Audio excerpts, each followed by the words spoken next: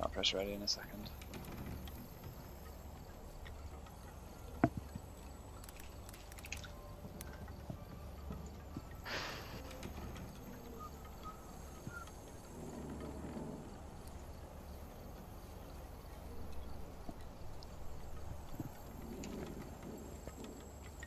Alright.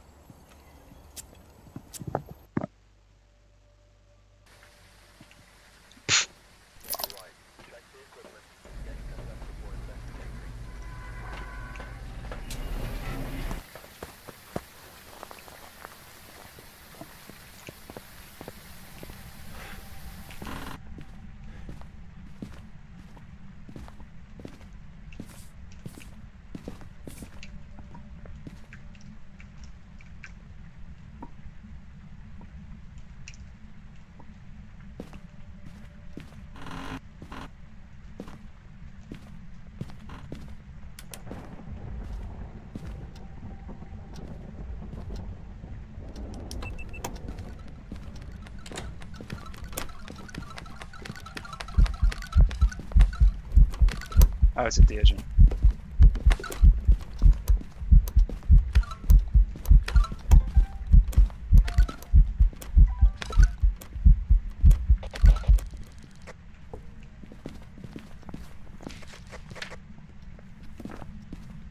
I'll get a sound recorder.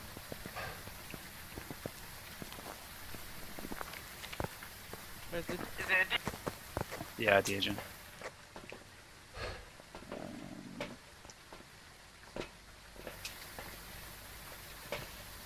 Should we just get like all the objectives done? Bring video, motion sensors and firelights for videos.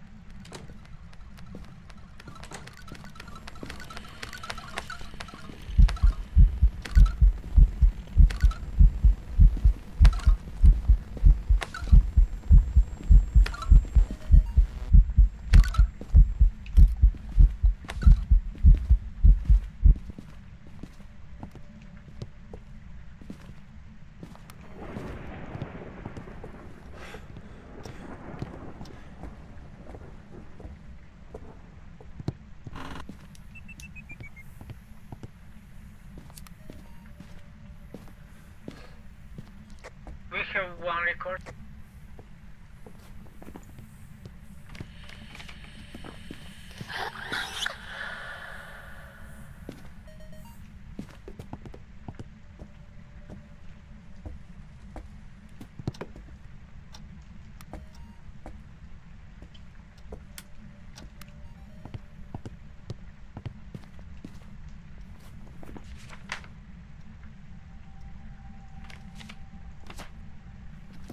We need motion sensor and firelight for videos. And salt as well, actually.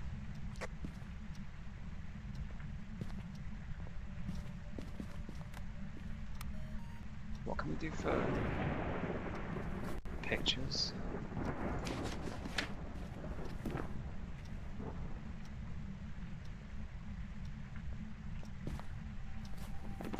On the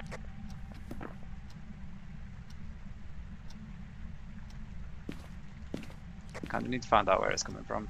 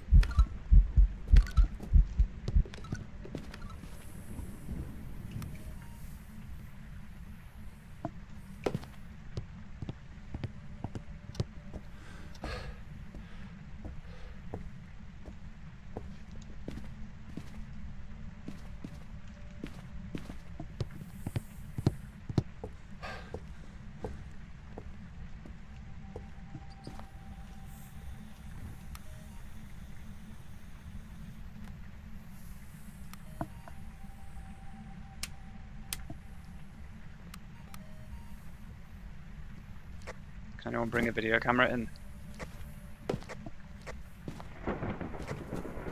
Ghost room is the master bedroom.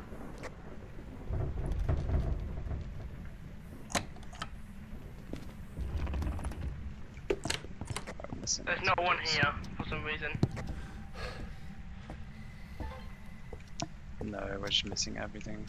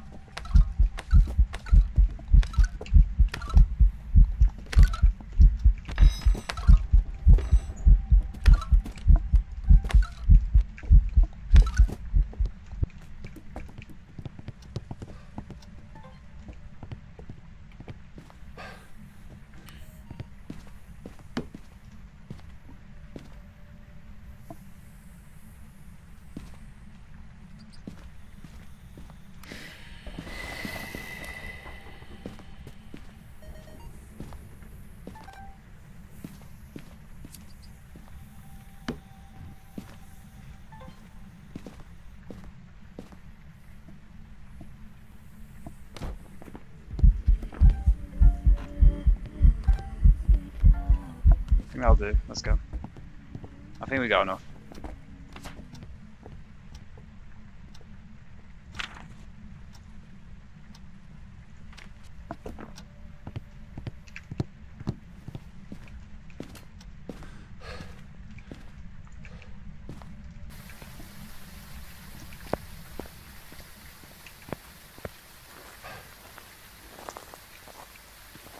Who was it?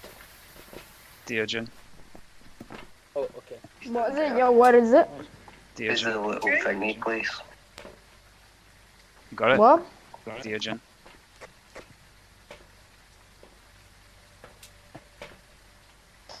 Your Got it. mic's gone. Got it? Your mic's gone. Diogen. Diogen. Diogen. Okay, got it. What?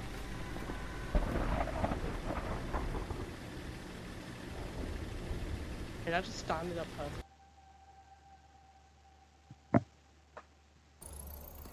Welcome back. There's some jobs ready for you. Wow, the game's bugging out like crazy.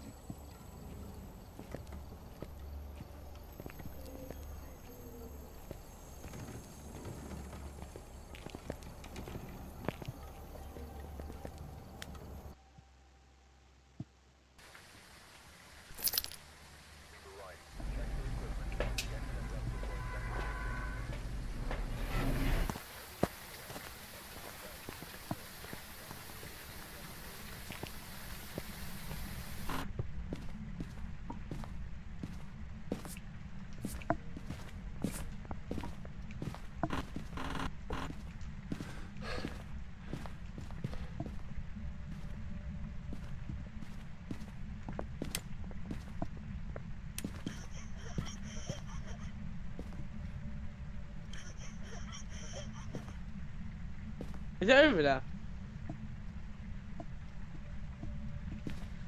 Yeah, it's doing something.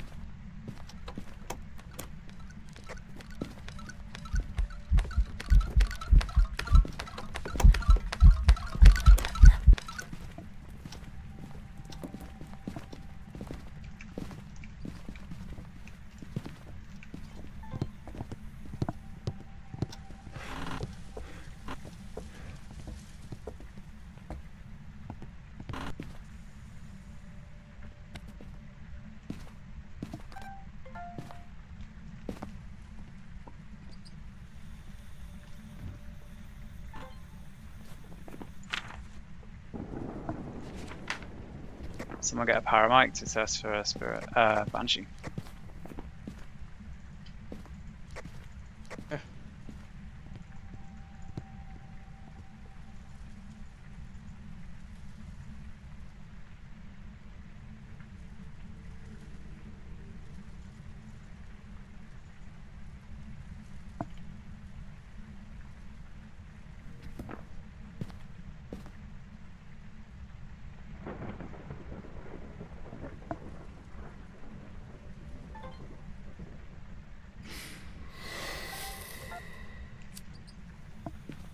And someone throw another incense through the door as well.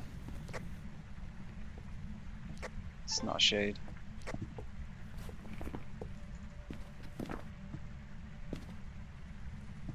You can do that from the front door if you want to be safe.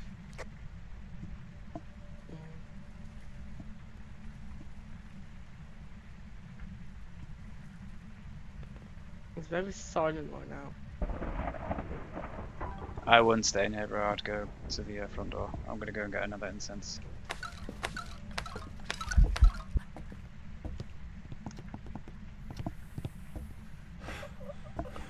It's not a spirit.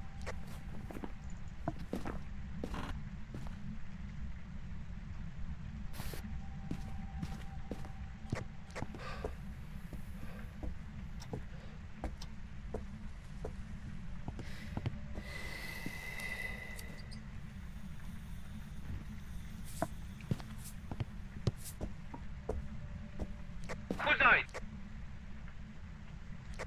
The guy that was listening for a banshee. Oh, okay, it's not you.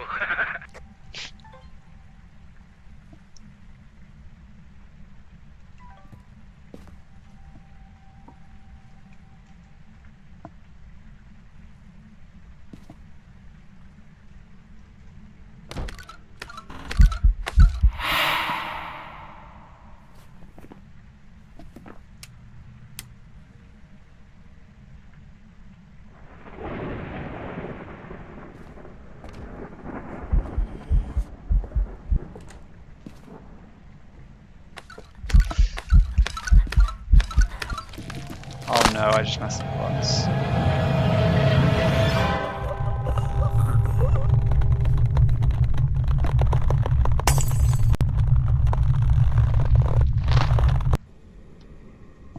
Oh no.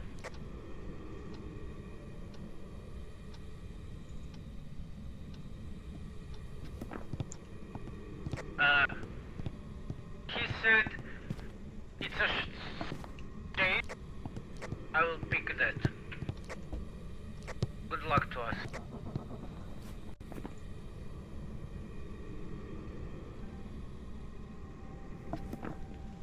I don't know about that.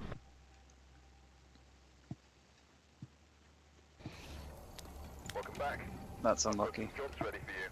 I had 2 incenses, but I was like trying to cycle through them. I didn't know which order they were in. I didn't use it, and it spawned right behind me outside the ghost room.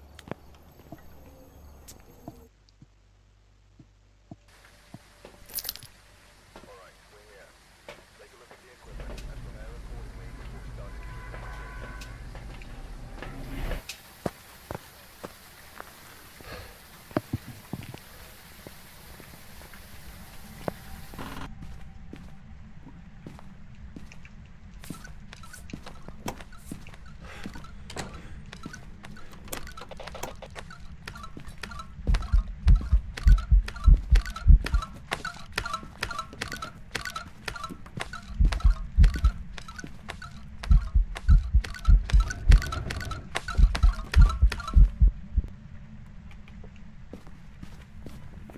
What? Hansu or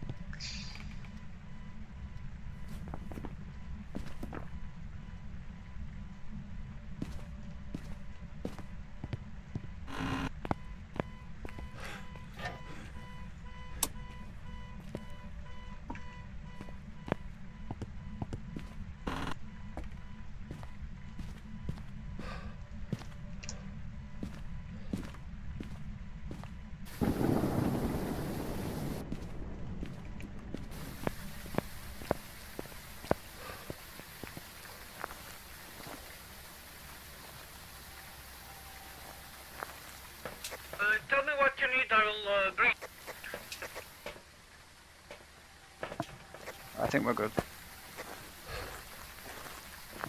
I dropped the crucifix inside.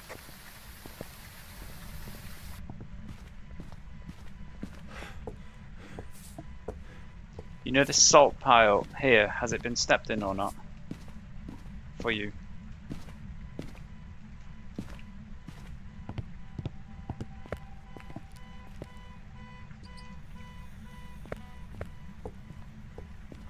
Is that salt stepped in or? It was, I put it new salt. It was stepped in, but this is not stepped. Okay. Why would it be? Alright, well, I've just messed that up.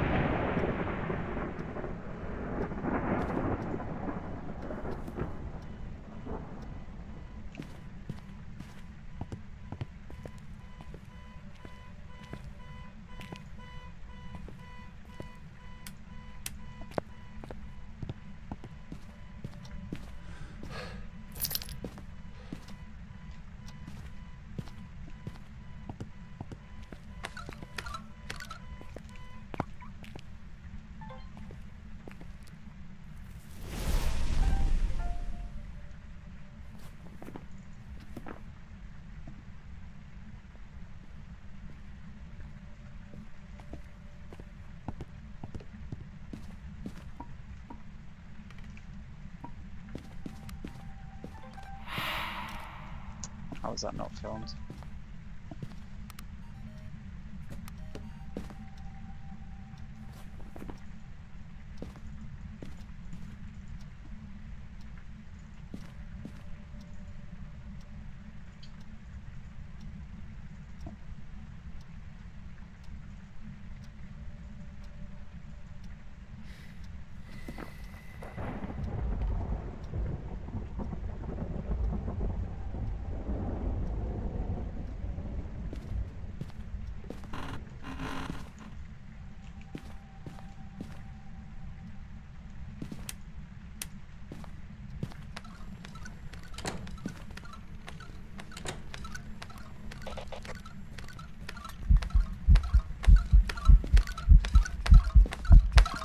Now it's a phantom. What?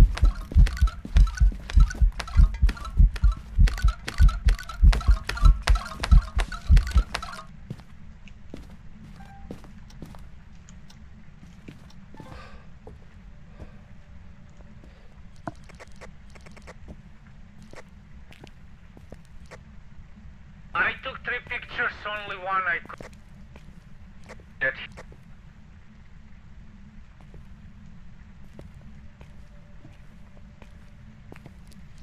This doesn't make sense. I need to go find where the orbs are.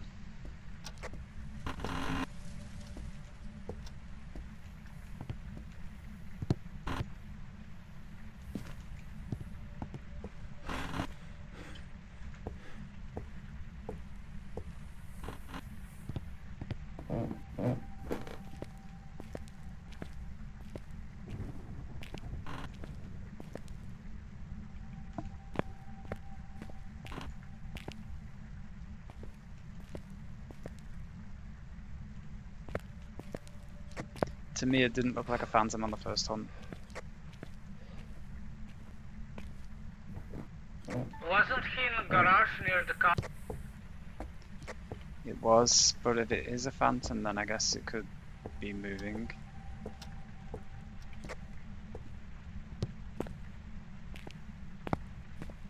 I think like in the truck.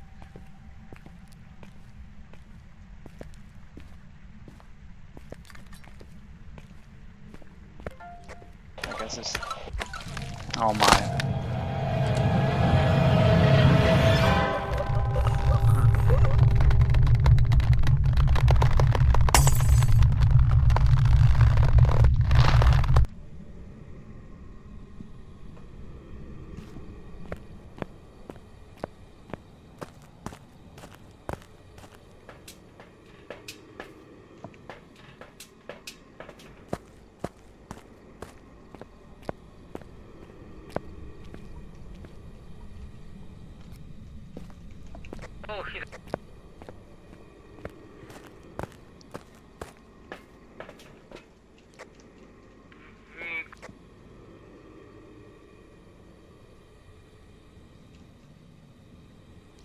Pick a phantom.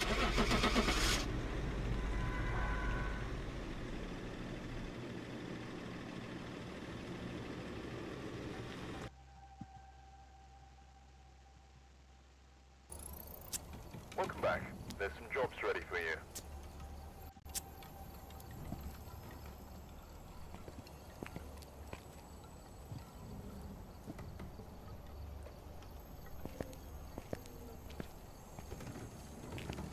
That was a weird one.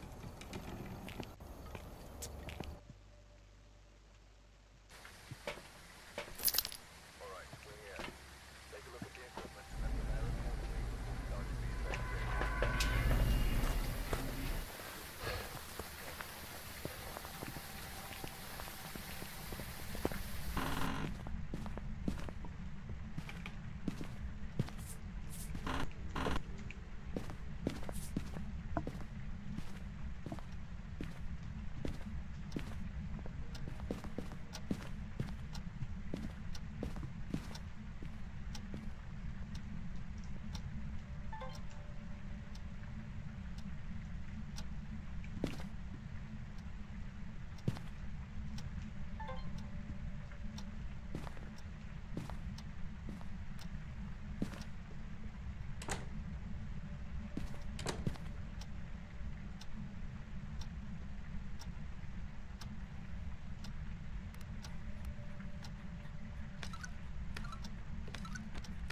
Revenant, I think.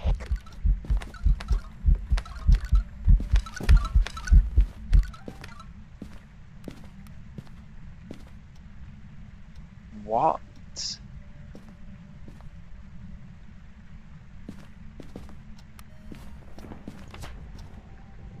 Oh, Dan. Gotta be Dan, I think.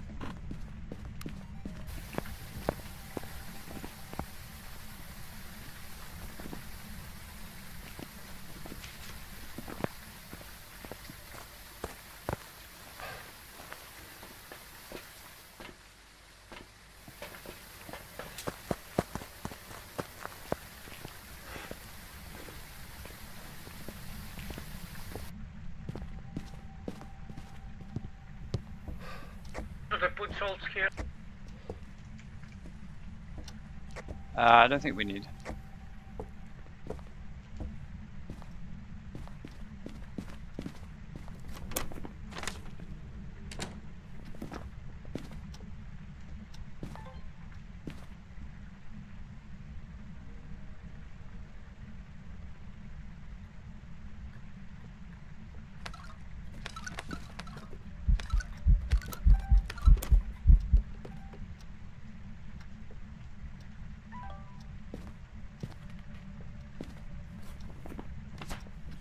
It's definitely a Dan.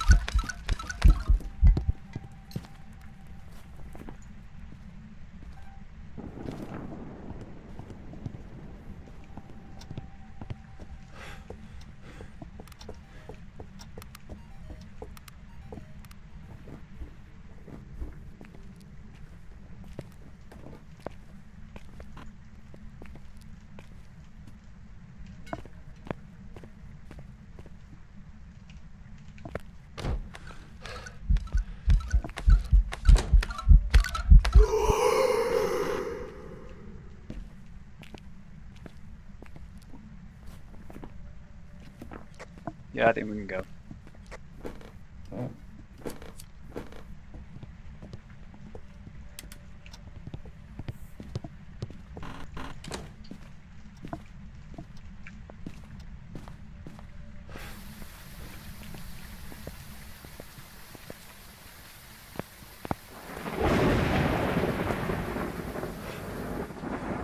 Voted Dan, yeah? Yeah. Bobby What? Mac. Dan. What's up? Dan. Dan.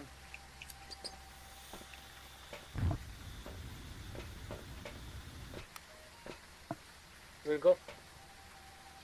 Yep.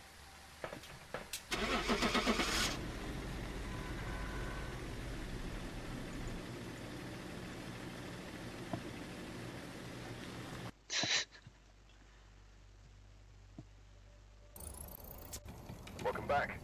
I've got some jobs ready for you. Man, thanks for the games. Oh, no Hallelujah. problem. You off? See ya. Take care, bro.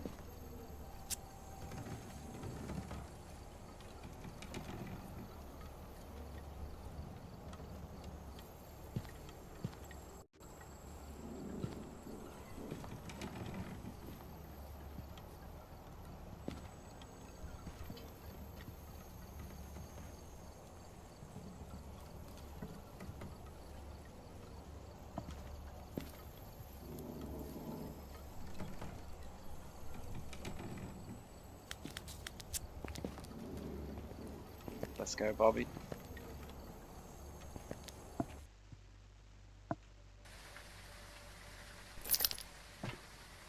Alright, we're here. Take a look at the equipment and prepare accordingly before starting the investigation.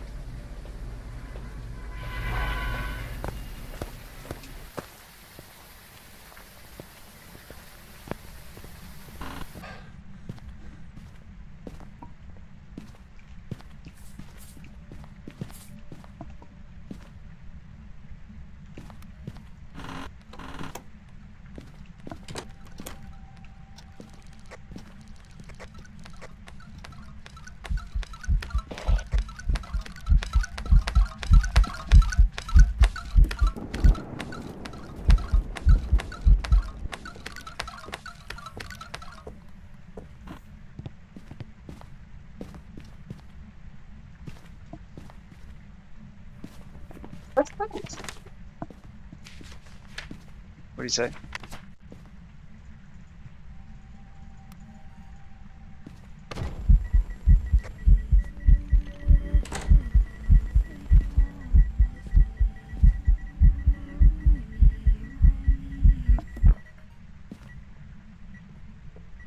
Yeah, Bobby, can you grab a firelight from the truck, please? And another incense.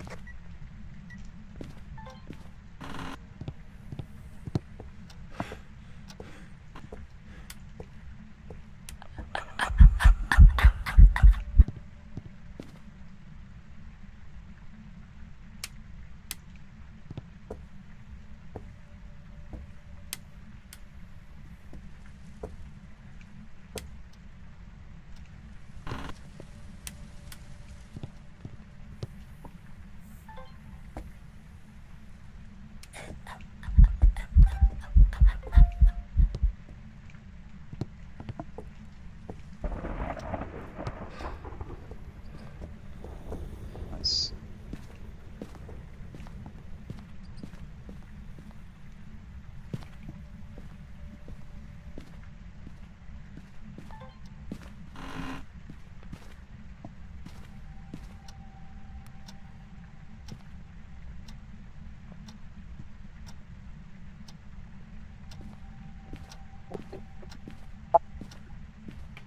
Anyone got incense?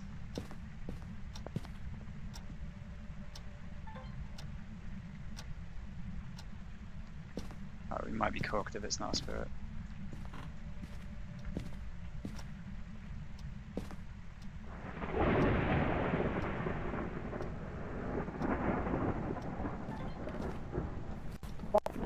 Zion, not Fusion, not ready.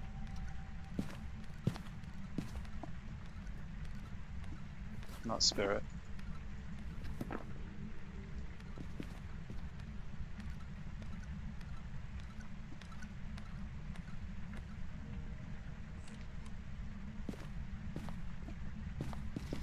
Got any more incense, Bobby? I'll go get some.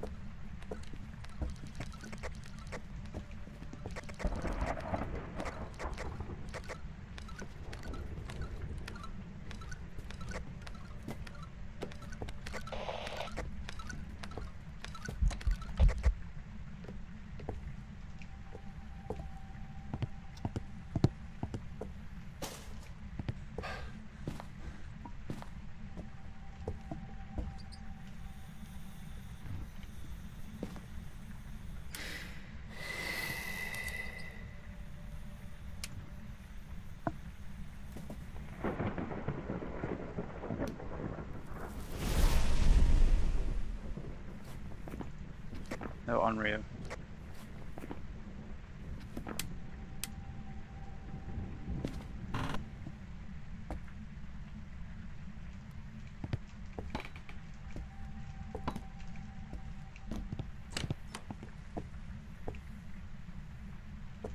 No, you're right.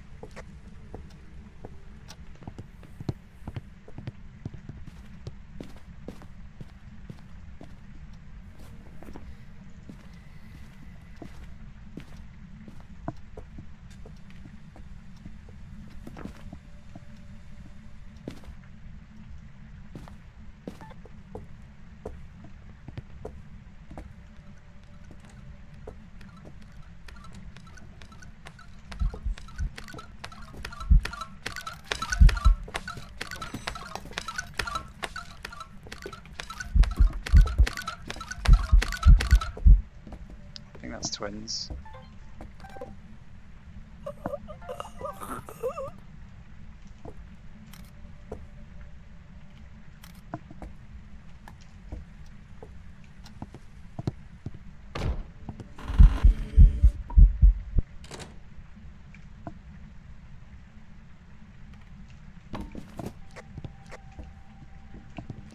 I think it's just twins.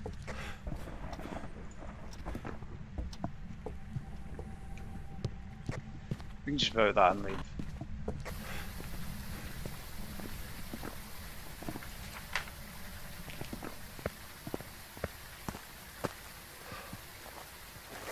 Alright, Bobby, I'm voting twins.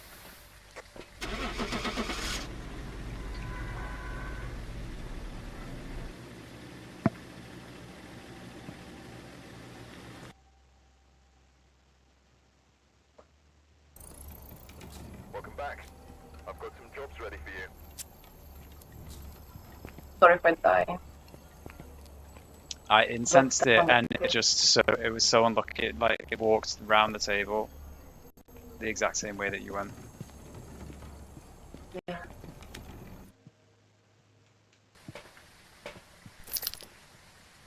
Alright, we're here. Take a look at the equipment. Tomorrow's morning, the full stuff will be in.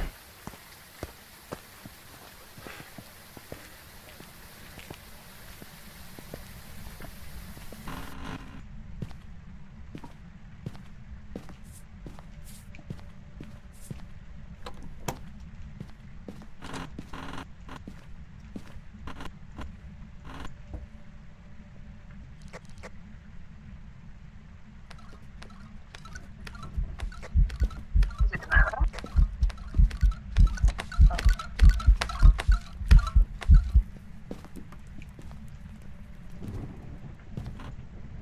Can't say that firelight. Thank you. Something normal speed. That door's open. Maybe you're right. It's both closed.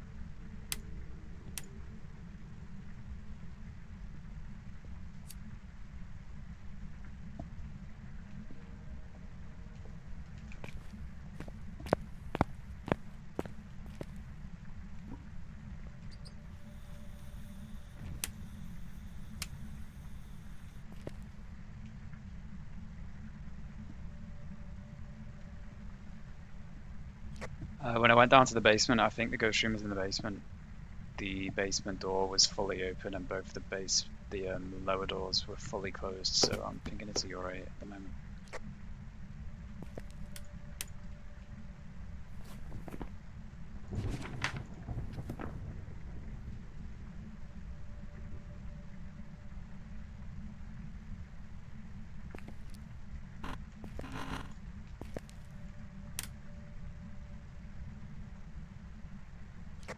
Or a mare, actually, because it just switched the light off on me.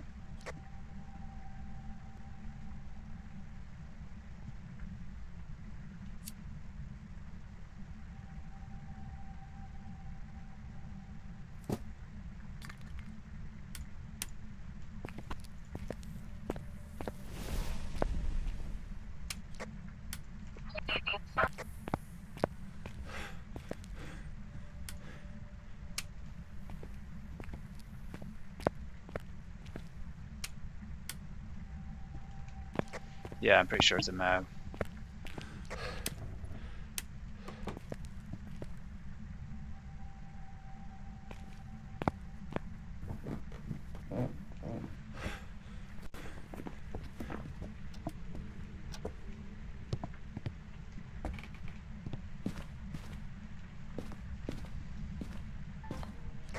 I'll go check for orbs, but there's not much point.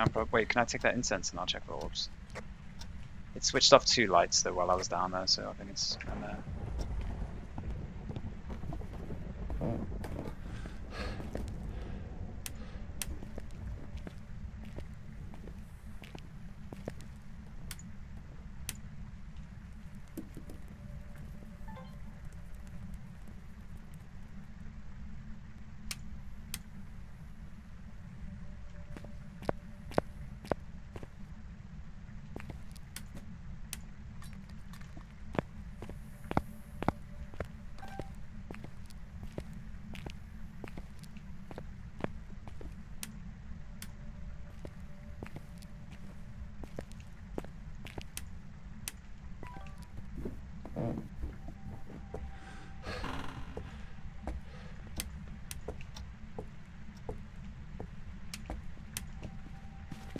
I think we can just go.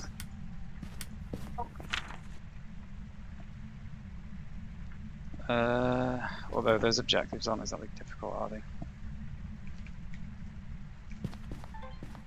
Do you have a motion sensor anywhere?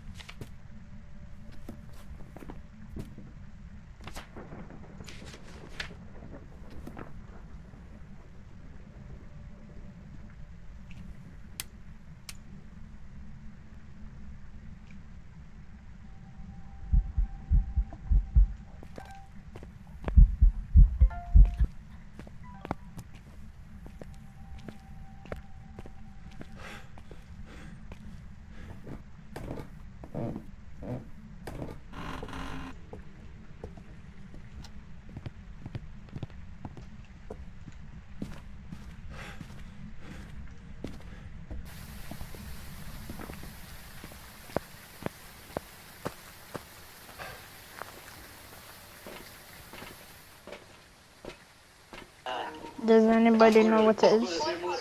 Yeah, it's a mare. It's a mare.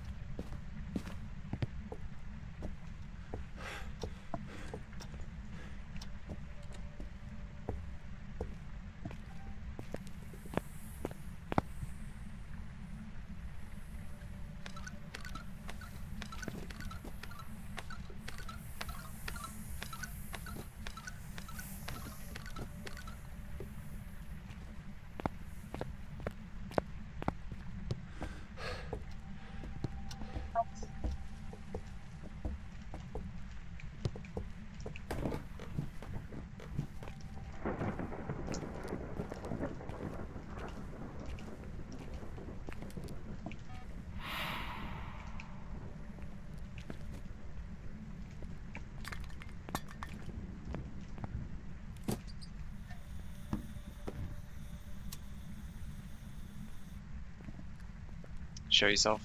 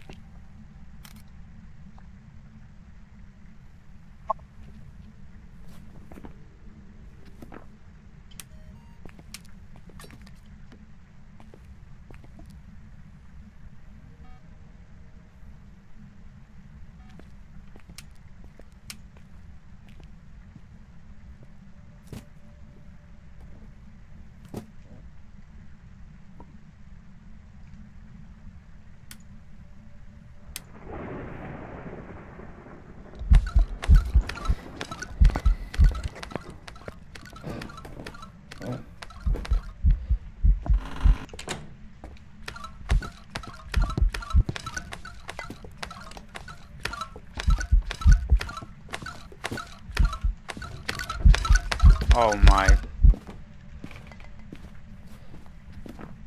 I'm not risking going down there again.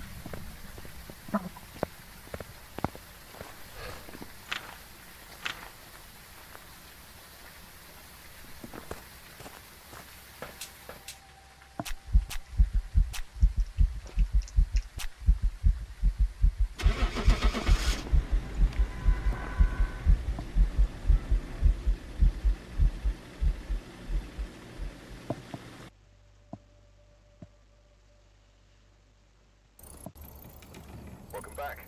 I've got some jobs ready for you.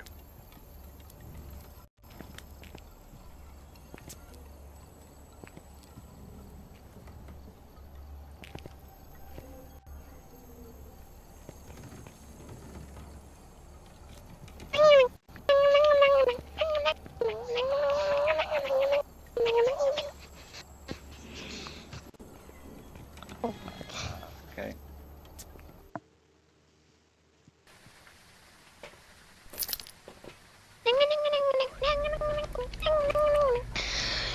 Bruh.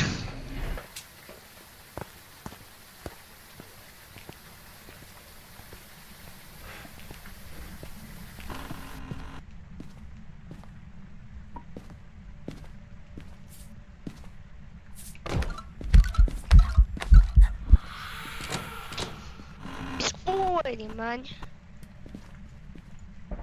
That's done anyway.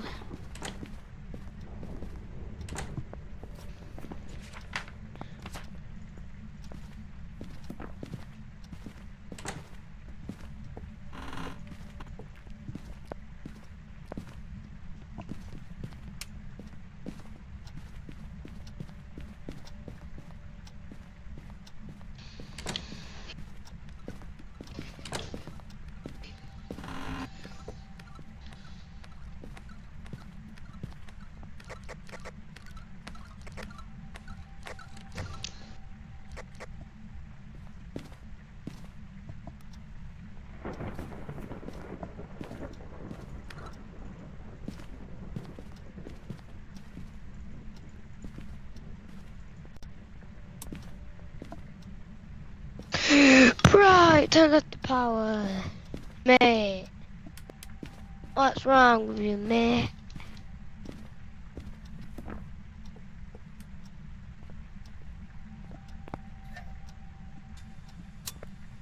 Mouth on.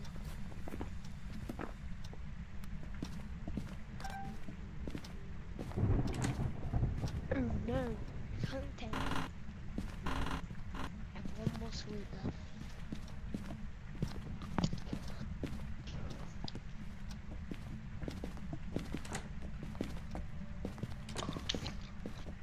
I'm gonna hide.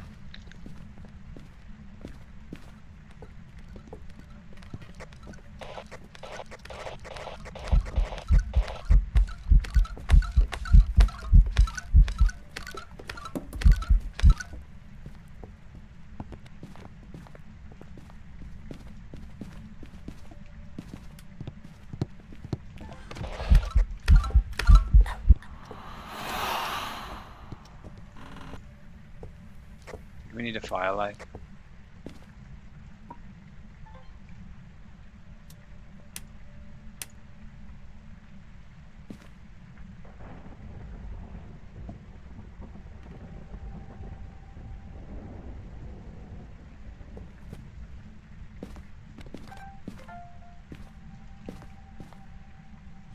Bones in the master bedroom, which is also the ghost room.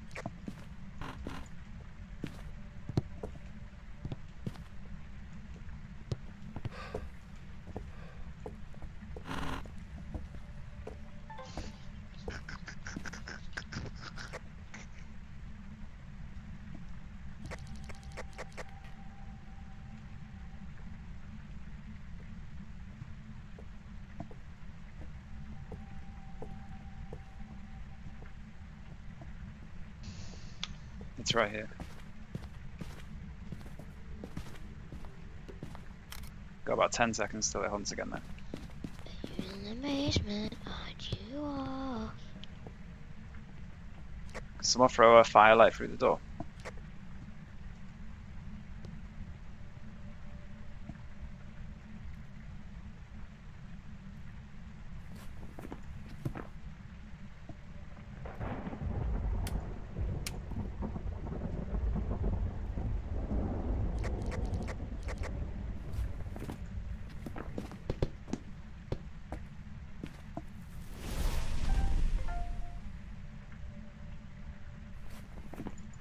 It's not a spirit.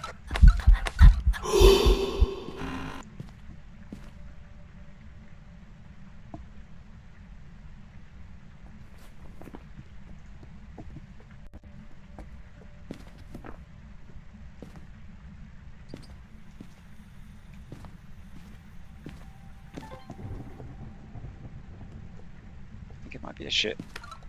No, it's not.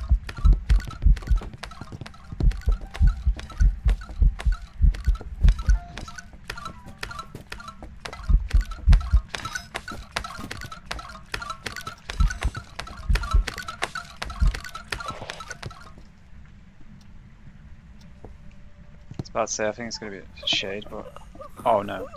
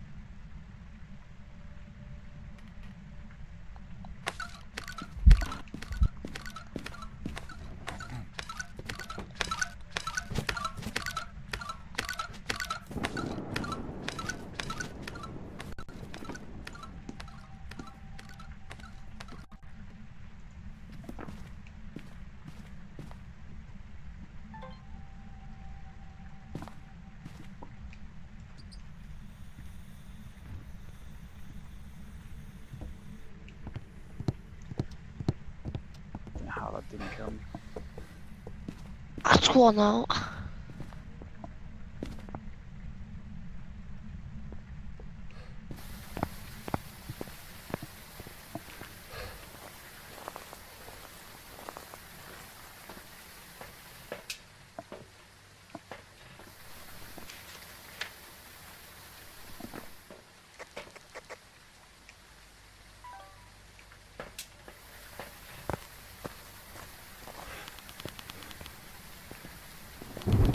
Right here. Right here.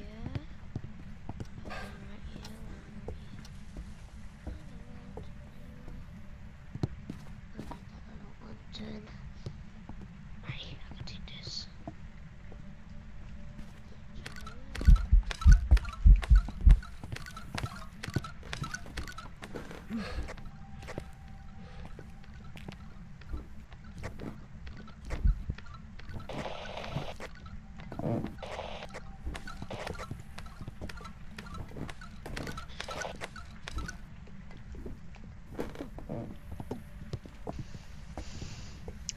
What just happened up here? Yeah. Oh my god, bro. Oh my god, dude, I'm hiding.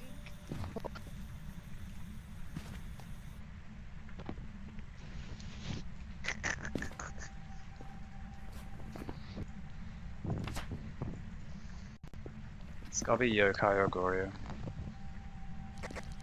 I got more.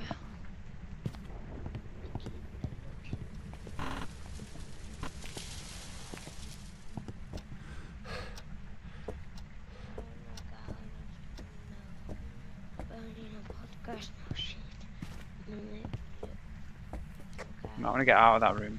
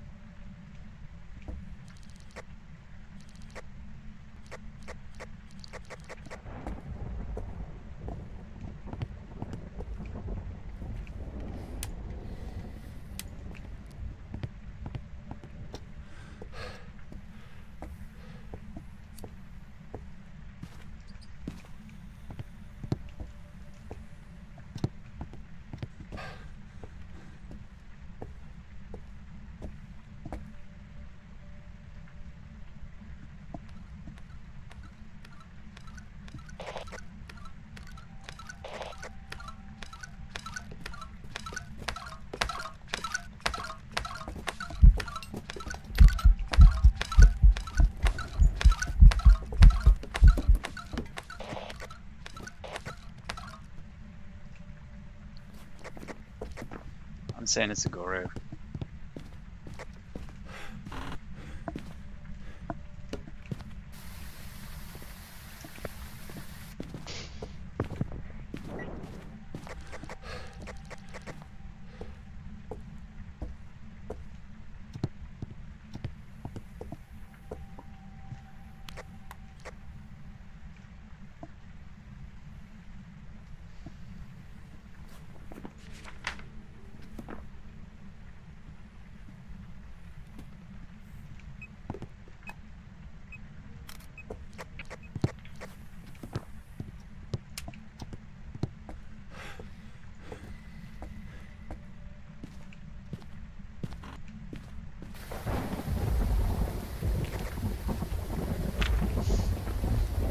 It's Goryo, I think. I think it's a Goryo, so we can just go.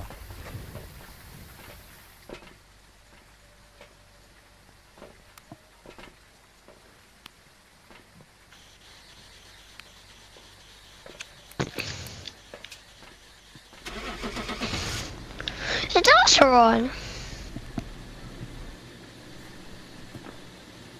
Oh, fuck. Welcome back. Real, yes, sir. Oh my gosh, I got a new incense and a new crucifix. Welcome back. I've prepared some jobs for you. Looks like there are others out.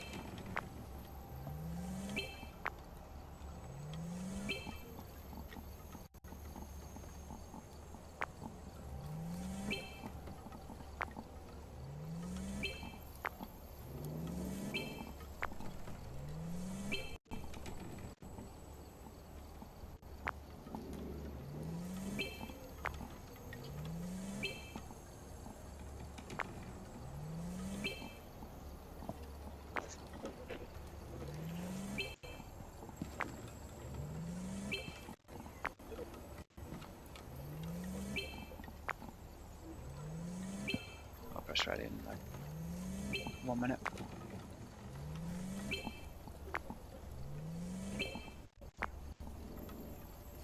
Is it okay if I can play with you guys? Yeah, that's fine.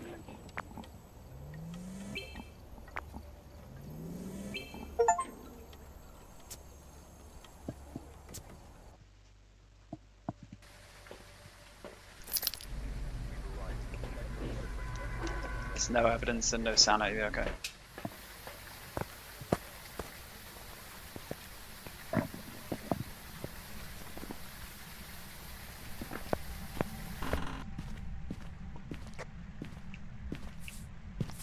Someone throw a firelight through the door, please.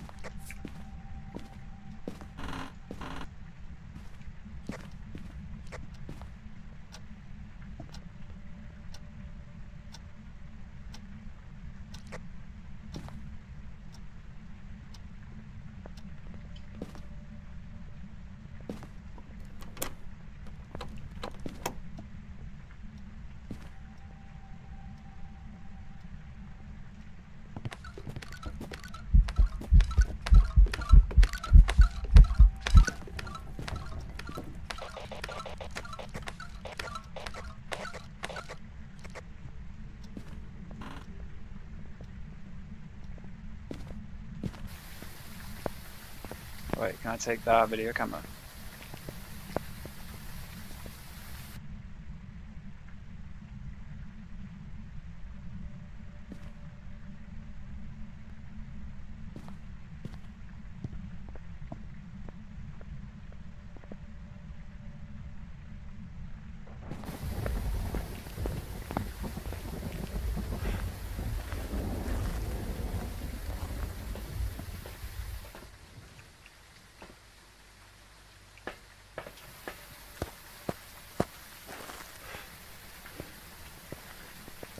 It's something like normal speed.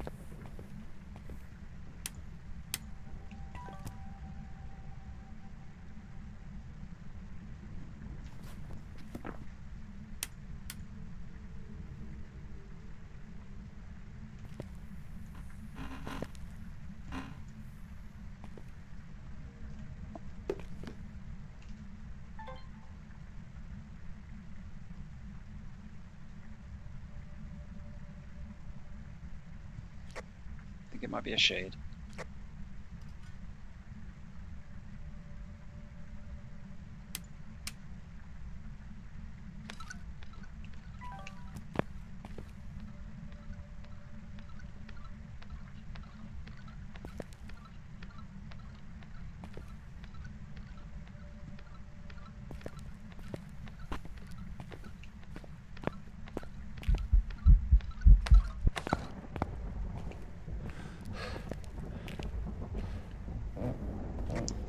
Maybe not.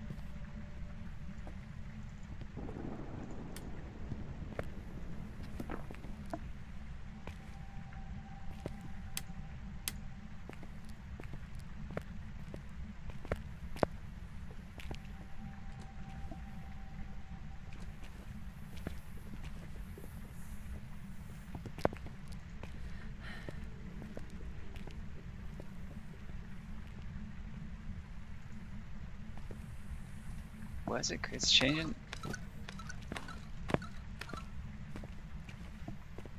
It's coming from the weirdest places every time.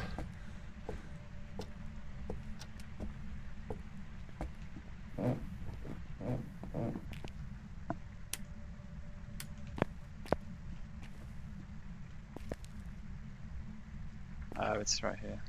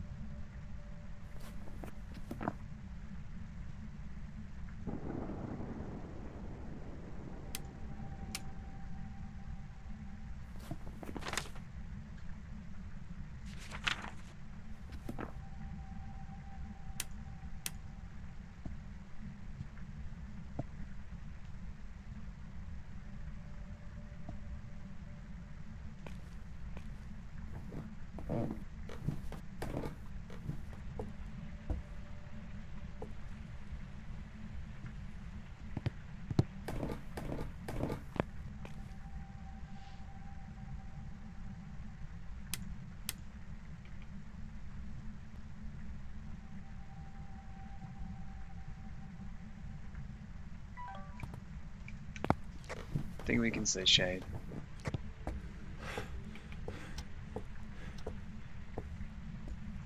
It's not doing anything.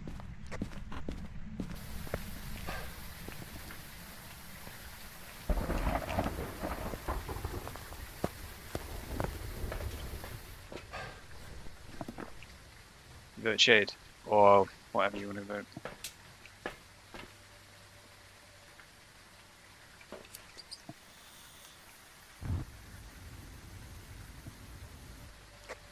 Yellow up.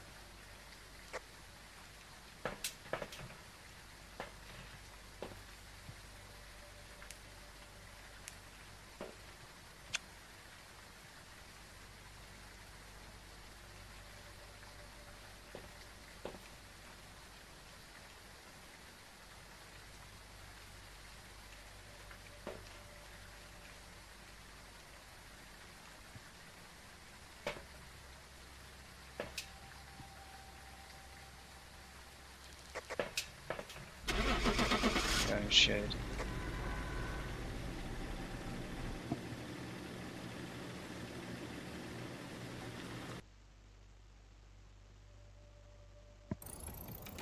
Welcome back. I've got some jobs ready for you.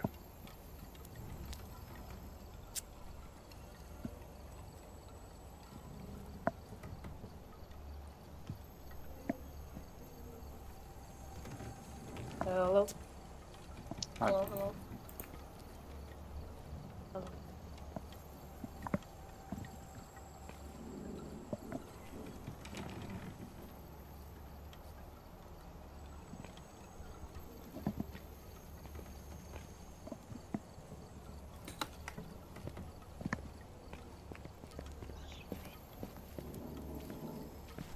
Can everyone go ready?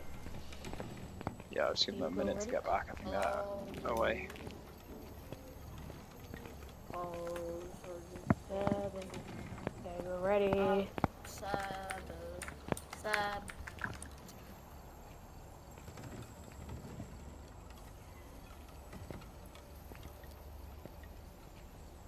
Just kick her or something.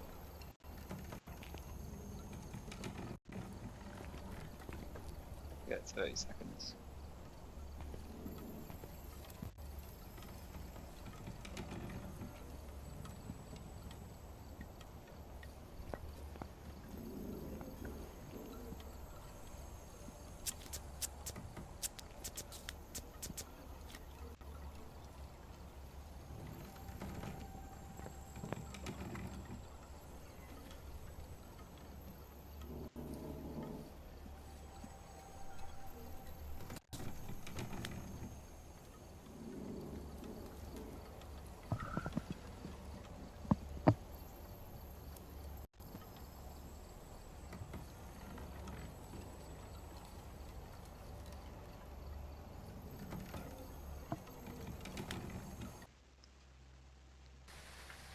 Alright, swing in.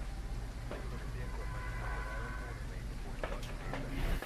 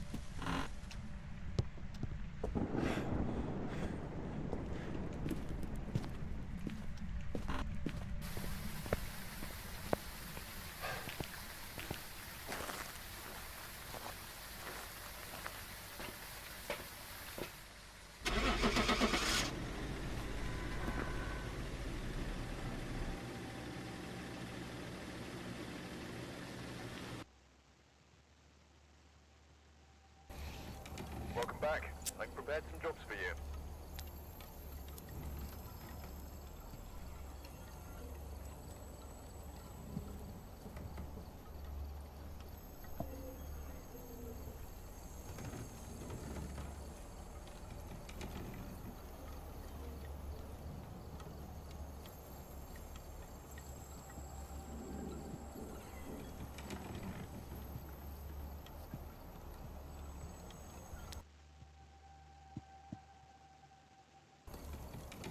Welcome back. I've got some jobs ready for you. Looks like there are others out there in need of help.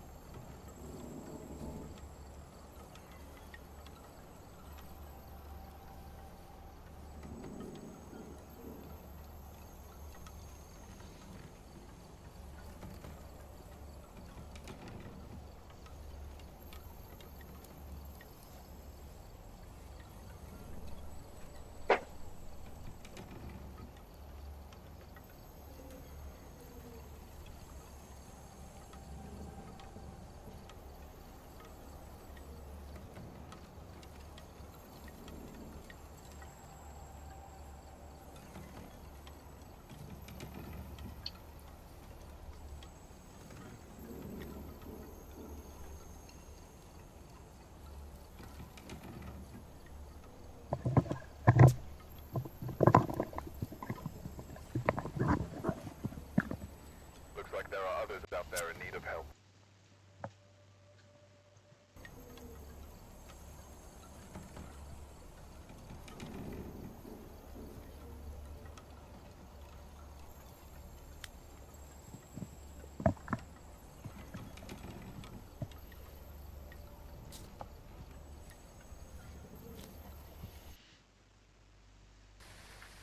We've arrived. Check the equipment.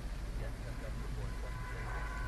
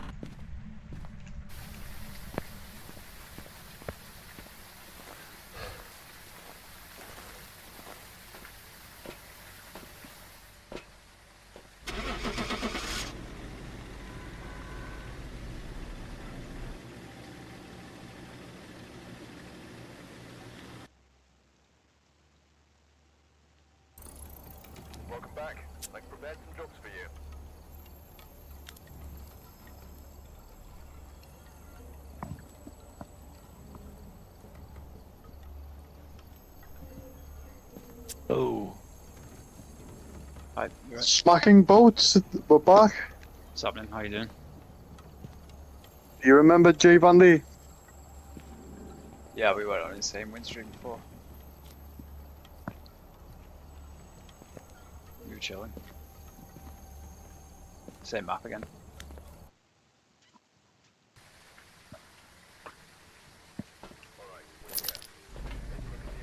Back like we never left. What should be a Hantu right now?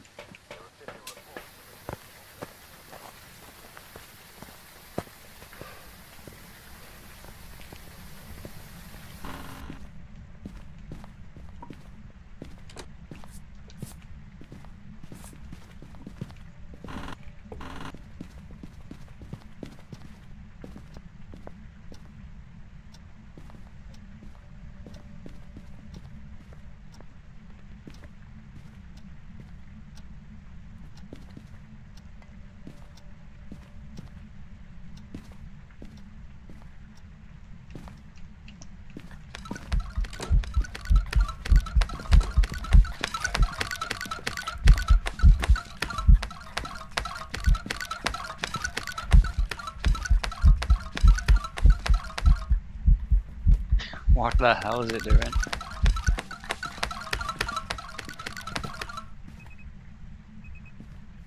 Is that Maroi?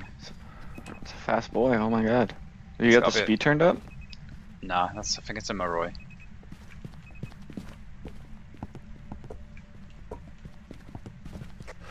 Is it Maroi?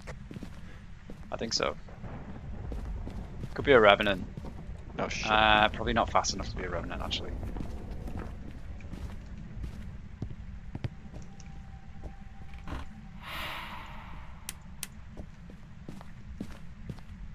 Grab that fire.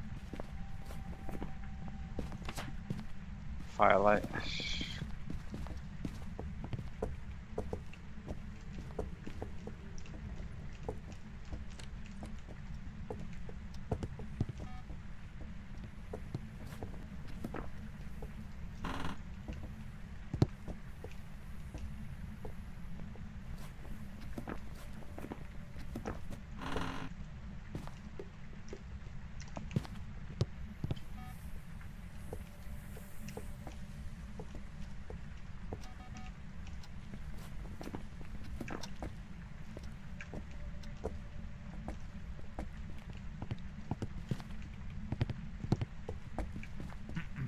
Yeah. Yeah. Hello? Oh.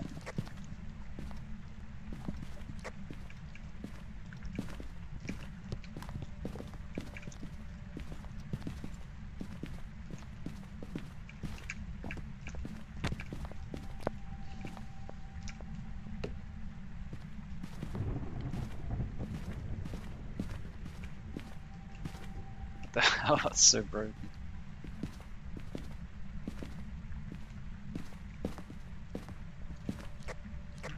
Yeah, I'm just sitting here for a minute. Do you just crouch in here and you can't die?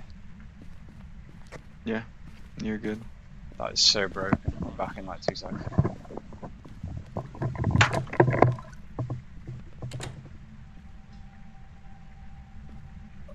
Hey,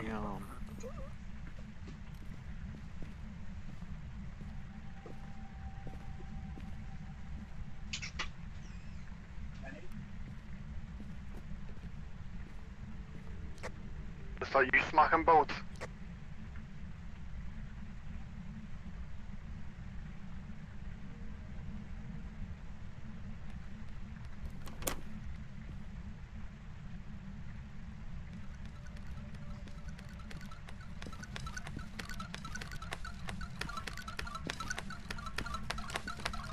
what are you doing? Oh, it's fine.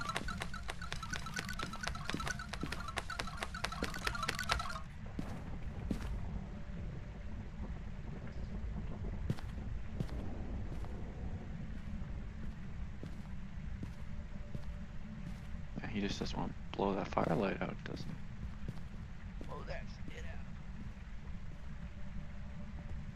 Grab a second firelight.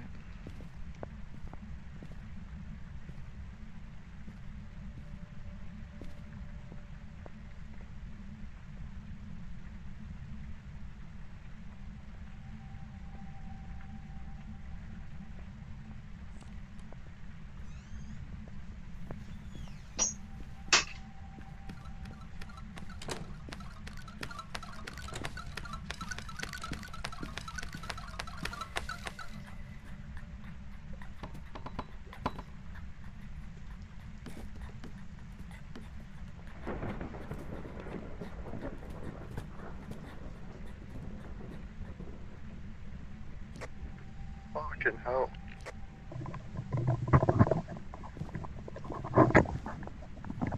Is it done?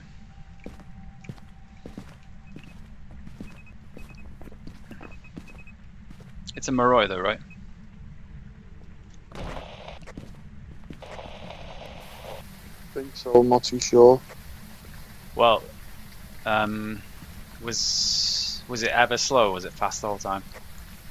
Fast. Yeah, I've been Moroi. The optional objectives are done.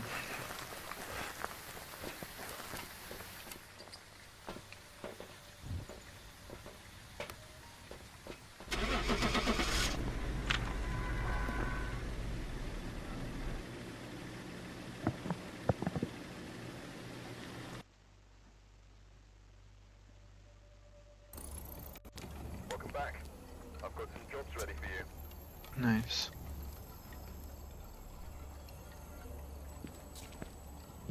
Hello. Yep.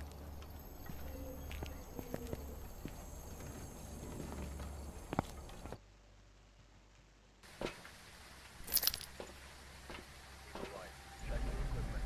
Get set up before investigation.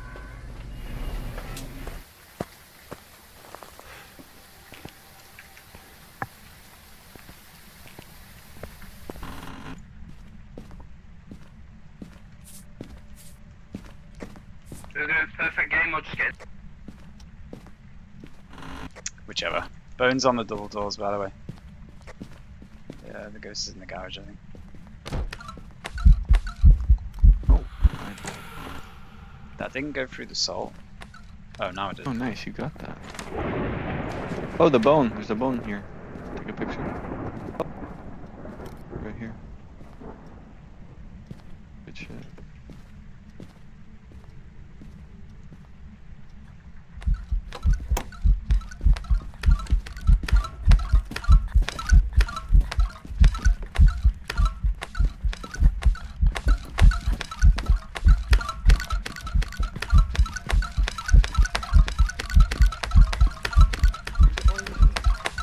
Oh my god. What am I doing? Set a timer.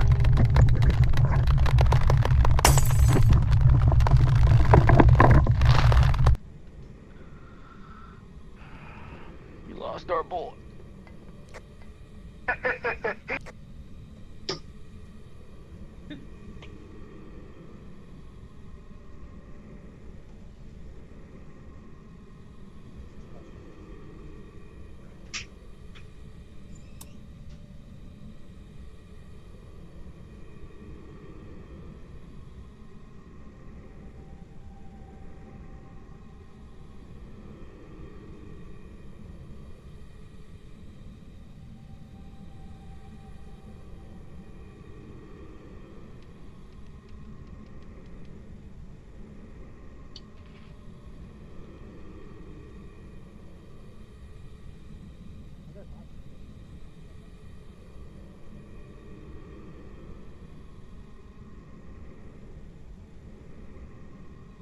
Here we go. I got the sound parabolic.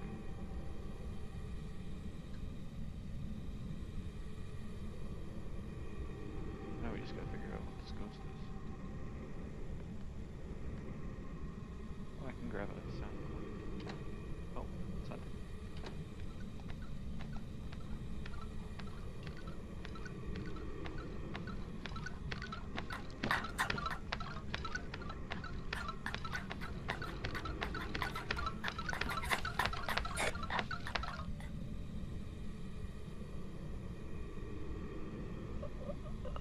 Oh man, we lost another one.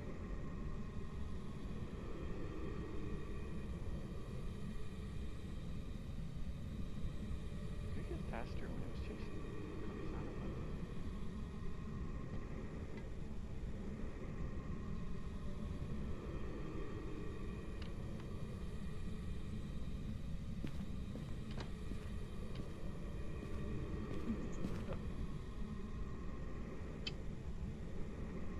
That was slightly slower, I swear.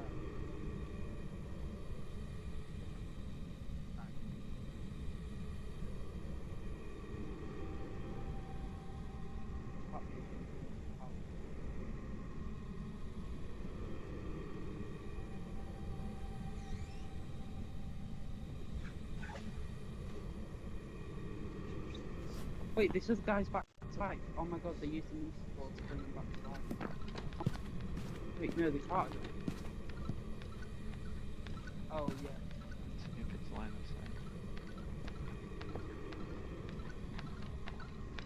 sight. It does blind them. No, it doesn't. Does it? Yeah. How confusing. Didn't know that.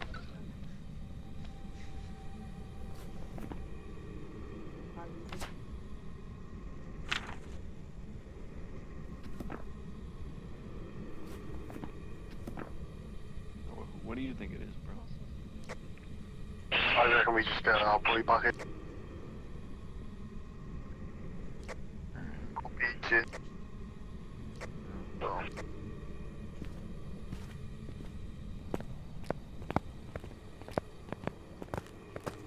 Oh, I think they're leaving.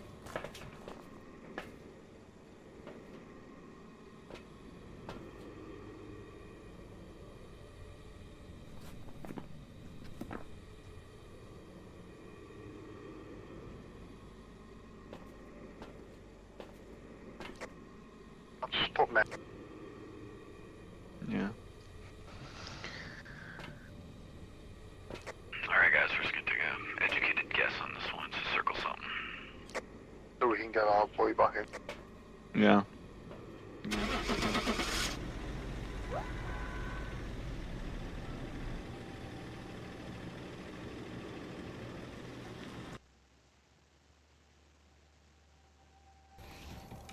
Welcome back.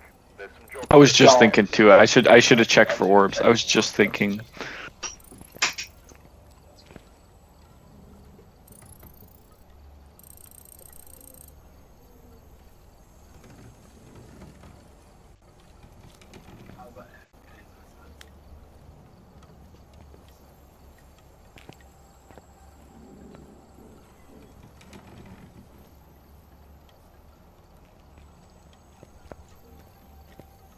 Hello, hello.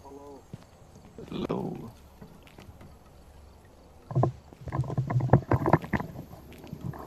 I was like AFK as soon as I died because I need to go make a drink. I'll probably I'll do like the first hunt on this, and I just need to go make a drink, and then I'll be back.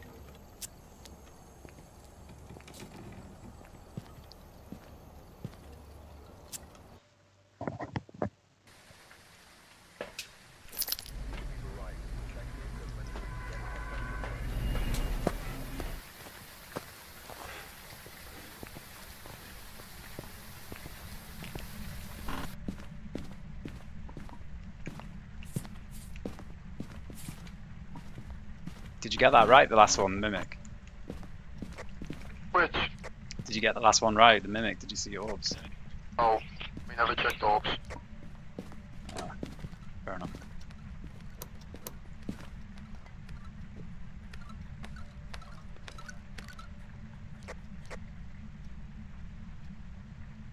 What the hell?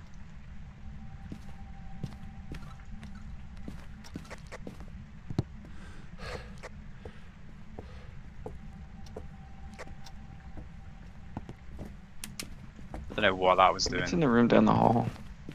Yeah. Turned on the alarm clock.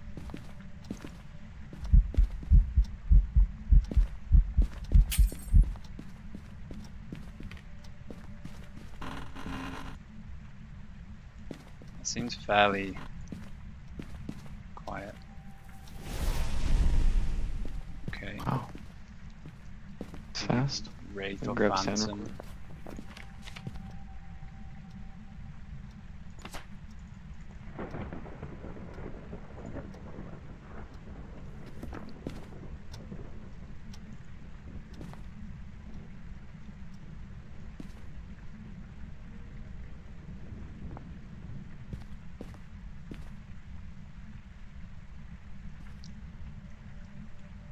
We go Wraith or Phantom. Oh, sick.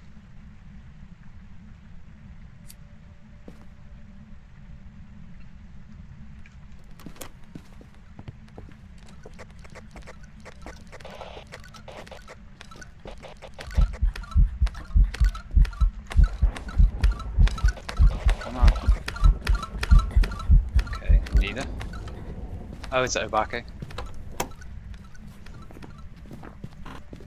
shapeshifted.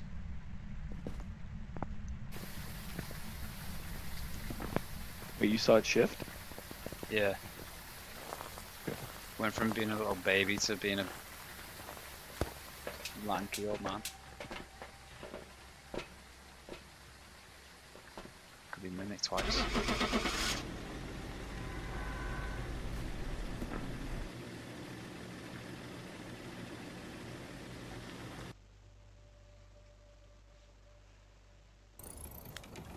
Welcome back.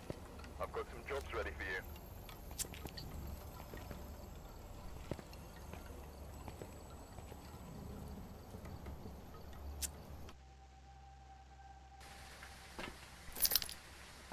You were right. Medical equipment is being get set up before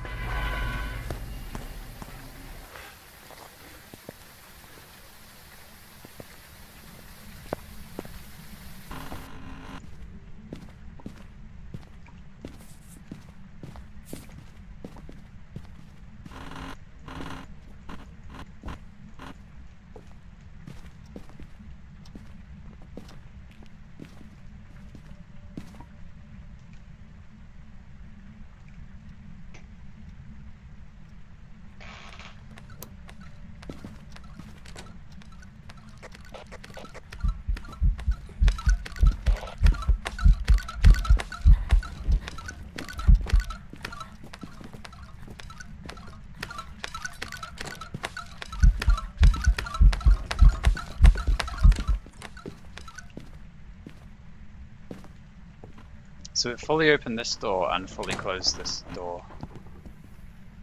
Could be Yuri, although I've been fucked over by that twice now. Bones over here by the basement door. Can you give us a sign? Can you give us a sign?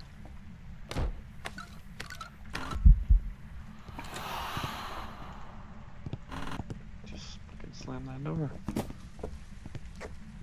Don't see Yori. Looking like it. I think it's in the bathroom. Do we have a lantern or no? Oh.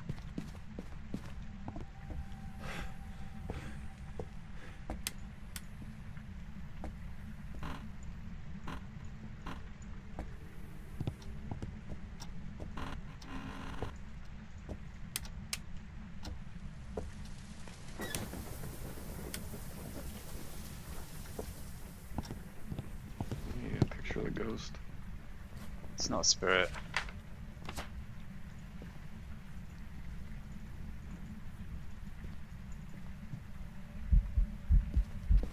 Oh, where is it? I need to grab a lantern. I'm back in a second.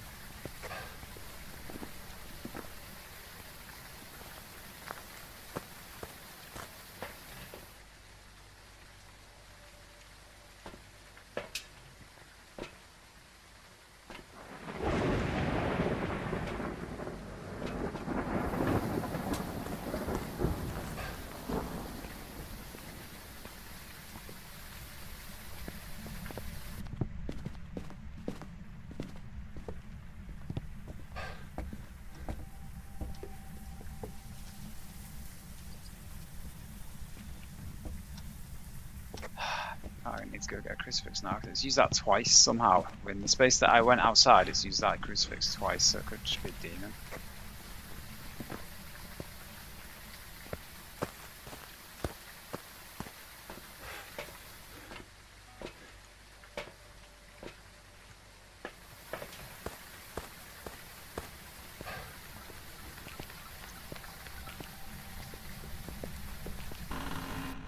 That is unlucky. Shit.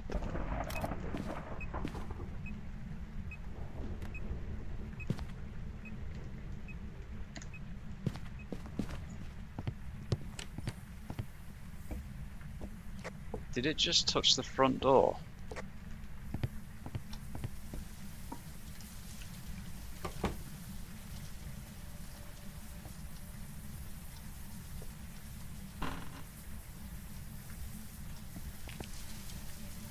What is going on? I swear to God, something's going on with doors in this game at the moment. They just all seem to just close open constantly, and then it ends up not being a Yuri.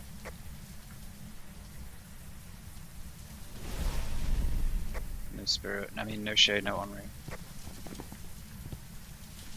Oh, shit.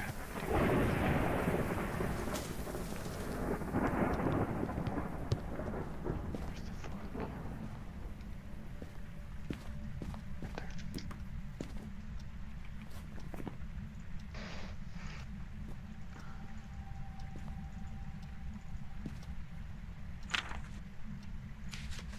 Doris. Oh, Doris. Gotcha, bitch. We got the optional objectives done.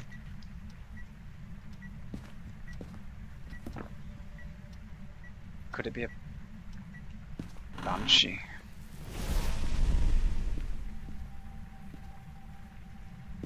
Hmm. I'll get a picture of that too.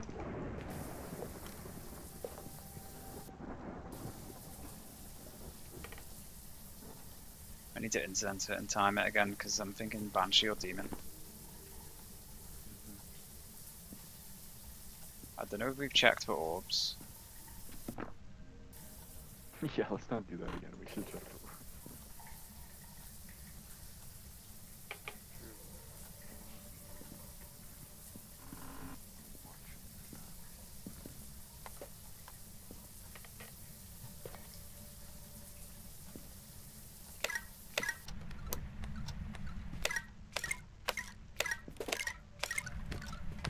I'll incense it.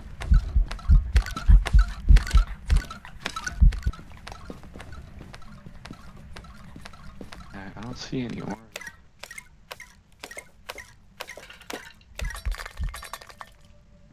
I doubt it.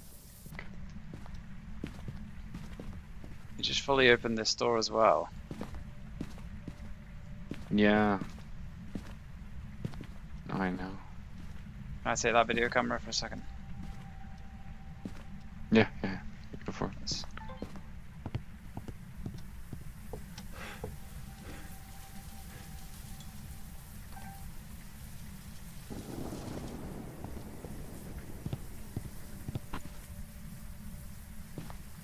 I don't see any orbs.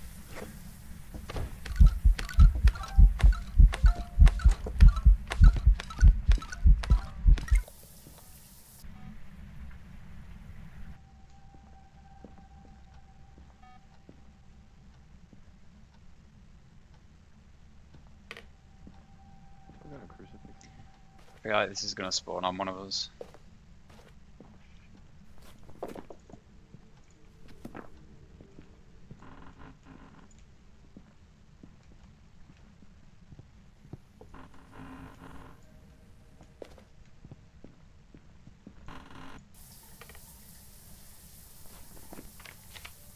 Doris. Okay, no, I don't think it's a demon anymore.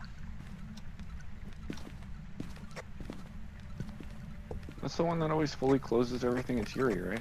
Yeah. Yeah.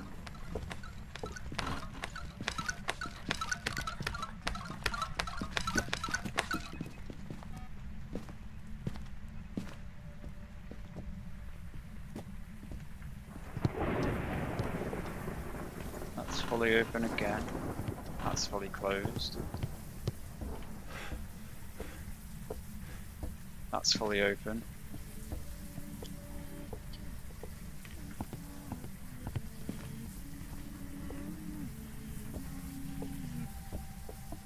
So many of these doors have been...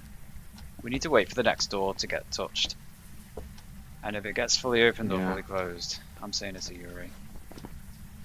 But That's what I've I've been been doing thinking. I've been doing that and I've like lost twice because of that.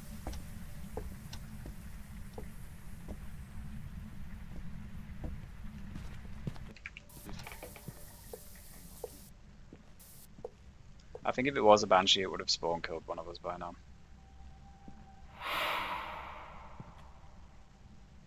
There was one time I had a ghost where it's like I turned on a light and immediately turned it off, And like I automatically assumed it was you know who, but wasn't. So I was like, Oh yeah.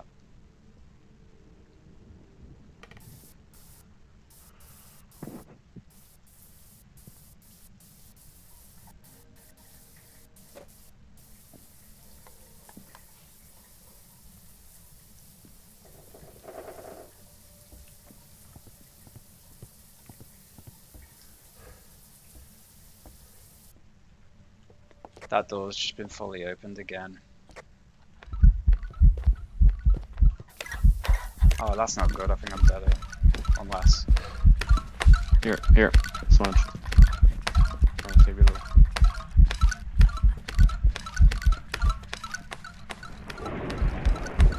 Oh, I'm so good. Get in the corner. I'm gonna say it's C, Yuri. Yeah, I'm going with that too.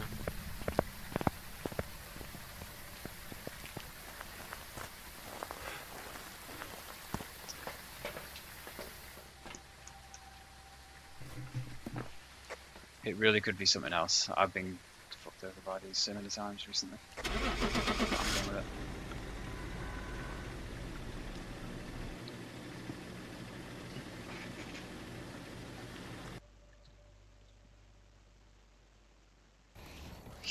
Welcome back. Oh my god. Got two votes ready for you. Just, Okay. there's another one. Oreo. Add it to the list.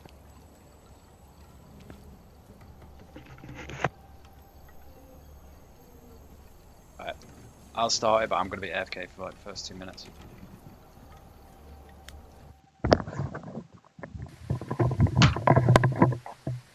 Alright, we're here. Take a look at the equipment and prepare accordingly before starting the investigation.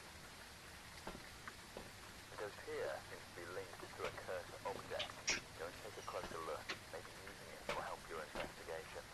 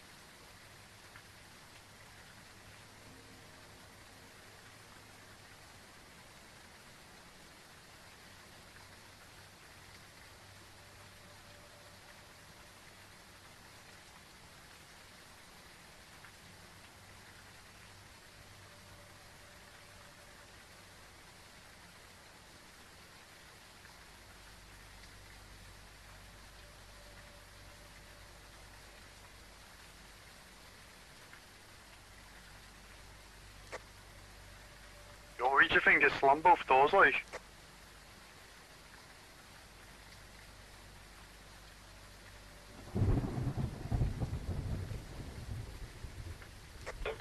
Slammed both of them doors, didn't it? Or was that just because it was a ghost event?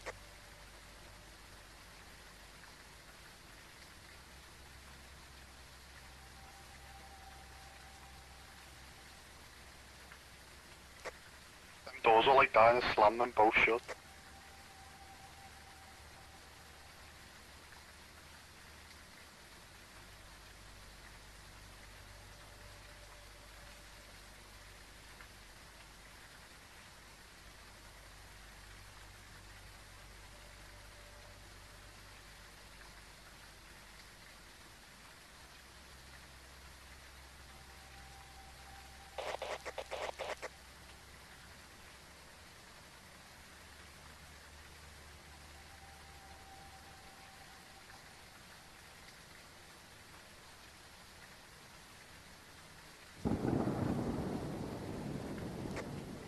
like it was getting a bit faster then.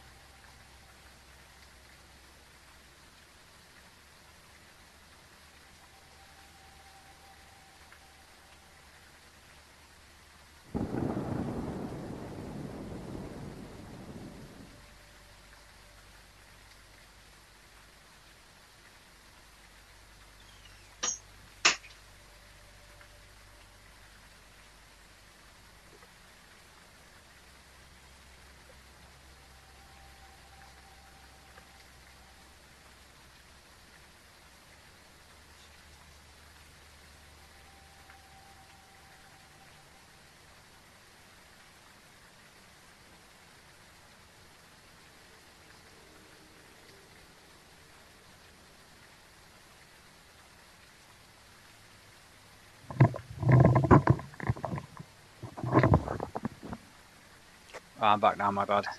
Who's still alive? We're all still alive. Oh, nice. Alright, I can actually lock in now. Do we know what it is? No.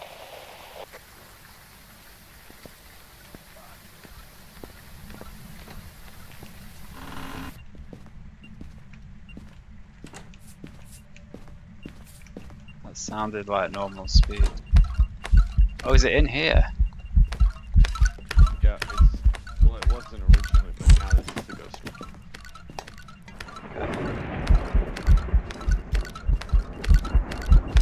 Don't kill me while I'm trying to... Oh, leave me alone, for fuck's sake. I'm trying to sort my phone out.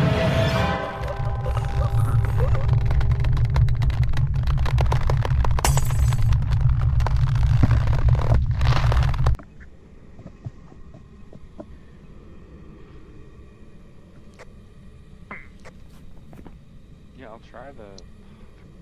hate the not moving thing. It's gonna kill me. I know it's going to.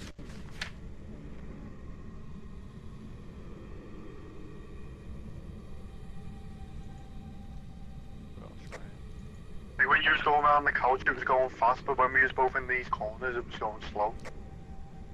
Yeah. Yeah, I'll try to stop moving.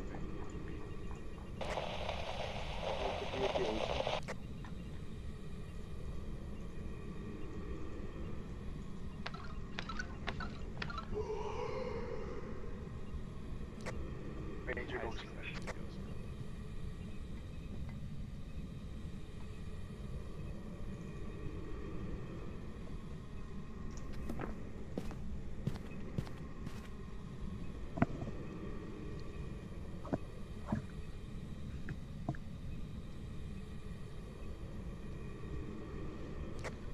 Maybe next smudgy, I'll check the ghost orbs too. I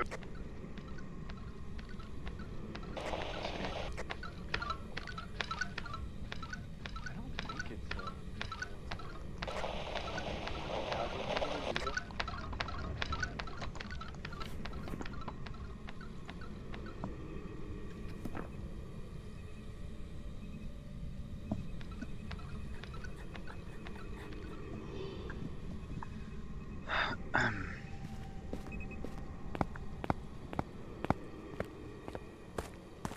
What a joke.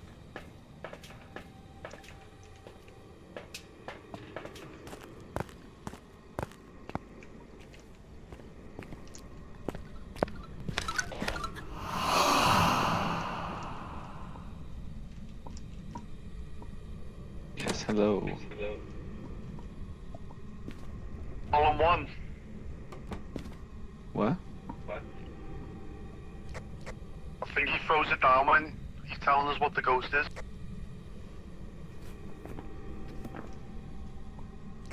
Banshee.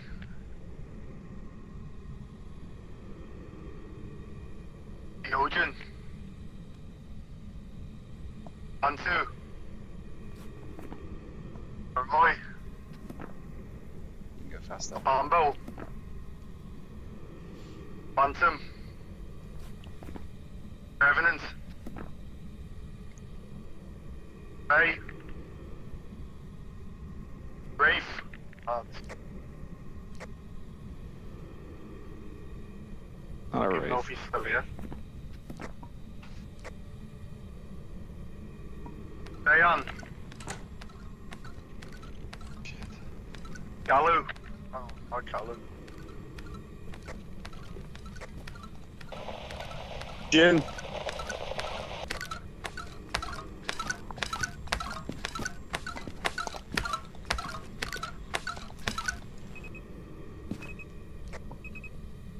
Jin. Oni. I think it's a Oni. Yeah, Oni. I think it's an Oni. Ah. Okay. Yeah, we can go with that. That's fine.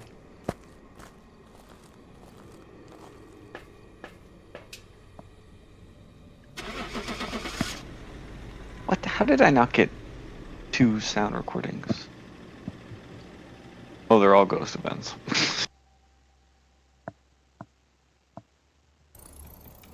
Welcome back. Good call, good call. I was trying to set a timer because I incensed it and my phone like went to lock screen. So I was trying to unlock it. Took my eye off the ghost and just See. killed me. So fucking annoying. Yo, I can prestige after this game, I think.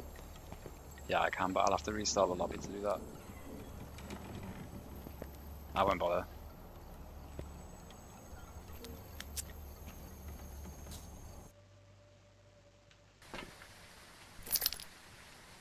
We've arrived.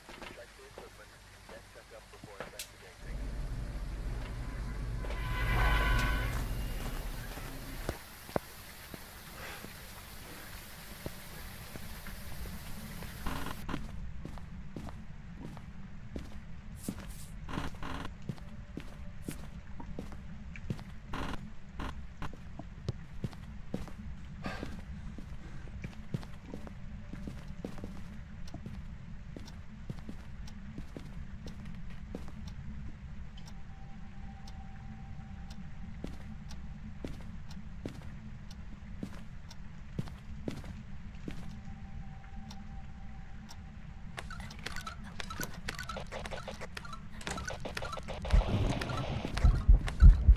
Why is it going for you? Oh no, it's going for me now. Oh. I didn't set a timer. Oh my god.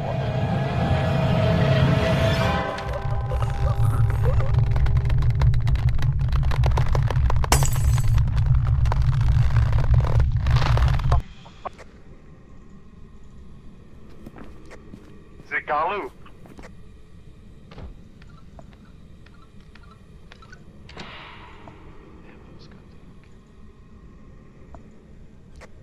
It'll be Galu because I stepped in the salt here. Yeah, you did step in salt. Not both of them though. Not like Oh, this yeah, one here. not both, not both. You're right. We put more salt down to double test that theory.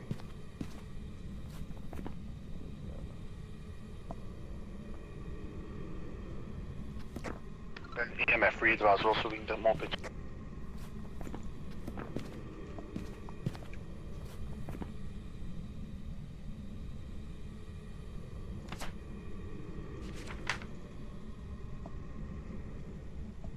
Put in a super visible spot. I'll put it right here. Then I'll loop it around. Okay. I don't think it's on from the garage side.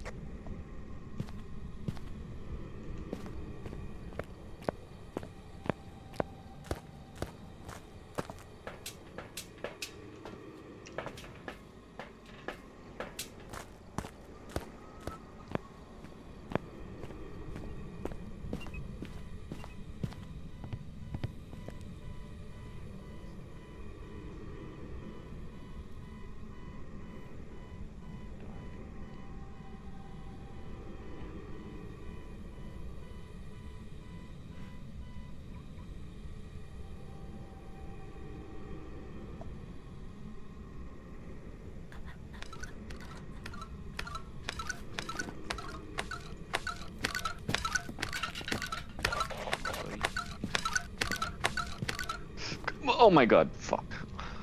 That's too slow.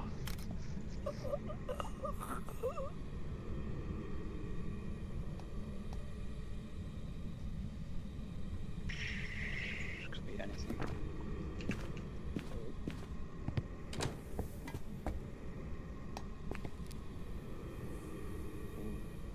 You know what, dude? Could be anything really.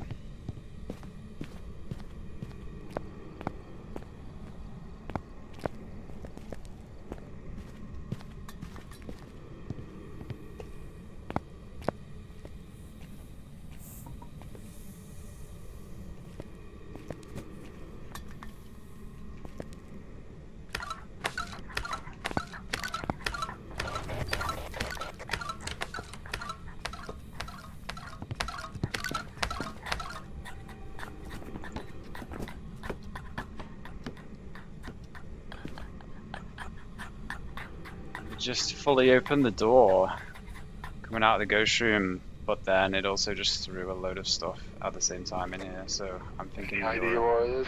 you're a poltergeist. Yeah. I don't even want to say you're a ever again because it's not going to be right. I know. You fucking hate that all.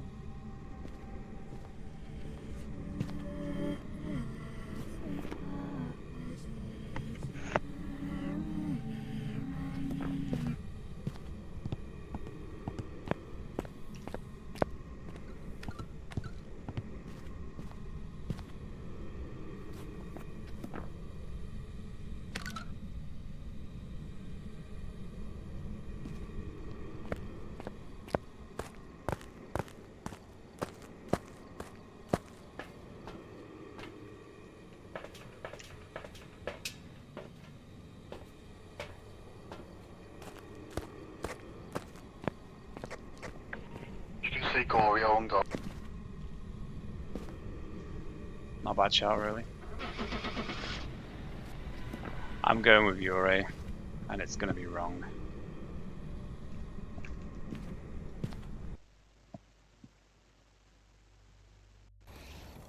Welcome back. I've got some jobs ready. Alright, I won't die this time. I don't know what is going on. Pretty useless at this game. Just good at taking pictures. I've just started dying all of a sudden every time. I can't stop myself from dying.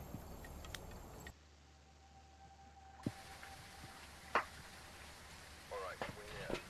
Take a look at the equipment and prepare accordingly. Right, let's do this.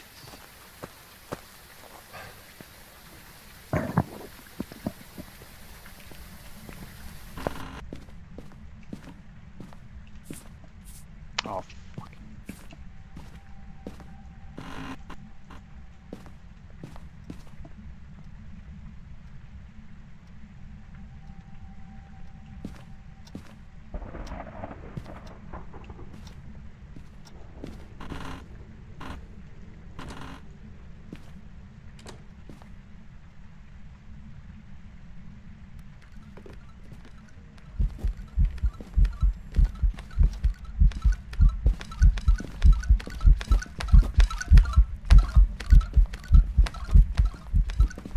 if this kills me, I swear to God. Right. I need to get a firelight. Got one. Alright, sweet.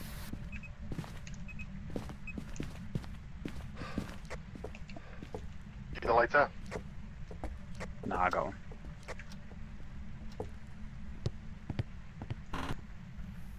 Give us a sign.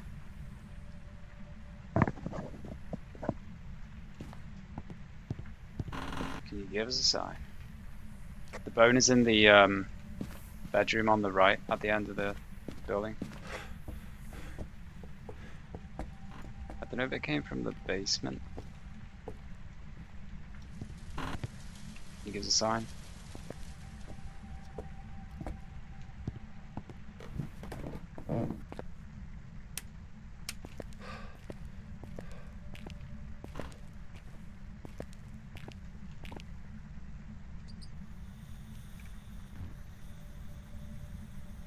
He gives a sign.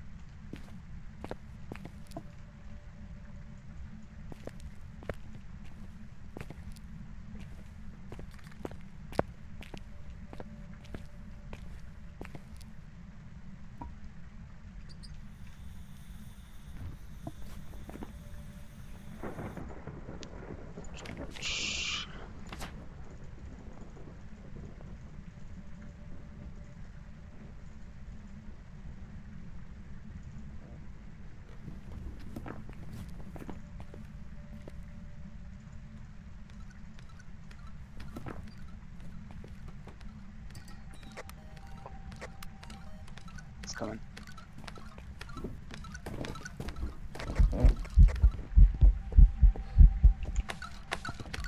Oh shit, fine.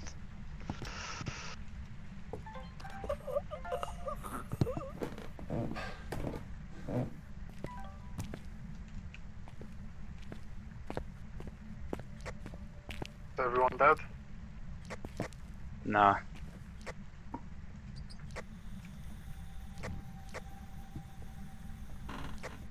He gives a sign.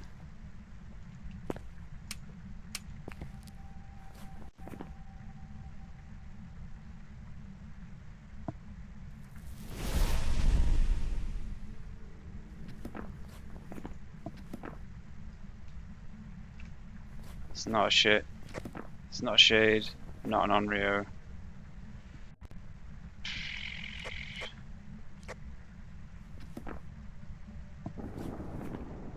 Not a spirit, not a demon.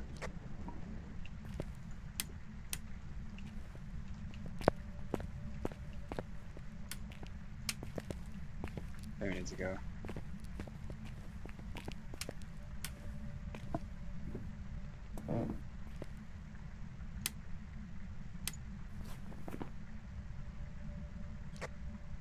Could be in there.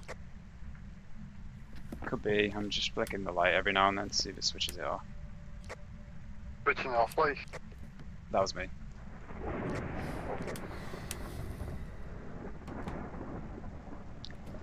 Just close the door somewhere.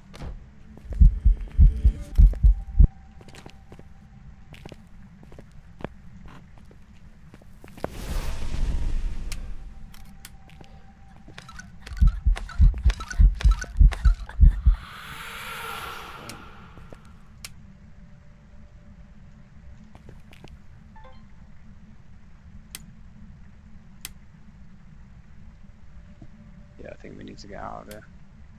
At least upstairs. Here it comes. Maybe. I need to get more incense and another crucifix, I think. Back in a minute.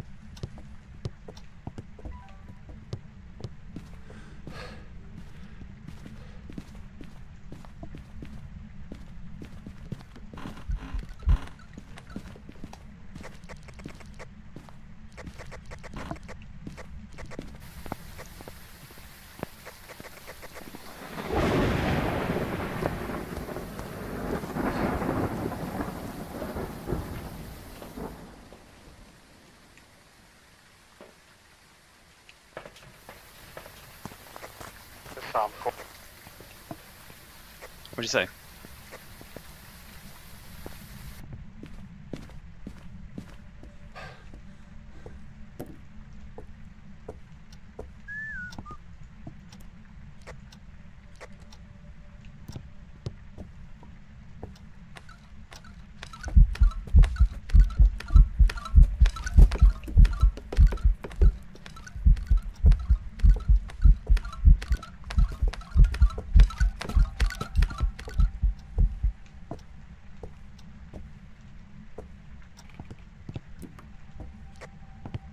Alive?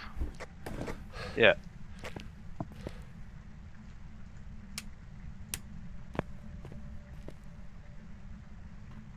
Door's fully open.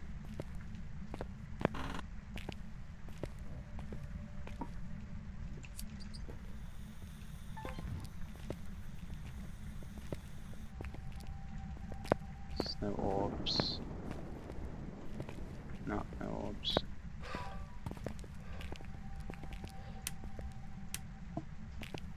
No light switch.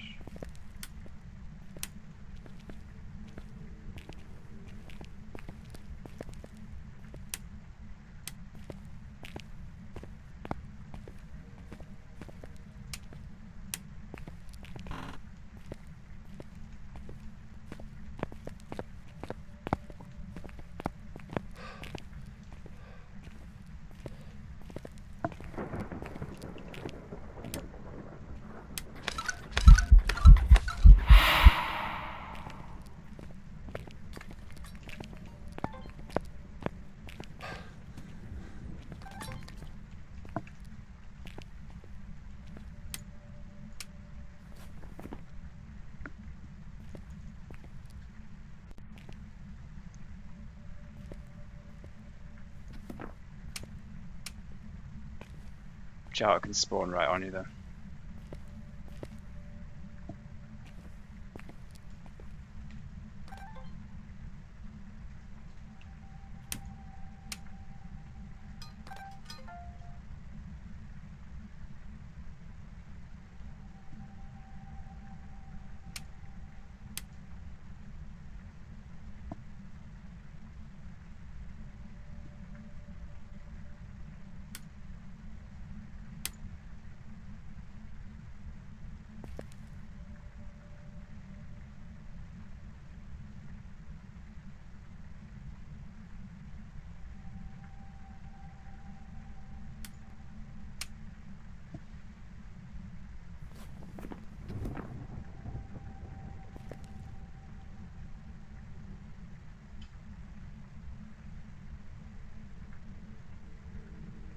need it to interact with a door so I can rule out Yuri, because I just can't.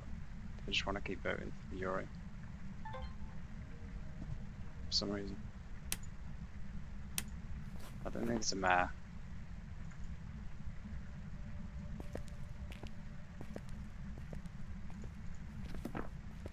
I'm gonna go upstairs and wait.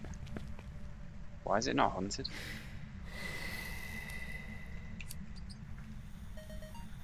It's been 3 minutes since I incensed it. Could it be a spirit? Potentially.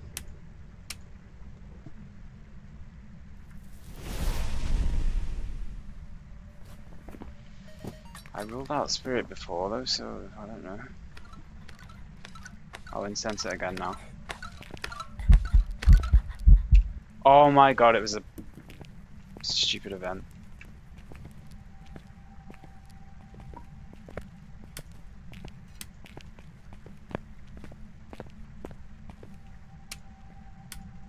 Yeah, I don't think it's a mare.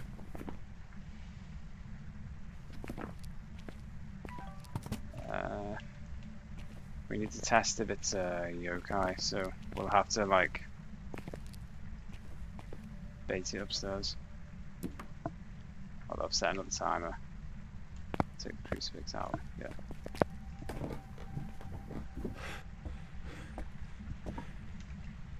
That sound. This'll work. I'll try and get it to I'll go into one of these bedrooms here and try and bait it over to me.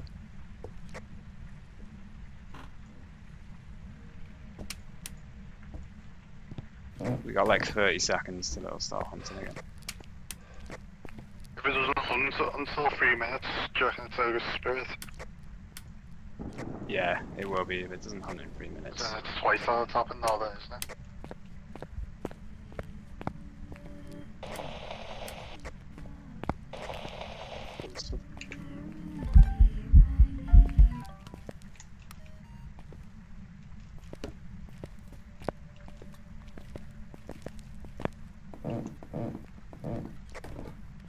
Nah, it's not a spirit. Right, go hide somewhere. I'm gonna bait it to me through the wall.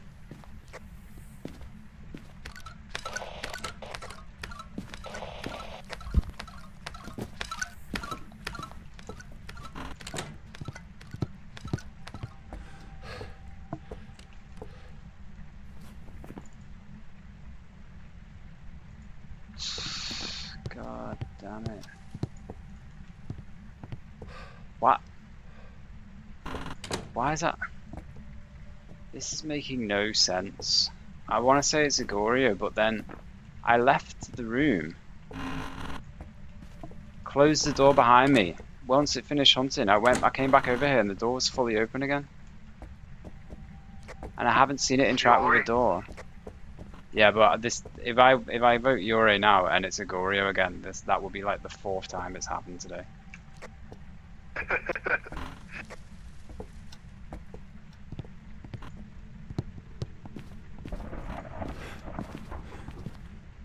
But I don't know what else. It's either Gorio or Yuri. Why don't you go? You go Yuri. I'll go Gorio. This will be the one time it actually is a Yuri. Trust me. A minute. Yeah. This is gonna Find be Yuri.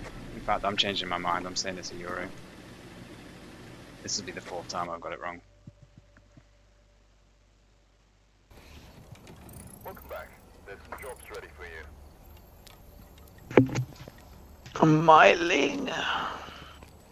How is that a myling? It's not. It's just not a myling. We could hear it like from the basement while we were upstairs.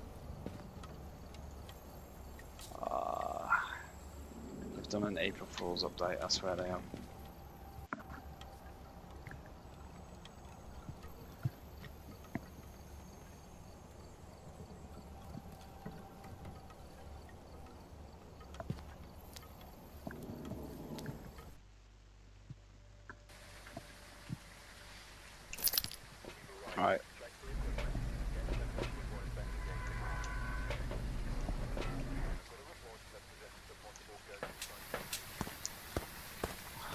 disaster.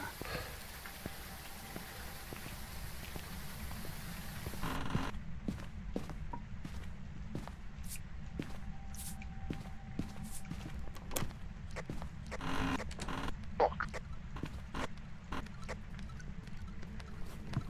We're not fucking miling.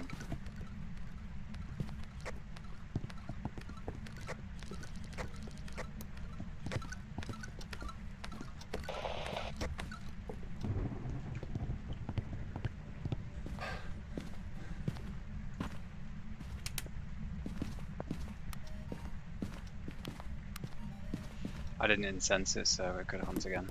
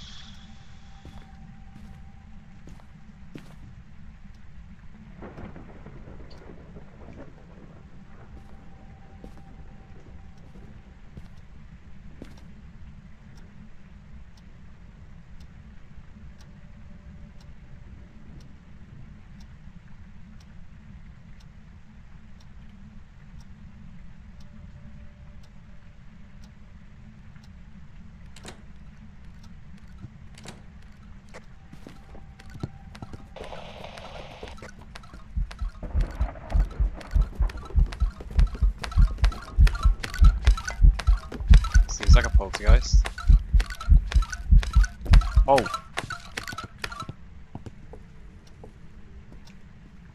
It threw some stuff pretty far. Do you have a firelight? Firelight?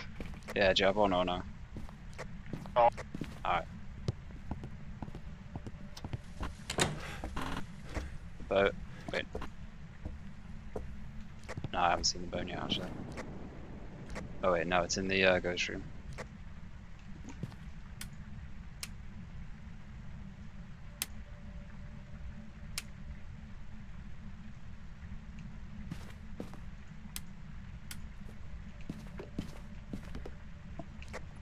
Hey, do you want the firelight?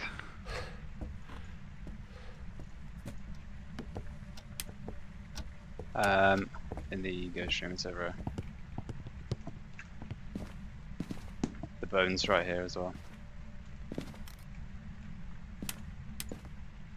If you have a video cam, just do a quick check for orbs while you're here. Yeah, I'll go.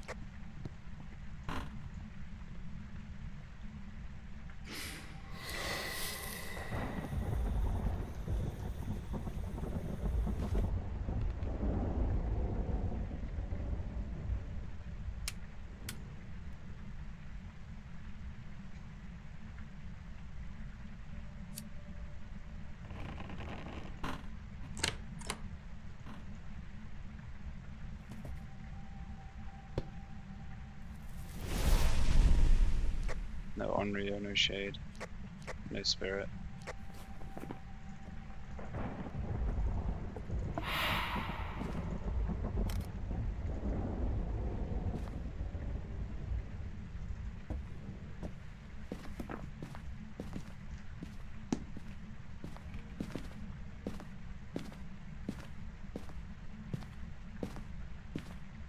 I think we can get out of this room. Was it too long to be a demon? It wasn't too long, but it wasn't short enough. It wasn't too short to be anything else. What? Poltergeist?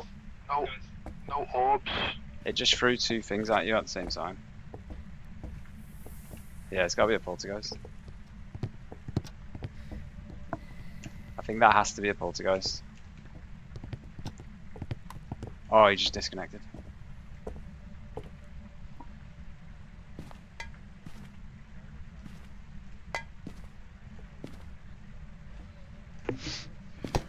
I think that has to be a poltergeist, you know.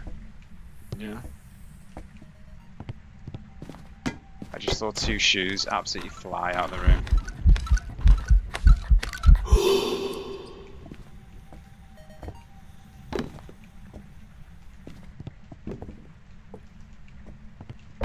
Should we get like a? Should we put a camera on this and just remote watch it? Yeah, we can. There's no crucifix there anymore.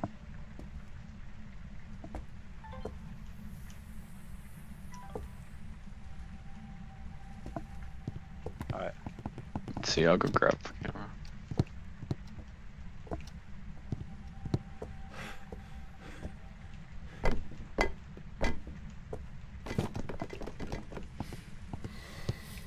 Yeah, it just threw everything at once. You just saw it. Yeah, I didn't see it, I heard it, I went in and there was nothing left. I made a big pile, didn't I? It was all gone. Okay, we'll just go bolty then.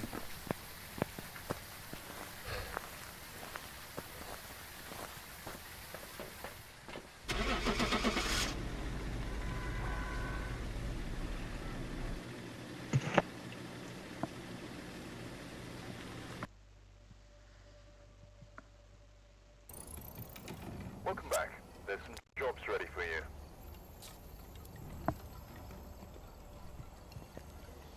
Just give someone else a minute to join. Oh, that was fast.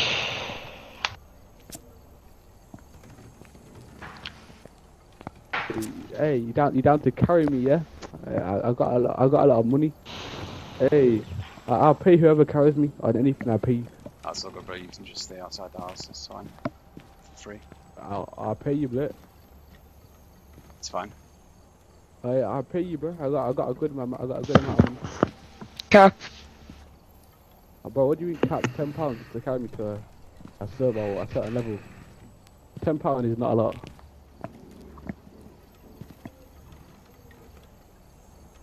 I'm gonna hop off, guys. You guys have a good one. Alright, take care, bro. Need £15 for this game, by the way. Yeah, it's a horror game. Yeah. No, it's a kid's game. What do you think? Ready up. £15 on Steam. But I clap your meat. Clap, clap, clap. What? Oh.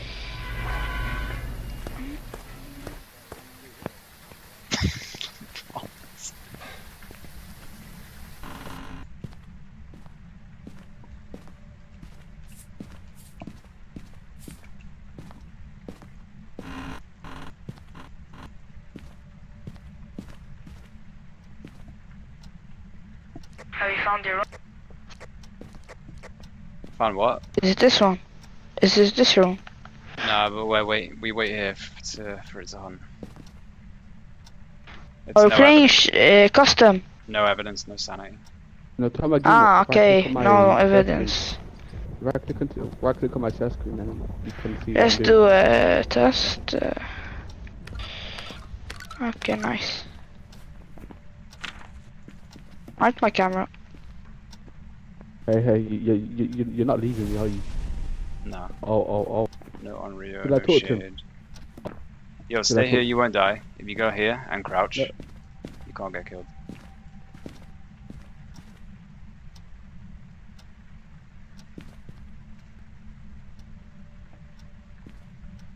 Sorry. So good.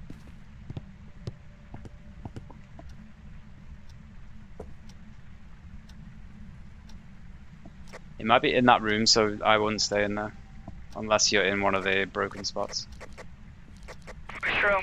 Is it the kitchen or the living room? Where you are, where you're stood right now. It's not an Unreal, it's not a shade.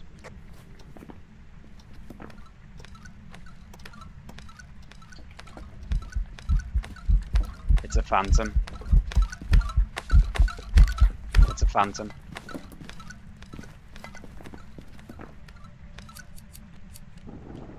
Alright, we can go. Let me out. How we gonna die, bro? Is it the phantom? Yeah. Is it the phantom? Yeah.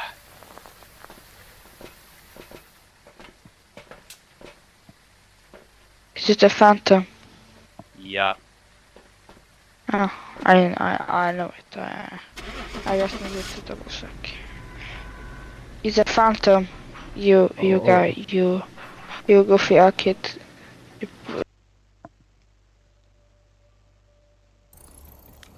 Welcome back. There's some jobs. Oh, thank you. Yeah, where's the money? It's okay, we don't need money, just ready up. Do you want the money? No. It's fine. You ask smacking. No, you you're sure you good. don't want the money? You're good. You're good. Do you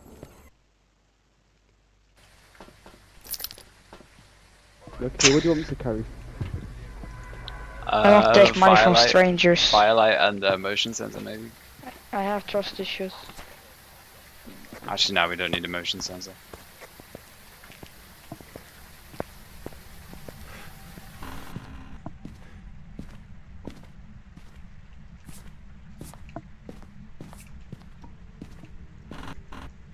Bone is right here in the entrance.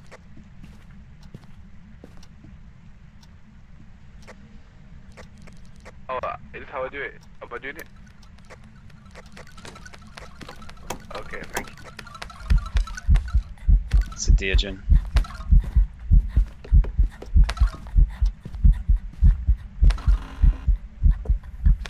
It's a Diogen. No.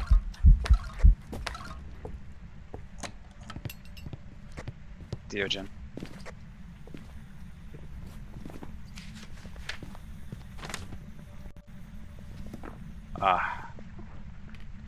Do we have sound recorder? Can you not like take a picture of the ghost like it's Dio is kind of slow, so Yeah, we can it's very do slow. we can if you want, yeah.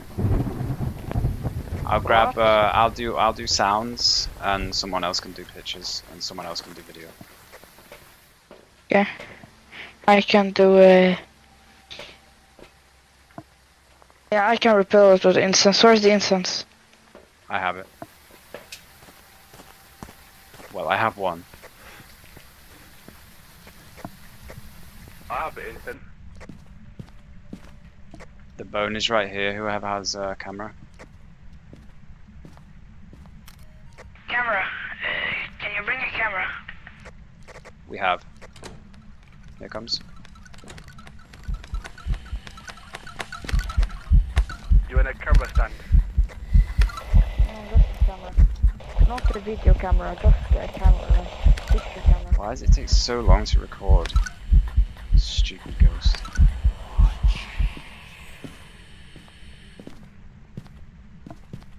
Yep.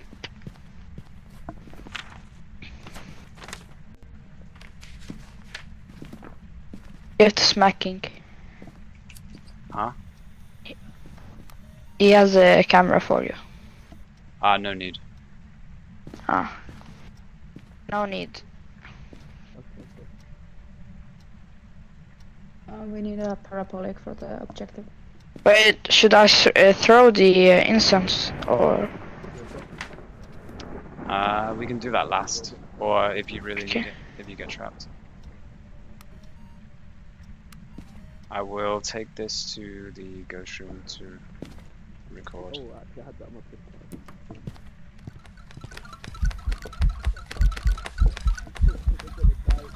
You can get video and motion sensor, I think.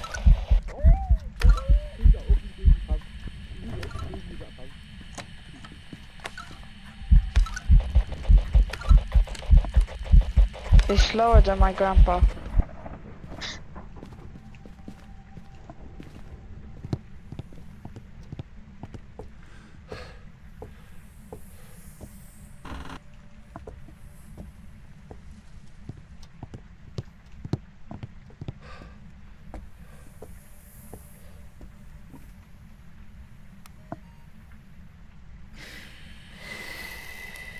Firelight here.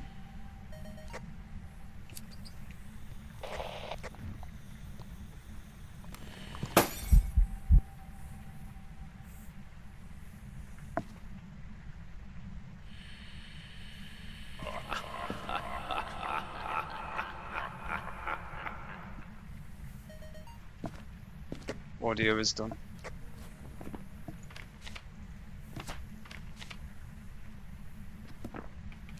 Who has video cam? I have a lantern and crucifix in Ghost Room. I can record Huh? it. What did you say? You want the video cam? I have. Ah, she has. You have a problem? We can get EMF for photo as well.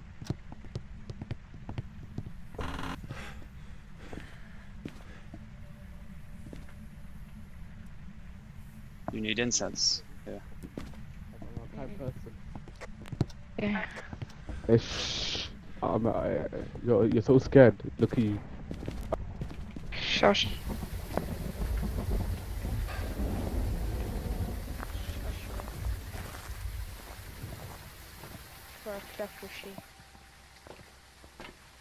What? What did you say?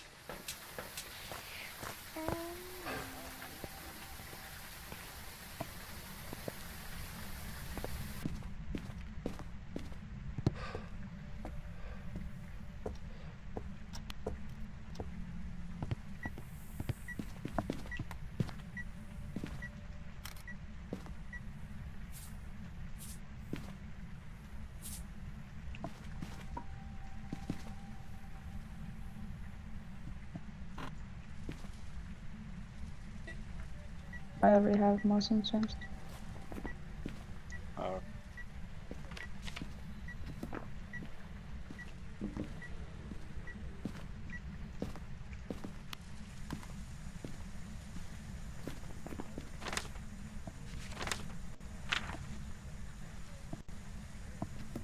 You can have the camera if you want. Where are you guys? In the Ghost Room. Oh, I can Where's get the water. ghost room? It's here. I think it moved room. I think it moved to the bathroom. Yeah, it moved to the Yeah. bathroom. Ah. I grab more salt. Incense here.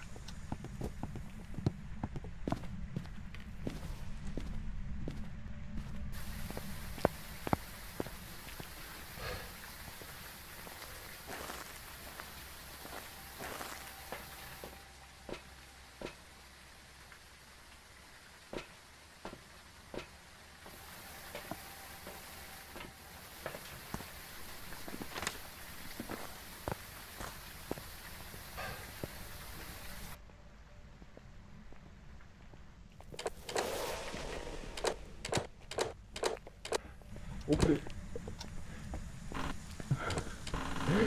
Let me in here.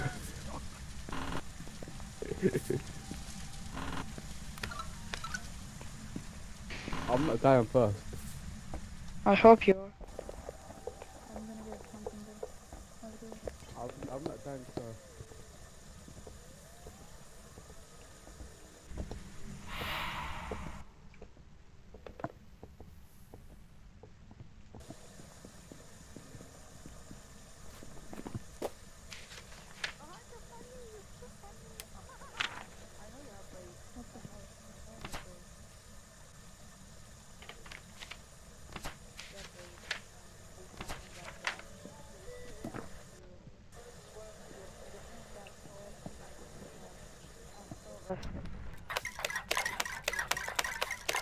I'm 167, like 6'7", Oh, you're 5'9". Yeah. 13, dumbass. Oh my, I'm 14. Dumbass. Are you 14? You sound like a 30 years old man. Well, I'm 14. Dumbass. You sound like a probably 50 years old guy. Oh, thank you. 50 years old lady. No, I play Black Ops 6, dumbass. Get in. What is it? What is it? Get in, you fat ass. What is it? It's a Revenant. Wait, no, it's not a revenant. They're not fast. I mean, it's a banshee. Come, No, hurry up, oh, please. wait. Banshee, banshee. Oh, yeah, so, what is it? It's a banshee. What is it, man? The urgent. It's a banshee. What? The urgent. Yogen. Yeah. Thank you. So they were lying to me. It's a banshee. What is talking? Yeah, you got scammed. I don't He care. scammed you. I He figured scammed you. He scammed. Welcome back. There's some jobs ready for you. I really tried. It didn't work. Am I prestige? Guys, am I prestige? Nice. Where's my prestige bag? Hey, I'll stay in here. You have to do Ready it on up. the menu. Yeah, I don't wanna. Later on. I like this server. You got Alright, we're here. beautiful. Every kind of color. Black. Black. Black.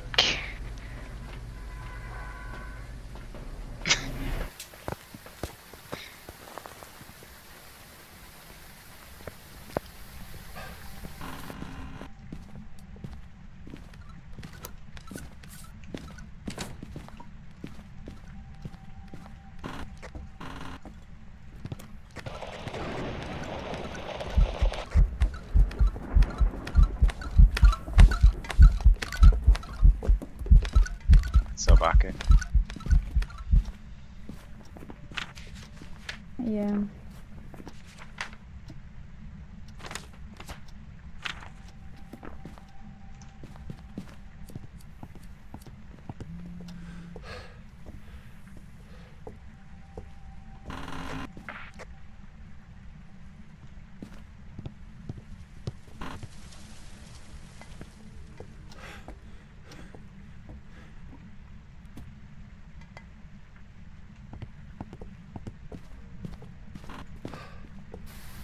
You're not that bad. Did you guys find the ghost? Yeah, so Obake. What? Obake. Bake. However you say it. It's a Ombo. Ombo. You know Obama? Ombo. Obama. Obama. Ombo. Obama. Ombo. Welcome back. I've got some jobs ready for you. You hopping off? Alright, goodbye, safety. Alright, see you, safety.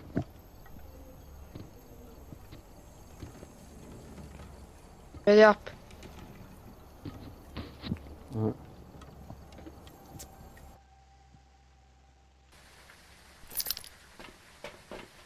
I wanna hold her the dick. Cause I got bitches on my money. I am gay. I am gay.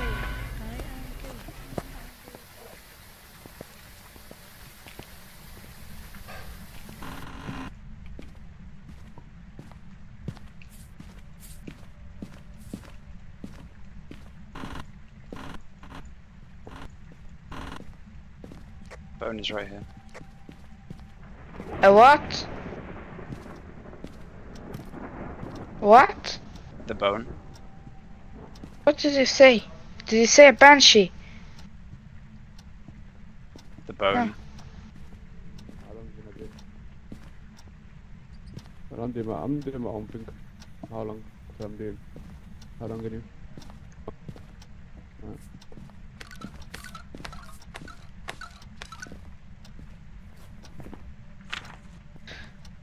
Bro got scared. Nah. Nah. Oh, are you telling me to come in? No, I'm in Phasmophobia talking to people. Alright, were you telling me to come inside? No. Oh. How are you so good at this? Like, you look, you seem pretty good at this. Like, very they good. get obvious. Some of they all like behave in their own way. Yeah, you just have to play. No shades, Oh. no unreal. No, delete it. Delete your photo. Delete.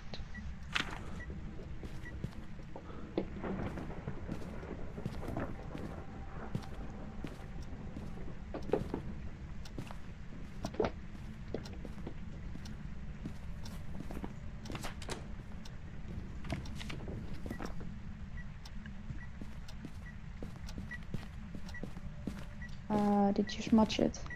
No. Right?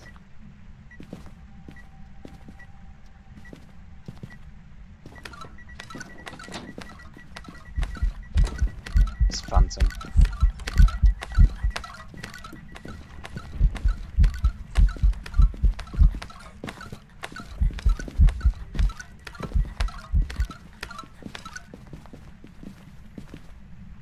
I died. No, I didn't. Yeah.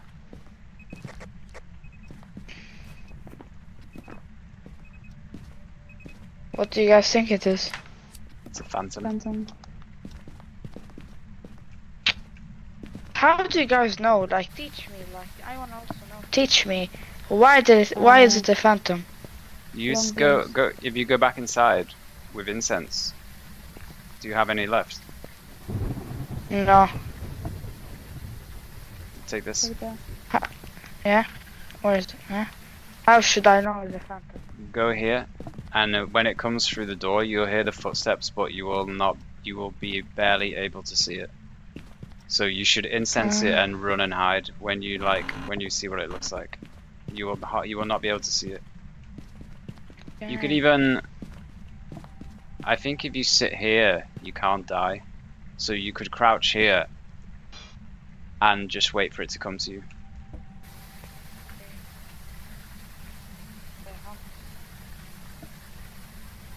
Go here, crouch here. I don't think the ghost can kill you. If it comes to you anyway, just use your incense.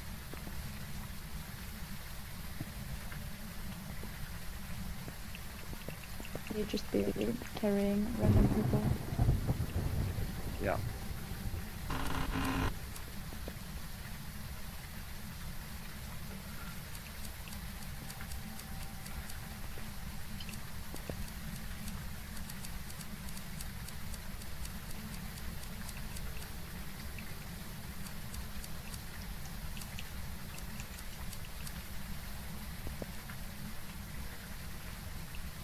Well, let's go. Like, I don't care anymore. That's...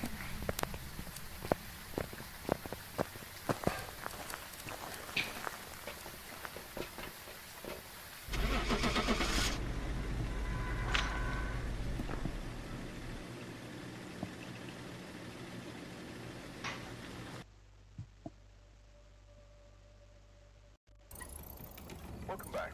There's some jobs ready for you.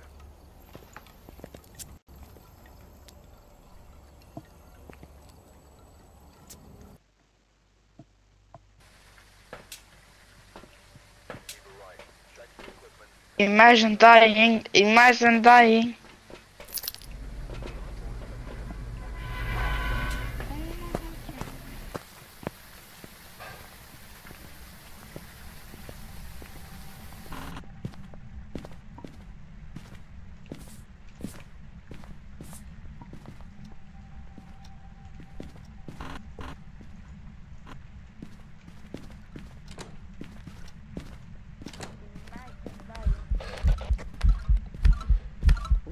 I think Hantu or Galu. Imagine dying. Must be Hantu, right? Stand, just stand. Stand there. Stand there. And just stand. Oh, yeah. Yeah. What is it? Hantu.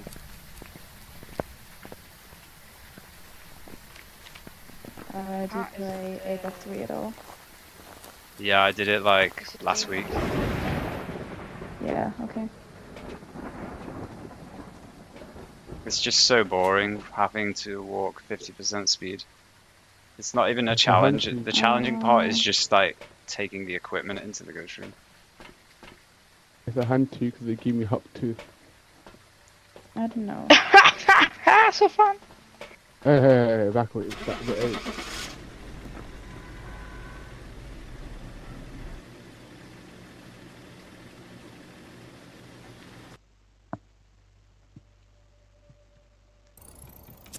Welcome back. I've prepared some jobs for you.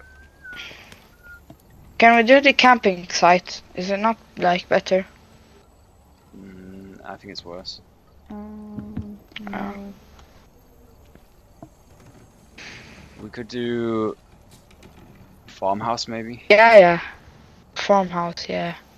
or the hunt That's will be totally like 50 seconds long, I think. That's fine. Wait, let me just change crucifix. What else Wait, do why we does need? he want it longer? Why do you want it to be longer? You get more Because rewards. you're gonna It's a die. bigger map. Because you need to die. No, but why does he want it to be longer? Like, Because I like to like escape from the ghost. It's fun. Fun. Are you too scared? Are you scared? You'll be Or fine. are you? We can do Willow Street as well.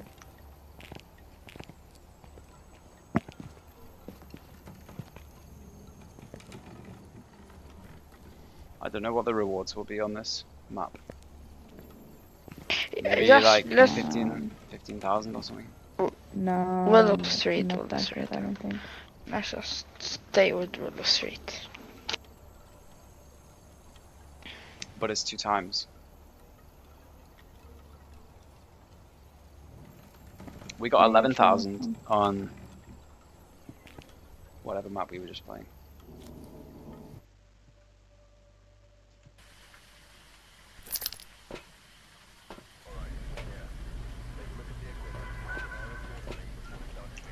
I wanna hold my pants, but I got money in my pockets. Someone Capture is... a video of the ghost. Have a member on your team witness a ghost event. Cleans the area near the ghost event.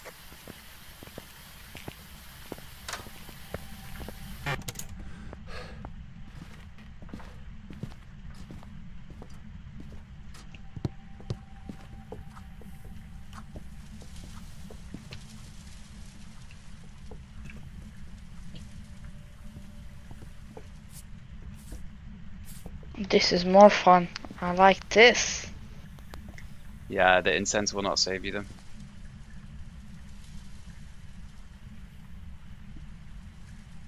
I don't need it. It's just for the quest, like, you know.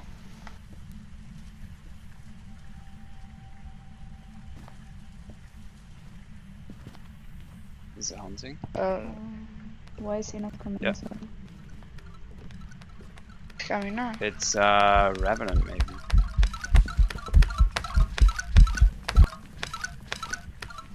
Yeah.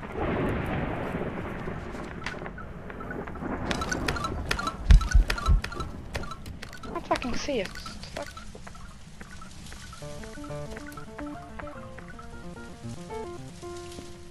Nice.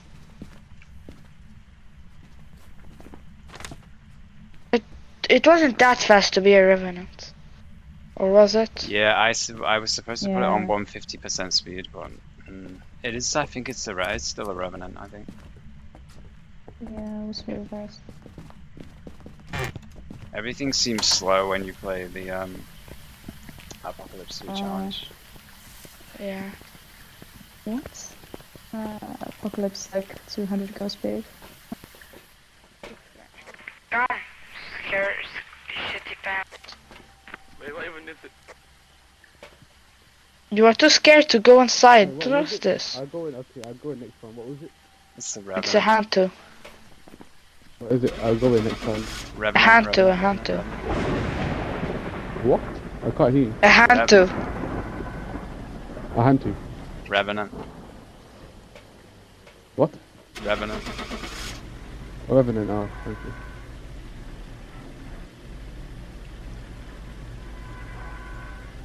What the fuck are you doing? That weren't me.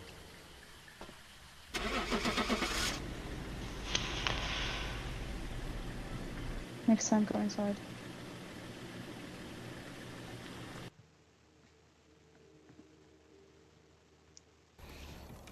Oh. I know, That's not I'm good. gonna go now, yeah. Alright, take care then. Bye. Alright, see ya. See ya. Which So- map? Try that one again, or Yeah, we yeah, can't. we can do it. We lost. What? Okay. We can play what map you guys want, like.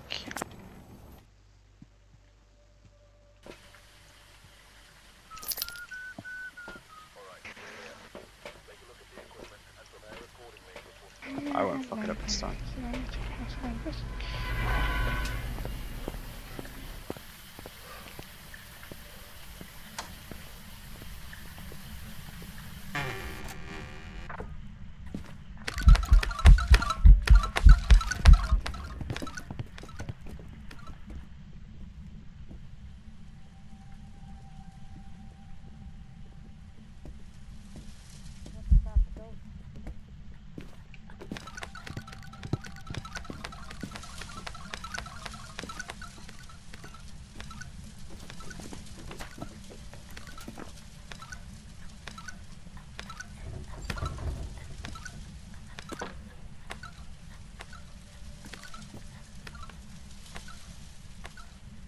How old are you? If you don't mind me asking. It is a Revenant this time.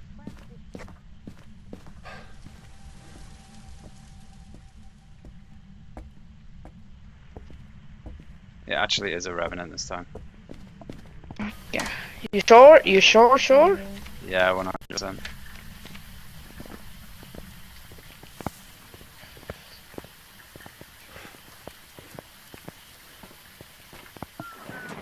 If that's not a Revenant, I'm uninstalling. And you guys date if you're wrong. You too.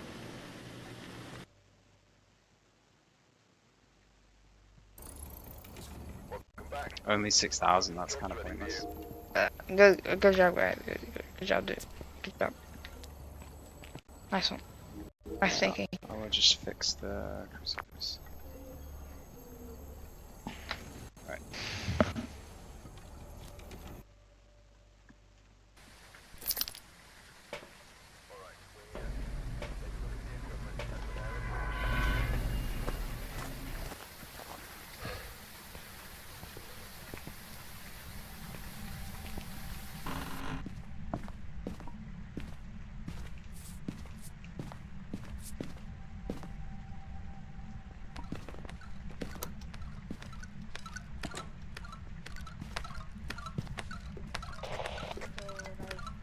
Would you like to go on a date with him?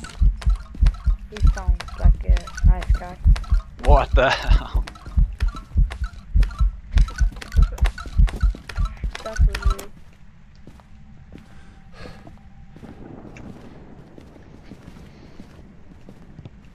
you. You know what room it is?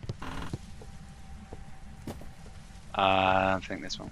Well, throwing stuff, it's inside the bed.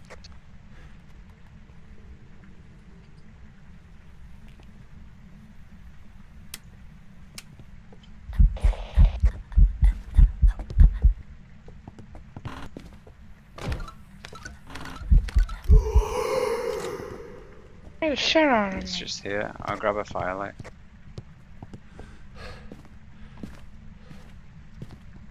What is it? I'm not sure.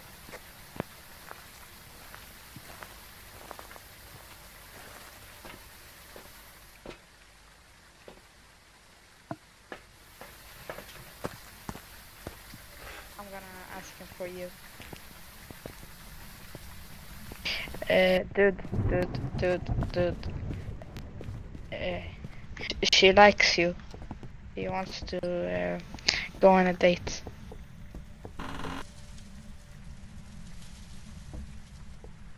She told me to tell you, so like, I'm just, you know, the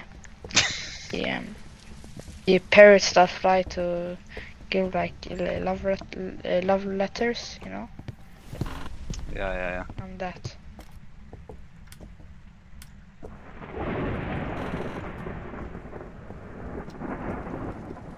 I'm like a bird that flies and gives letters and speech. Wait, I swear I brought more salt in. No, you didn't.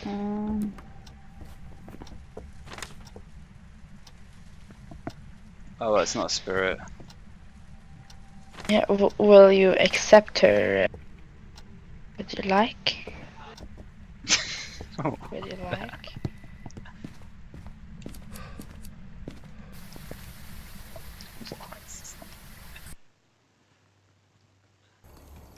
Welcome back. I've prepared some jobs for you. That's good timing, I suppose.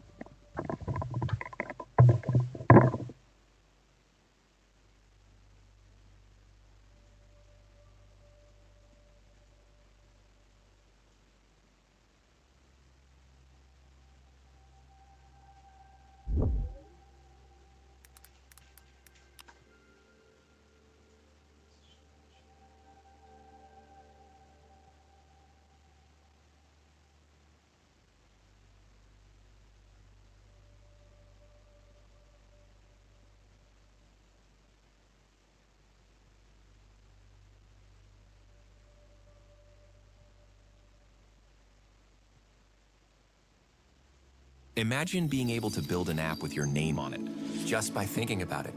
Meet Base 44, a complete AI creation platform.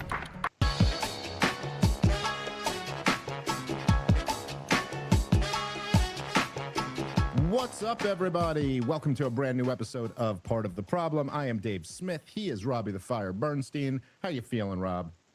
I'm good, man. How are you?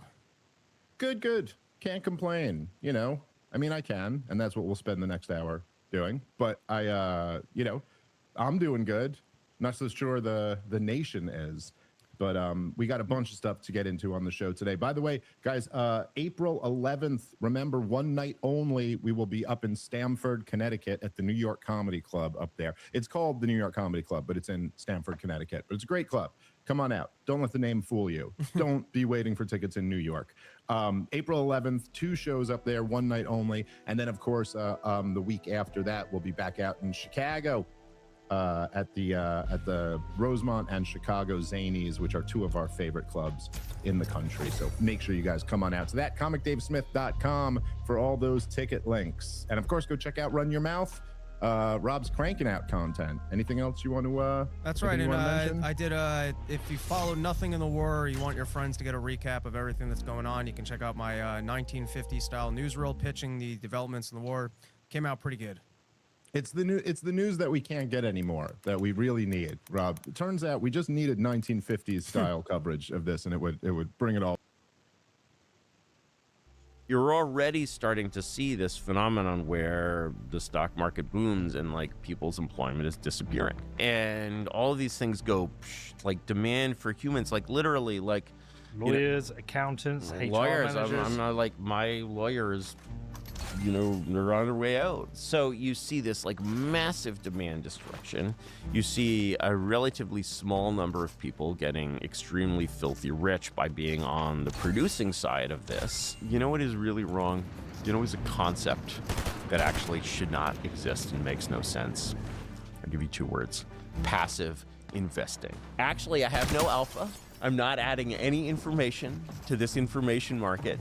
But there is something else called beta, right? And what is beta? Beta is the government printing money. If you have a hard money financial system, you will not have beta. Both foreign trade and migration is actually a little taste of the future, because when you're importing basically slave labor, you're treating them like Optimus robots. There's a third approach, which is the default approach, which is just everything turned to a server. We've turned, America and Europe and basically Argentina with nukes, you're in a situation where suddenly America is a third world country. Your children will be like digging rare earths out of a hill with their bare hands like Congolese miners.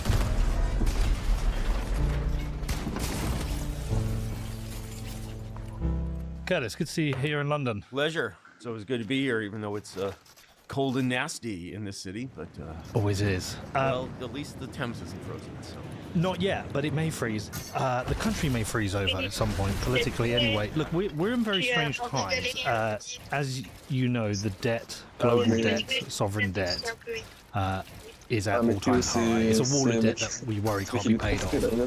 And that's happening at a time where I think we're right in an AI acceleration phase, which is changing a lot of jobs, a lot of industries. There's a lot of fear with that.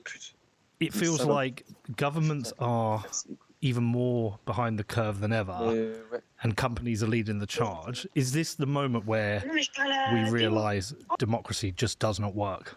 Well, you know, there's a lot of ruin in a nation, and also there's a lot of ruin in a financial system. Let me say something provocative about finance, though, which is actually a truism that you will learn in any kind of accounting school, which is that liabilities consist of actually two things. They consist of debt, and they consist of equity. And so when you say basically debt can't be paid off, this is of course true in a sense, but really when the stock market goes up, that's also red ink. And understanding that when the stock market goes up, that's also red ink, because it's also a liability. It's also essentially, I mean, it's inflation. Right, you're literally increasing the quantity of dollar or pound denominated assets. And it is the quantity of financial assets denominated in pounds or pounds and dollars that define spending power. And so actually what you're seeing when the stock market goes up, you don't think of that as being like the government printing money and giving it to rich people. But in fact, in ways that are like clearer than you can, it is the government printing money and giving it to rich people. It's actually, the real graph to watch is not the graph of debt. If you go, or at least for America, it's I think it's one of the Z1 statistics. It's simply personal net worth. And personal net worth is spending power in dollars. And when personal net worth does not, when the increase in this curve, which goes steadily up despite our assets not particularly being worth much more, except in the case of maybe an AI factory, when that curve goes upward and to the right, there's two possibilities. There's one, oh, that number will basically be the same as the inflation number, which is, of course, the consumer is price inflation, as opposed to, you know, the which is downstream, obviously, of monetary inflation. But when you're inflating total personal net worth, and that is not driving inflation, it's because you're basically giving all the money to the rich people. So it kind of like sucks in either perspective. On the other hand, it's been sucky for quite some time. And I can tell you, like, this AI really works, you know, and I use it professionally, like, not in my writing, of course, but you know, it's not this, it's that, right? Yeah, I learned that early on. Let's delve into this, right? You know, quietly, right? You know, and it's but you know, one of the, you know, another sort of grim doomer thought about the state of our financial and political systems is you're like, you know, if these systems worked well, they wouldn't constantly need technological advances to bail us out. We should be able to have as nice a place as Edwardian London with Edwardian technology. And in fact, if our technology in the last 100 years had not improved, but our systems of government and finance had gone in the same direction they have gone, things would be absolutely terrible. Well, you know, with technology and innovations, things should get cheaper, faster, and better. And if you're wealthy, they probably have. Yes, they have definitely gotten cheaper, faster, and better, but to equate, those are hedonic changes, and to equate those with financial changes is like really sort of strange and wrong. So if you look at the way CPI is calculated, for example, by the Labor Department, this is sort of one of the triumphs of 21st century statistics. And when you're basically doing statistics and you see two groups of numbers that are different, and you're like, I'm going to average these groups of numbers and report them as a single thing, you're really in a very strange place. And when you look at basically CPI metrics as a basket of products in the US, first of all, they're all sort of rated hedonically. So what you're actually, you see this K-shaped curve. And the top of the K is basically things that are human services like medical bills or, you know, college costs or whatever. And those just go straight up at like 8 or 9 or 10% a year. Obamacare has done insane things with this. And then you have the figure for the cost of a car. Now, the cost of a car has not decreased, but the cars have more horsepower, they have better airbags. And so according to the way we measure these things, this is deflation. What you're actually saying is that basically when technology improves, the government should be able to steal that dividend from you. Yeah. And that's what you're doing by measuring, by mixing these numbers together. You're basically saying, well, you know, we diluted the financial system by like 10% a year. So we basically, it's like if you expanded the equity of a company, right, and you took 10% off. Well, you have the same number of shares. They didn't take any shares from you. Yeah, there's 1.1 million now rather than 1 million shares, but we didn't take anything from you, right? You know, and it's like, furthermore, the stock price went up, so you actually made money. And it's like, no, actually, that doesn't change the fact that you're skimming, right? And it's sort of the same when you basically say, well, we have this expanding financial universe, right? And the expansion in it doesn't, you know, when real estate values go up, it doesn't mean your house got better, right? That is clearly a monetary phenomenon. And then you say, well, but technology got better, so we stole a bunch of money from you, but your car got faster. That is 20th century macroeconomics, right? So we stole a bunch of money from you, but your car got faster. Also, we inflated the financial system, so as long as you want to gamble with your savings, you can put them in an index fund and they will earn more money than interest, because that's how inflation works. If it was just interest, then, right? And so it's this whole insane system of robbing Peter to pay Paul through the monetary system in all of the financial system in all of these really strange ways, right? And even measuring what this system is doing is hard. Like, probably most, you know, economists would be like, personal net worth, that's a weird way to measure inflation. I'm like, inflation is an increase in purchasing power, and that's your purchasing power. And it doesn't really matter if your purchasing power is in a suitcase full of bills or, you know, a mutual fund, right?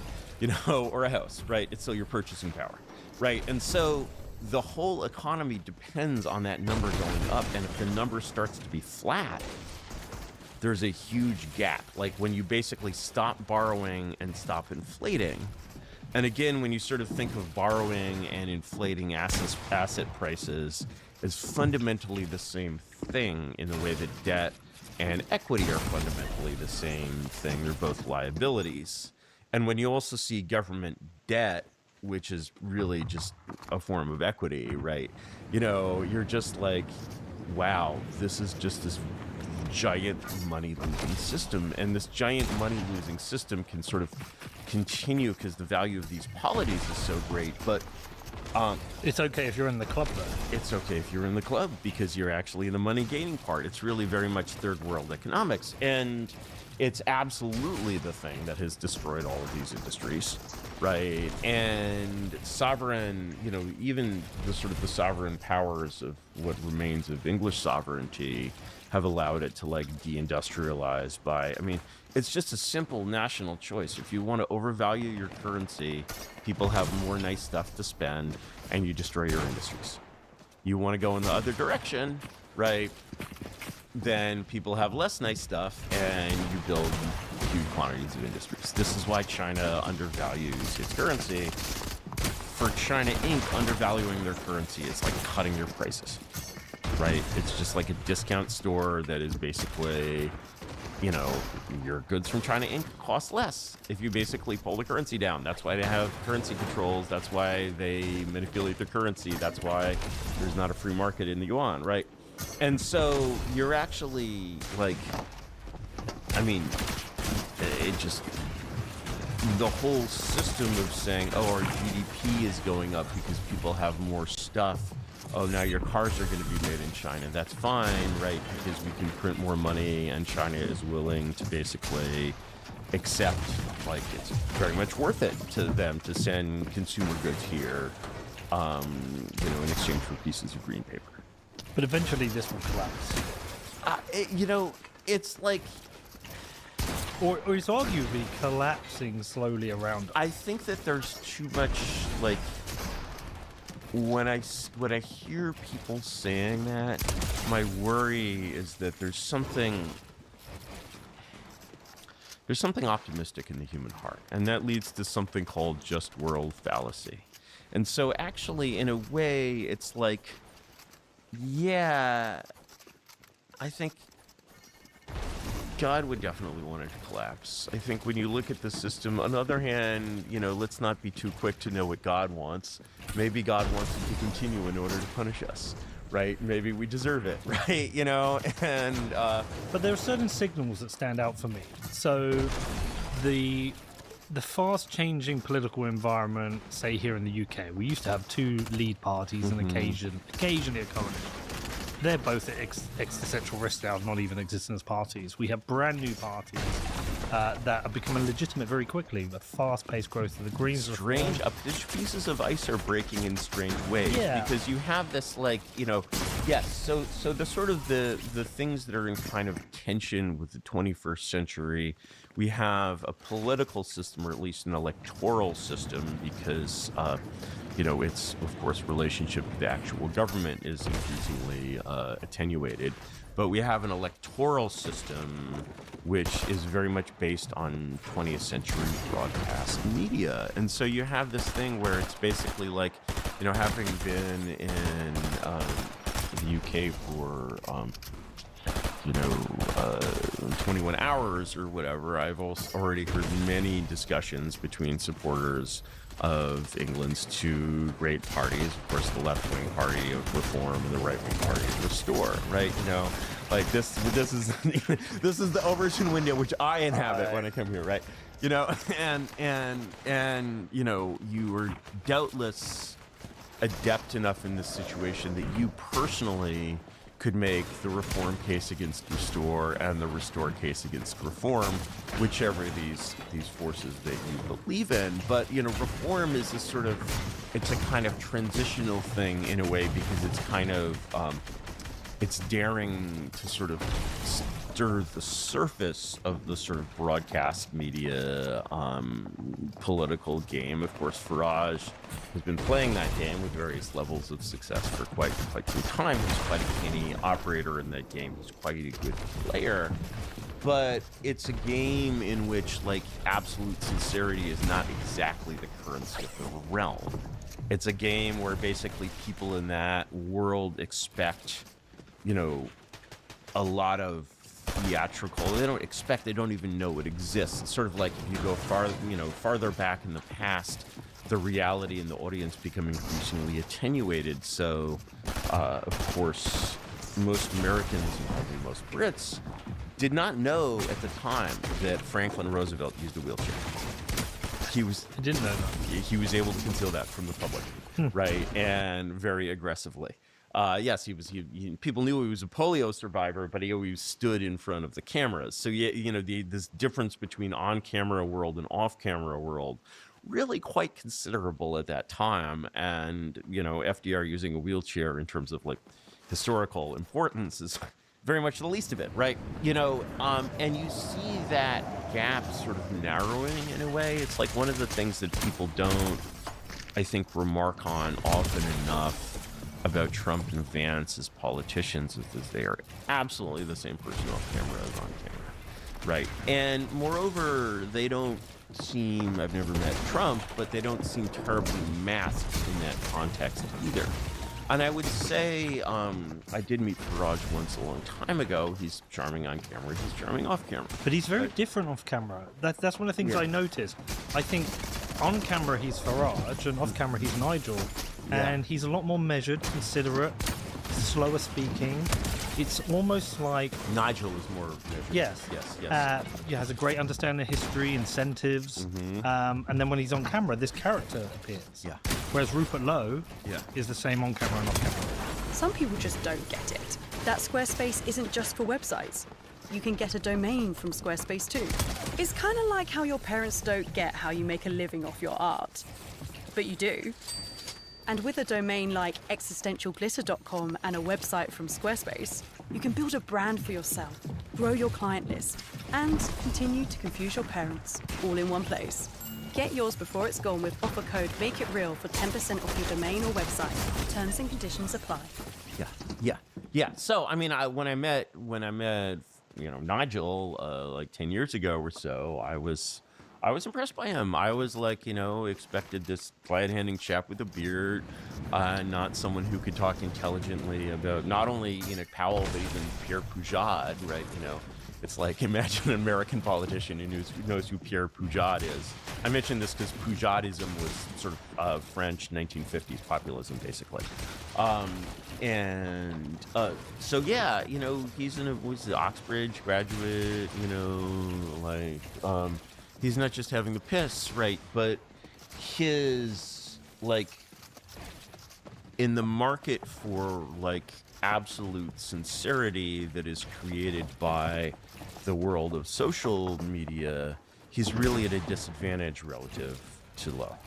Because I've never seen Lowe off camera. You probably have. He was here a few days ago. And I would imagine he is the same person off camera as on camera. The same person on camera, off camera, and how he tweets. He is just... Yeah. He's the real deal. What you see is what you get. And I think there is a demand for sincerity now. There's a demand for both sincerity and irony, actually, because the sincerity has to be... There can't be... It's not a kind of unself-aware sincerity. The 21st century sincerity always has to have this slight... There's nothing without a slight quality of irony. There's nothing that's sort of not aware of itself in that way. The heavy... If you go and watch, propaganda from 100 years ago or political propaganda from 100 years ago, many things will strike you, but one of the two things will strike you is that the intellectual level is much lower and there's no irony. None. Right? And that only starts creeping into politics in the late 20th century, really. And now, of course, we live in one of the most ironic ages in history, right? Probably there's a lot of late Roman Empire vibes kind of in that. Also very ironic, very, very materialistic period. But it also feels like a period of great civilizational shift we're going through. I sense it in that we're going through one of the big revolutions, which is AI, which is going to change a lot of things.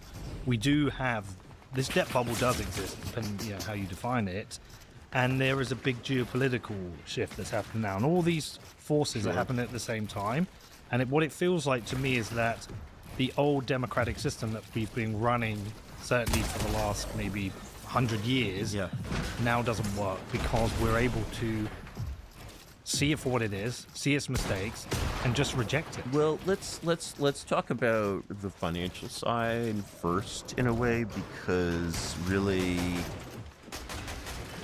when you're looking at this huge paper bubble, just saying paper to include both debt and equity, you're basically seeing something that, when a can I use the word shitcoin on this show? Oh, you can use way worse than that. When a shitcoin basically is constantly expanding its fully diluted value by minting new coins, you're basically well, actually the proper way to account for this is fractional accounting, what percentage of the whole do I hold? And it seems that is going down constantly due to your, basically rug pull minting activities. Right.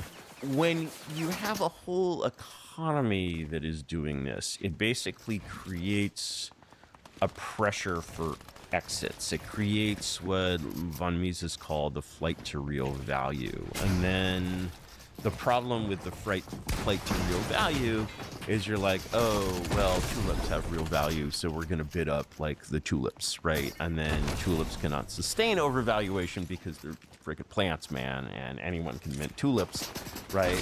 Although actually, you know, the thing about the tulips that most people don't understand about the tulip bubble is that one of the reasons there was a tulip bubble is that the exotic tulip bulbs did not breed true because they were not just genetic. They were like, there was also like something that infected the tulip that made it like variegated in various ways. And so there was like real like rarity in like the Semper Augustus tulip or whatever, but still ultimately did not work.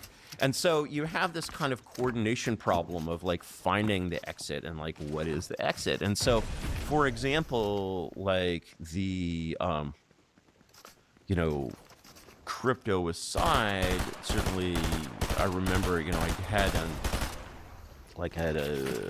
had pre-IPO shares in like a .com company in like 2000, right? Not a whole lot. And I remember having, it's one of these moments where you have like a thought, which is like the right thought, and then you dismiss it immediately from your mind.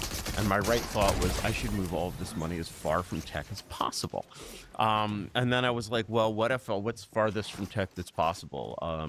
You know, I don't know, gold, right? And I look at gold, and gold is in what I believe in the UK you call the brown bottom, where Gordon Brown sold off the nation's gold reserve for $250 an ounce, right? You know, does it hurt? Does it hurt when I say these things? I mean, it doesn't hurt me personally, but I think it hurts the country. Yeah, it does. It does. Yeah. It was a sad move, right? And for all I know, the gold in Fort Knox is still there, right? And so you're basically saying, like, when you're sort of looking for an exit, it's what game theorists call a coordination problem, because you basically don't want to go into something that's going to be like overvalued, like the tulip bulbs, where you can't overvalue this and then people are like, wow, we could grow tulips too, right? And you have to sort of pick the same thing as other people. And when you go into gold, like the gold market is a weird place, man. There's like gold derivatives up the wazoo, and like, you know, as somebody naked short gold out there, I don't know, maybe not. What is the BIS doing? You're familiar with the BIS, right? You know, there's like weird ancient 100-year-old skullduggery. It's not even post-World War II skullduggery. It's post-World War I skullduggery. That's like the BIS, right? So the thing is that you're going, when that exit route of basically saying, well, all this thing is diluting, because that's what you're doing when you expand the paper. You're diluting, right? Now maybe you're creating new value with your AI factories or whatever that matches the dilution in some places. Maybe you're not, right? So you're like, what is the thing that can't be diluted? And then you're like, all right, gold, and or maybe Bitcoin, and they're basically two rather somewhat medium-term arguments against each of these. The argument against Bitcoin is no one is quite sure what to do with the quantum problem, because it is starting to look, although I'm very skeptical of scientists of all kinds, basically, but they seem to think that they're actually making progress on quantum computing. You know, now this is a problem that you must have been. Yeah, but Nick it's Carter solvable. It's solvable. And so, you know, that's basically, you know, somebody will steal Satoshi's keys, which are all unshielded, basically, and whatever. And then the case against gold, you'll love this, is scalable chrysopia. I don't know if I'm pronouncing that right. Somebody published a paper recently. Is this synthetically creating gold? Synthetically creating gold, which people have long known is like theoretically possible, but yeah, you get 6 atoms. Well, somebody published this design for basically a fusion tokamak wrapped in a bath of mercury. And as the neutrons filter out from the fusion tokamak, it gets into the mercury, and they're like, this could maybe be profitable. Now, these are calculations made by scientists, so it's probably an order of magnitude off. But they're like, we can make this profitable for $5,000 an ounce, well, which is precisely the price of gold at the moment. And so, they've done it for diamonds. Yeah, now diamonds, that's atomic structure and not, this is actual transmutation, right? But, you know, the point is that there are a lot of, when you're basically playing this game of looking for an exit, you have a game from the dilution, from the debt bubble, from the paper bubble, you have this fundamental problem of game theory, which is that, like, everyone else is also looking for the exit.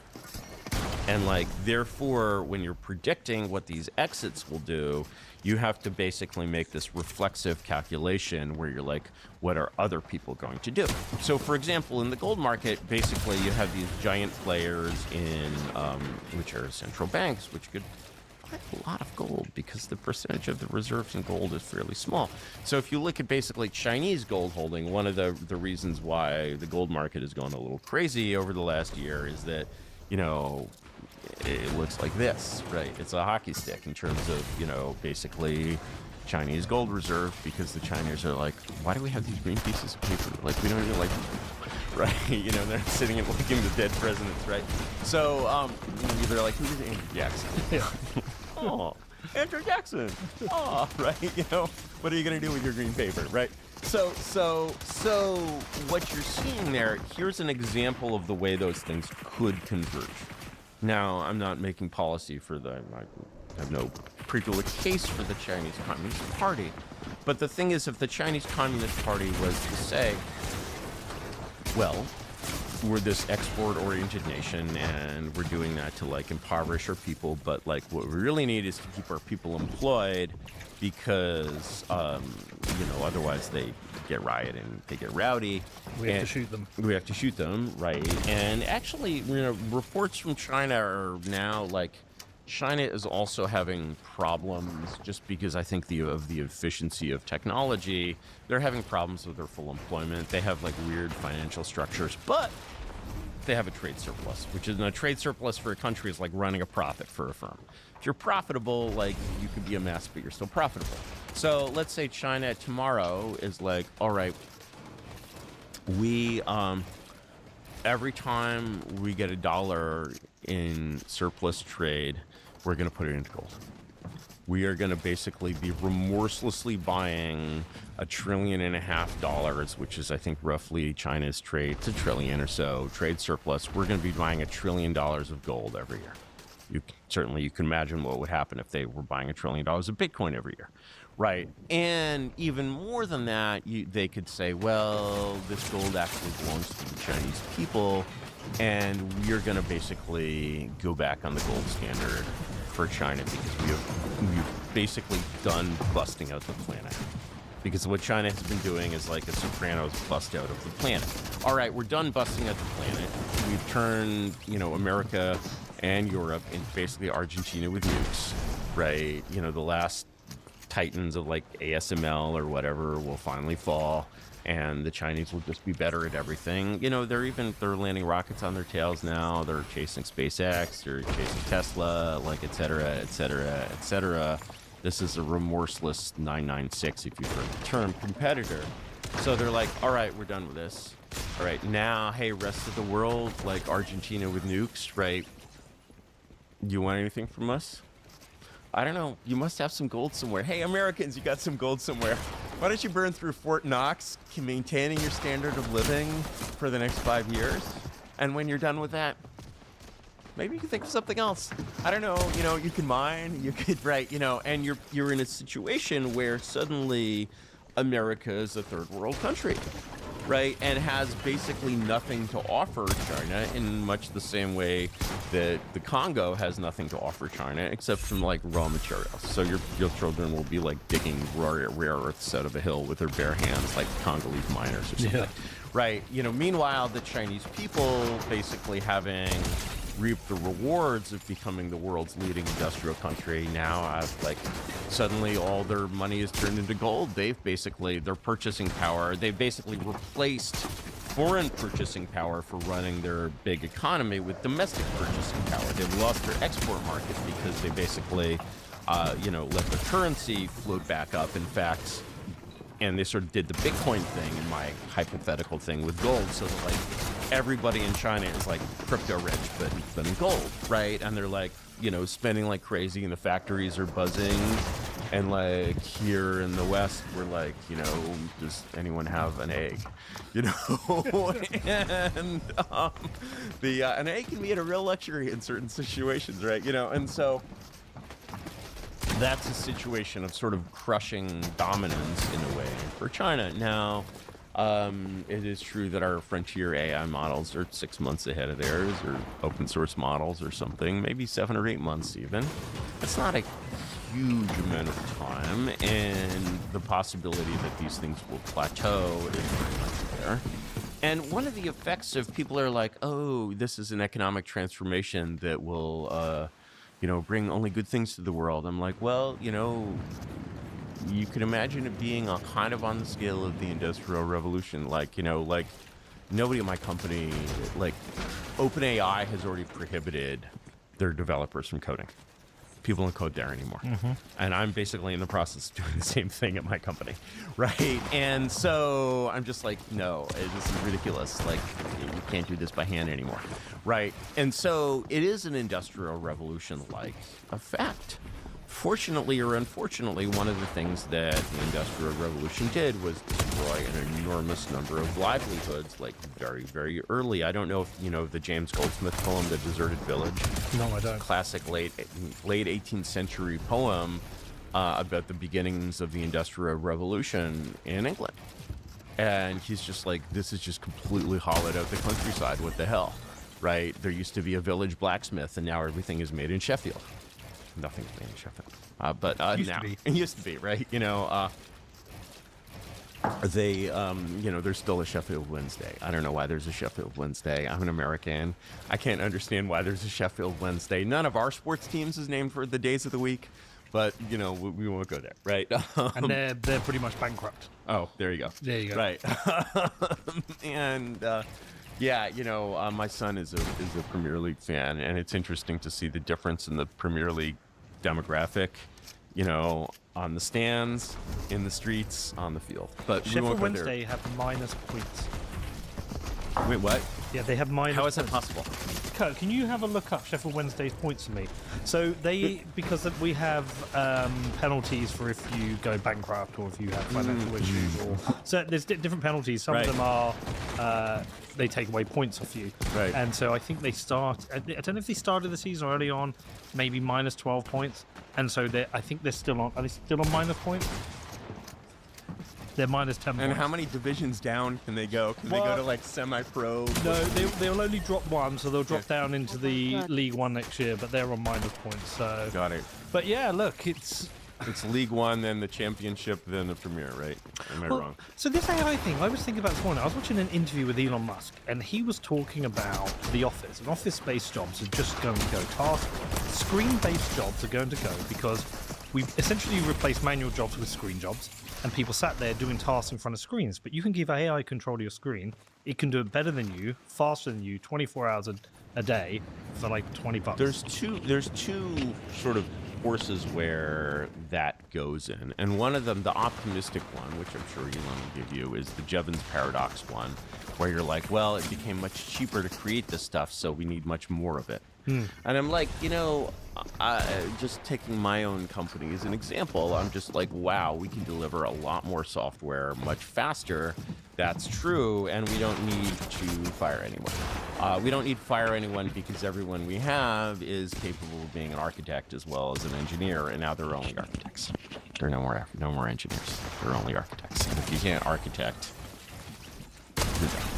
Right, you're John Henry competing with a locomotive. Now, are we still going to need architects?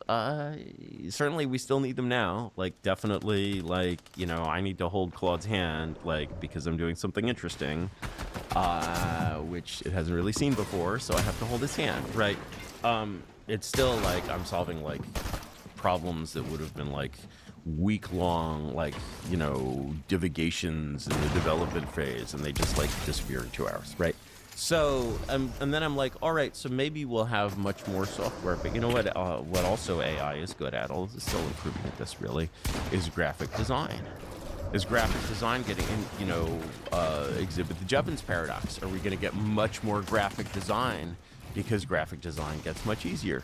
No, the product managers are just going to tell AI to do it. Actually, if you're a graphic designer, you're fucked, right? If you're a translator, you're fucked, right? And so there's basically large classes of, we, in the English language at least, we use professional words to designate who we are. I'm an African American, but I'm also a graphic designer. I'm actually, but like I can do decent design and I can actually speak some pretty good Ebonics, but we won't do that here. But I'm neither of these, things. But many people are like, I'm a graphic designer.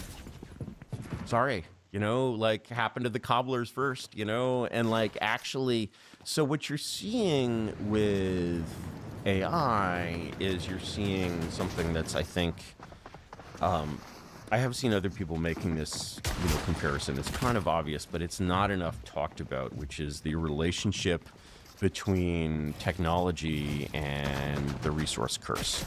If you know the resource curse. I don't. It's the economic phenomenon where a country strikes oil and everything in the country gets worse.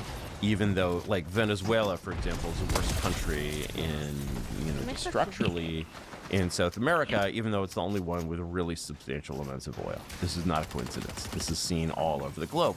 The problem is that essentially it's, and the mediating factor is something called Dutch disease. What Dutch disease means is that you have this source of money, and that makes basically anything like, you have this pile of money, it becomes easier to basically buy things overseas than buy, with the pile of money, than like to make them yourself. Like, did they make handbags in Saudi Arabia? I don't think so, right? And so you basically get this like destruction, because the whole GDP of the country can be produced by like 6 guys, right? And so you get this destruction of labor demand, and the result is that very large numbers of people are forced to essentially turn to the political means of survival rather than the economic means, which means there's nothing that they can do that is helpful enough to their fellow human beings that those fellow human beings will feed them. And so they actually need to use their political power to get money. And that basically is what turned to it in Venezuela. And so in a world where you're already starting to see this, like people train to be software engineers, well, you could be an architect, right? The thing is, the best way to be an architect is to have written a lot of code for 10 years, and nobody's writing any code anymore. So maybe the architects will just get, gray hair, and we'll teach people how to, people are software managers who don't know how to code, right? And so, right, and all of these things go, like demand for humans, like literally, like lawyers, accountants, lawyers. managers. I'm not like my lawyers. They're on their way out, right? Yeah. And like the like mine specifically, I'm gonna take Claude to my family court case, right? And so you see this like massive demand destruction. You see a relatively small number of people getting extremely filthy rich by being on the producing side of this. You do see a lot of some like sort of conventional labor going into building data centers and so forth. But you're already starting to see this phenomenon where the stock market booms and like people's employment is disappearing. Right, and there are just many professions. There are some pieces of inefficiency in the market where you have a bullshit job for basically regulatory reasons or other things. Those bullshit jobs, because they're held up by power, are going to stay, right? But they're going to become even more sort of obviously unnecessary. And whether those brittle structures could be broken is unclear. But in terms of actually needing people, I mean, this is one of the things we found in COVID that was so crazy about COVID in 2020 was before the Fed got involved, we were going to have cannibalism in the streets. And once the Fed got involved, they're just like, it's no problem, everyone. Nobody has to work. We don't actually need to work in this country. The only people who need to work are like the food delivery guys. They can wear masks and bring us food, and the rest of us will just print money. Yeah. And they just printed money, and the stock market, which should go like right, and so that can't last forever. You can do it temporarily, The thing is that just world fallacy always plays a factor there, and like and so when your intuition is that can't last forever, it's important to separate that intuition from actual mechanisms in a way. And so, for example,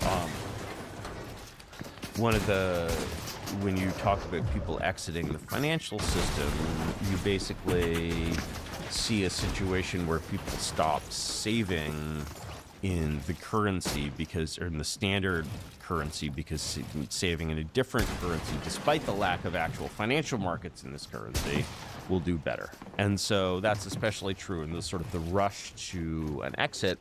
This is the kind of traditional collapse structure of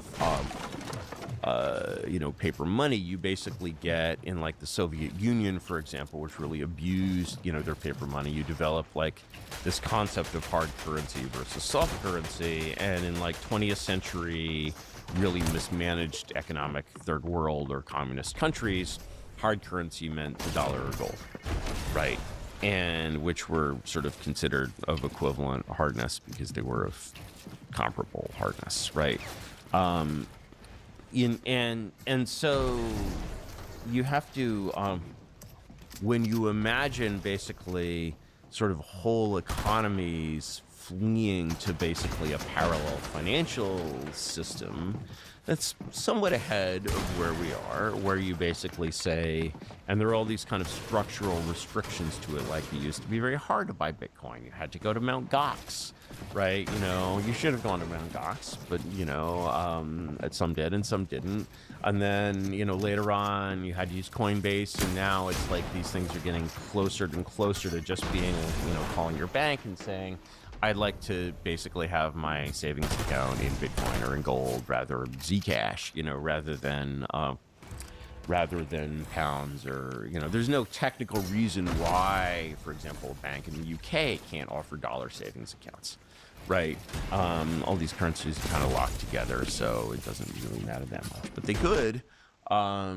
In Argentina for a while, they were offering, before the Corralito, they were offering dollar accounts to Argentinians, which were not, however, backed by actual dollars.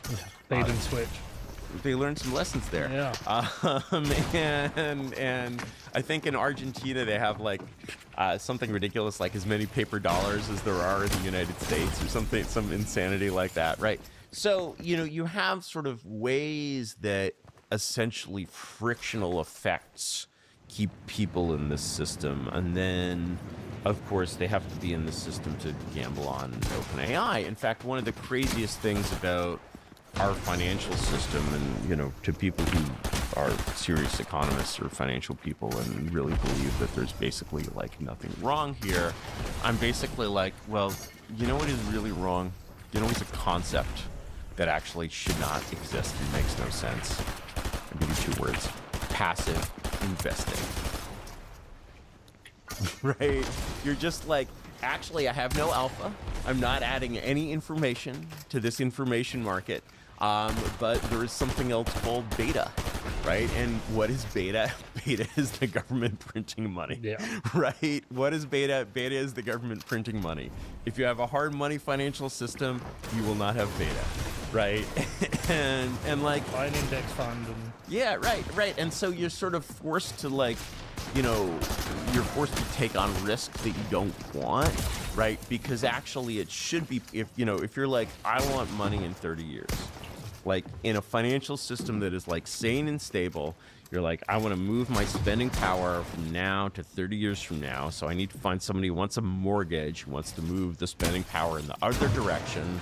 That will create an interest rate. And really, what if I just know I want to take this money out in 2056, I should buy a CD maturing in 2056, and that will be the best value. And that CD, let alone leaving in your freaking checking account, that CD will be utterly massacred by an index fund, right? And that's why we force you to gamble, right? And it's a crazy system, right? It is actually a completely crazy thing. The only people that should be in an information market, which is a prediction market, are two kinds of people: people who have alpha and people who think they have alpha, right? And what a financial market should be is a zero-sum game. It's like poly markets, zero-sum game. People who have alpha taking money from people who think they have alpha. It's like professional poker. You have, the fish, right? And the fish are what you eat, right? It's like if you're an advantage player and you're in a room full of advantage players, it's like basically it's like you're in a singles bar, but it's a sausage fest, right? They don't want to play each other. This show is brought to you by my lead sponsor, Iron, the AI cloud for the next big thing. Iron builds and operates next-generation data centers and delivers cutting-edge GPU infrastructure, all powered by renewable energy. Now, if you need access to scalable GPU clusters or are simply curious about who is powering the future of AI, check out iron.com to learn more, which is IREN.com. So, your view on AI, I think you're right. And I think the pace of change is what's going to frighten people. I think the pace of change of, six-figure salaries just being wiped out and not returning, and how it could be a couple with 3 kids, and he's a lawyer on 150 grand, and she's a marketing exec on 120 grand. They live in a nice middle-class lifestyle, and suddenly in 12 months, neither of them's got a job, and there's no job to go to. And how we shift based on that. Like we looked it up the other day, 17.7% of all jobs in the UK are basically in accounting, law, creative, or HR industries. Yeah. And even if you've lost half of those jobs, that's millions of jobs lost with nothing to go to instead. And then if that happens, then, they have to sell their houses. So we're going to have a deflationary moment in the housing market. Are we going to have to go to UBI?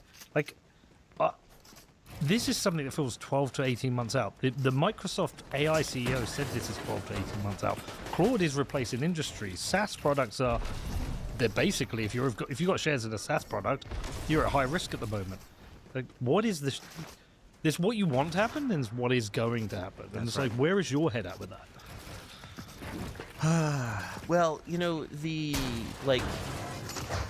what I feel in sort of the proper design of a polity for the 21st century, to me, maximizing GDP and maximizing hedonic, because when you're maximizing GDP, you're maximizing hedonism, essentially. Yes. That's what GDP is measuring. It's like how much fun did the economy produce, right? And I think that in order to operate a functional society in the 21st century, that view of economics needs to change to a view in which you're like, no, the real goal of economic management is matching a labor supply with labor demand, is basically making sure that every normal, healthy human being in the system is demanded. What do you do with all the Uber drivers? 12 to 18 months.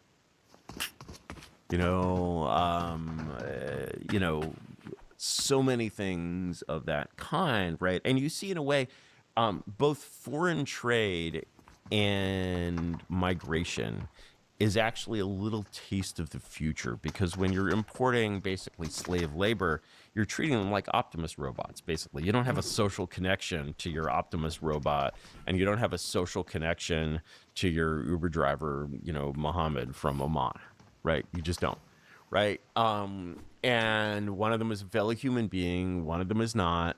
But actually the distance on the social graph from you to Mohammed from Oman probably runs through some Gulf Prince or something, and it's 30 steps long, right? And when you have basically a labor class that is not socially connected to the labor demanding class, that's already a robot economy. That's already a slave economy, basically. Somebody on Twitter came up with something really nice about the whole immigration system that I really loved. Maybe it's not comprehensible on this side of the Atlantic, but the point... Try me.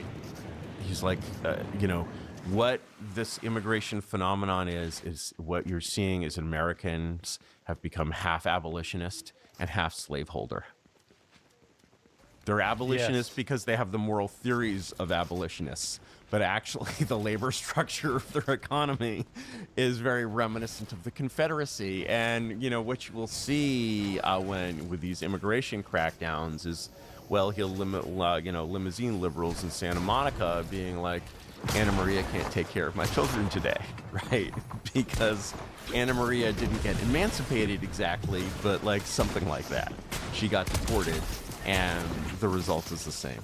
Anna Maria is not there, and you know, you're gonna have to go to your law job. Oh wait, that doesn't exist anyway, so why don't you take care of the kids, right? You know, and like, and that's what you're seeing. I think we're seeing sort of the same thing of like, actually this system, which doesn't make a whole lot of sense in a lot of different ways, is kind of surviving on these kind of frictional structures, and then when the friction evaporates, it's just gone, right? And what do these people do? I don't know. Nobody's starving in America. There's soup kitchens, you know, there's snap cars, EBT.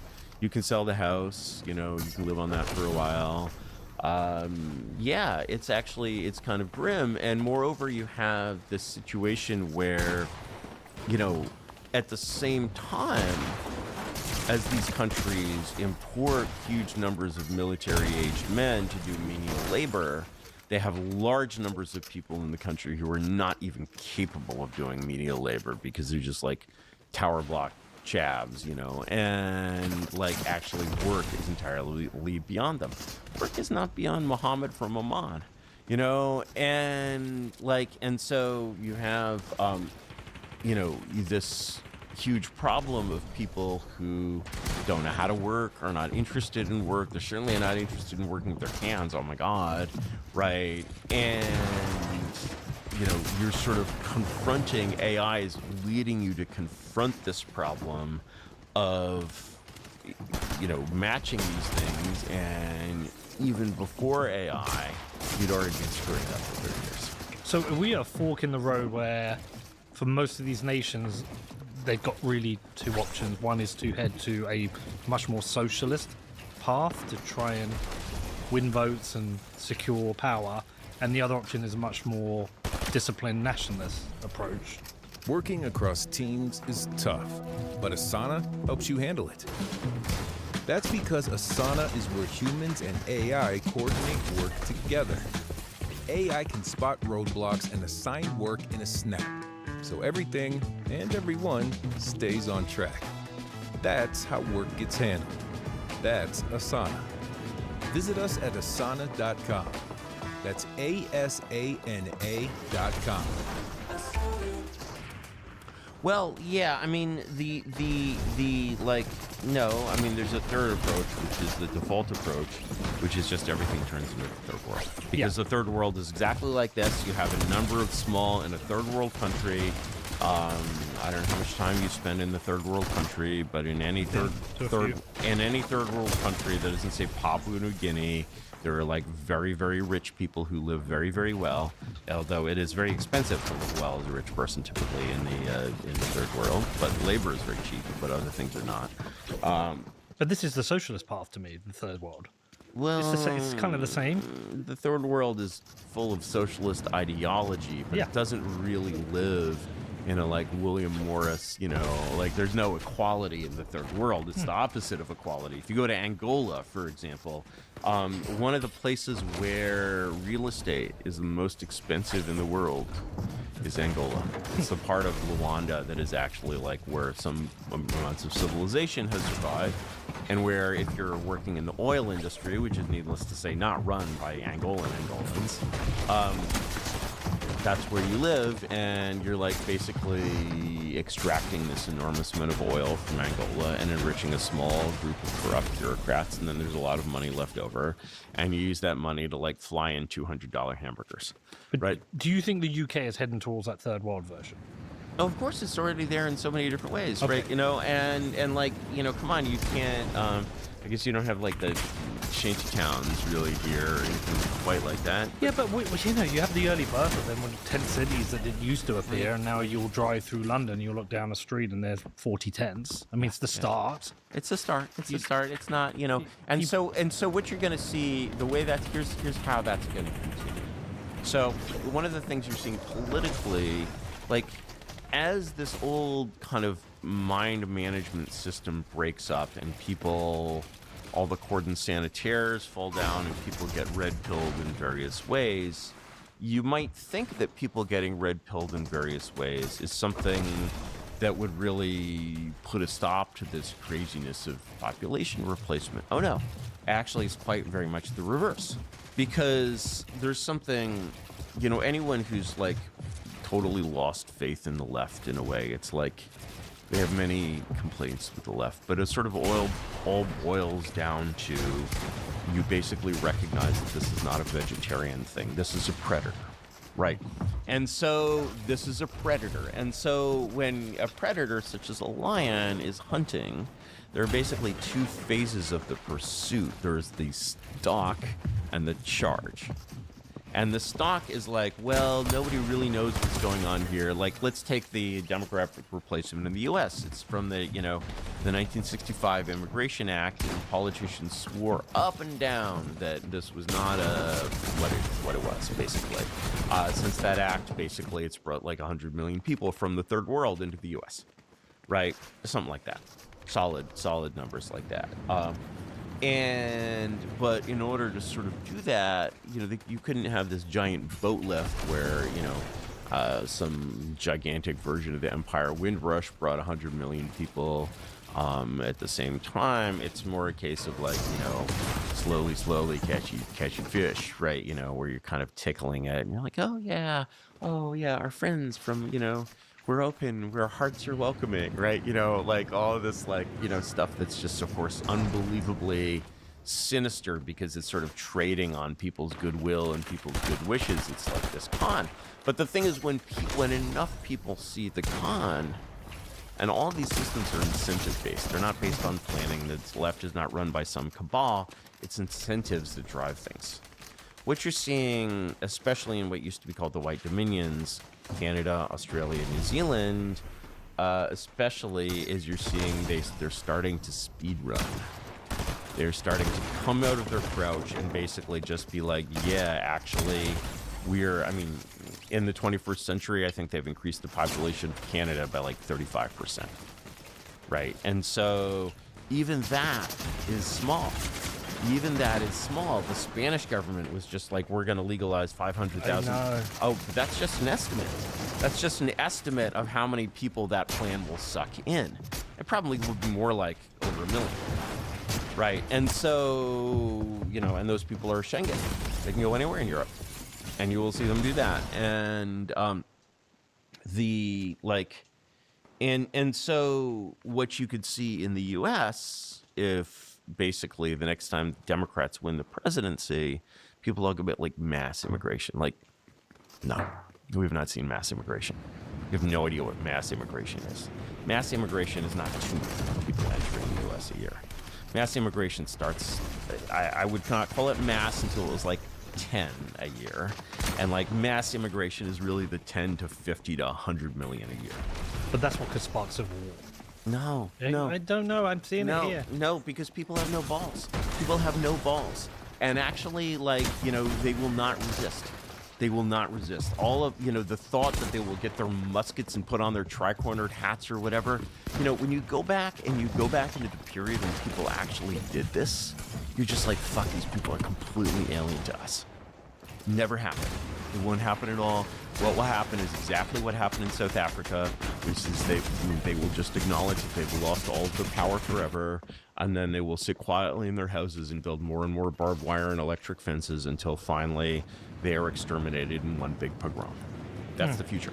That's what will happen to your children. Well, you know, and so like literally, yeah, like, you know, unless your money will be a fair protection as it is in South Africa, but like, you know, But the reaction here, Curtis, is that we're seeing the rise of ethno-nationalism and debates around remigration, which was something people wouldn't even have discussed a decade ago. Deportations sounds like something the Nazis might do, or it sounds like it's racist. And look, sure, the left are calling it racist, but it now could be a vote winner. It could be an election winner. it could be an election winner. And the thing is that you know, but winning elections is really just the start, you know. And as we have seen over and over again, winning elections is really just the start. And you know, one of the things that going back to the Farage versus Low question, you know, the new Overton window, right? Yeah. You know, you're basically like, there are people that will tell you, as we have already discussed, that Farage is not real, Nigel is real, and Nigel is actually a very deep and cagey thinker. And but who wants to be Prime Minister, Nigel or Farage?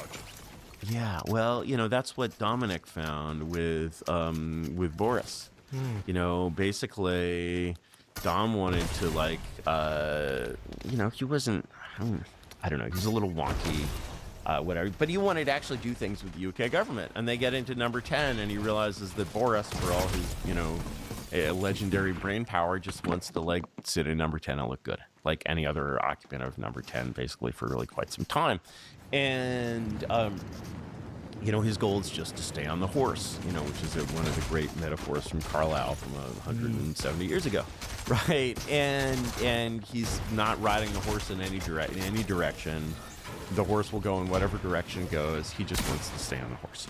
And in Carlyle's metaphor, the horse is following its own footsteps in a circle, right? And whereas, so maybe Farage, maybe Nigel wants to rule. It's hard to know. But Rupert wants to rule. So actually, I'm going to disagree with you. So firstly, I'm going to say, I think Farage built a lot of political capital by being Farage. Yes. And but does he want to spend it on being Nigel? I don't think he does. I think he thinks he cannot win as Nigel, and I think that's going to be potentially his mistake. To be seen. There's a lot that Rupert has to do. I think the great thing about Rupert is he doesn't want to be Prime Minister. He feels he has a duty. Yes. He's like that. Who's the Greek? Canisia? I can't remember his name. Cincinnatus. That's Roman, not Greek. Yeah. And by the way, I'm stealing that. That was Connor Thomason told me that. But I think he feels a duty to do it, which is why he doesn't change character. I think he would go in, he would do it for as short a time as possible and leave. He has no want for anything. He wants to be on his farm.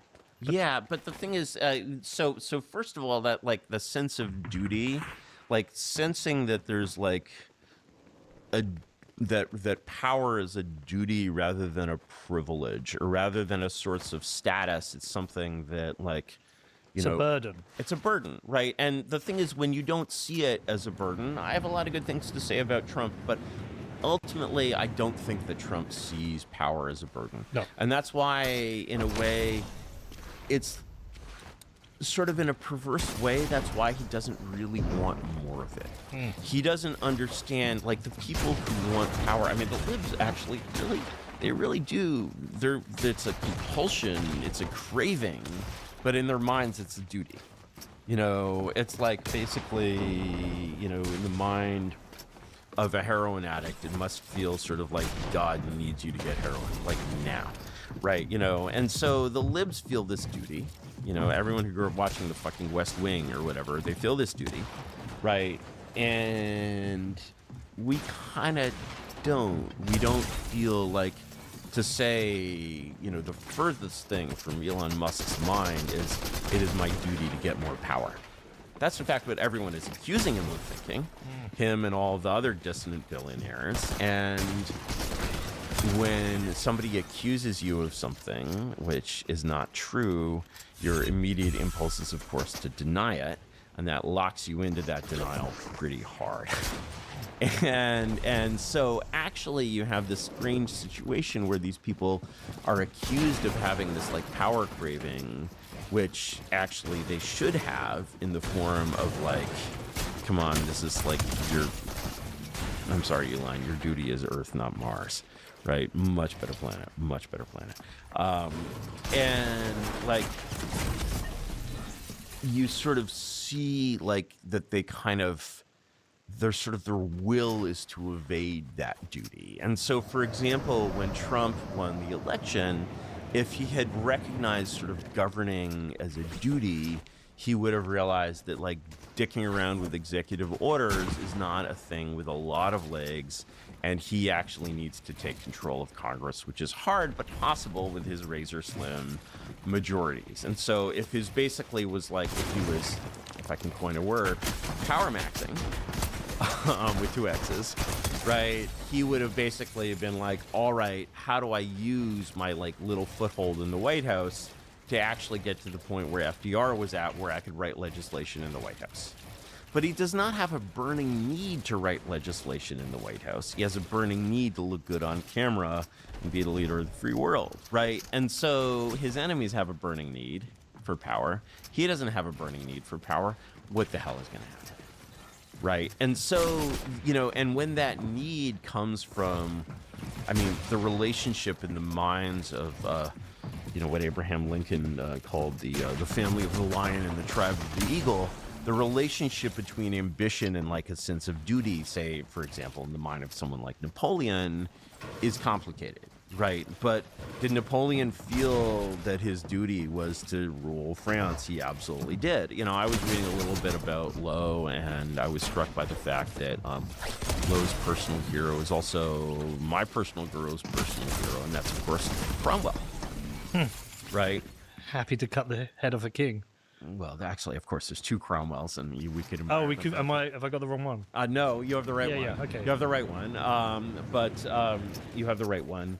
Although I don't know that was entirely Cromwell's decision, because I don't think he was completely in control of the whole situation at that point. He gets the credit. He gets the credit, right? And you know, then there was the one who dealt with the monasteries, which also has, I think, resonance in our day, and the you know, I mean, in a way, like, really, you know, I was sort of thinking about this for something that I'm writing recently, and I'm like, the question in a way is how far back you sort of have to go to like revise history. How far back do you have to go sort of delineate a period whose echoes are still like present today? And I think the number is about 500 years, and that basically takes you to the point when Henry VIII is like, no, I'm going to do my own thing. I'm not just going to continue the system of Henry VII.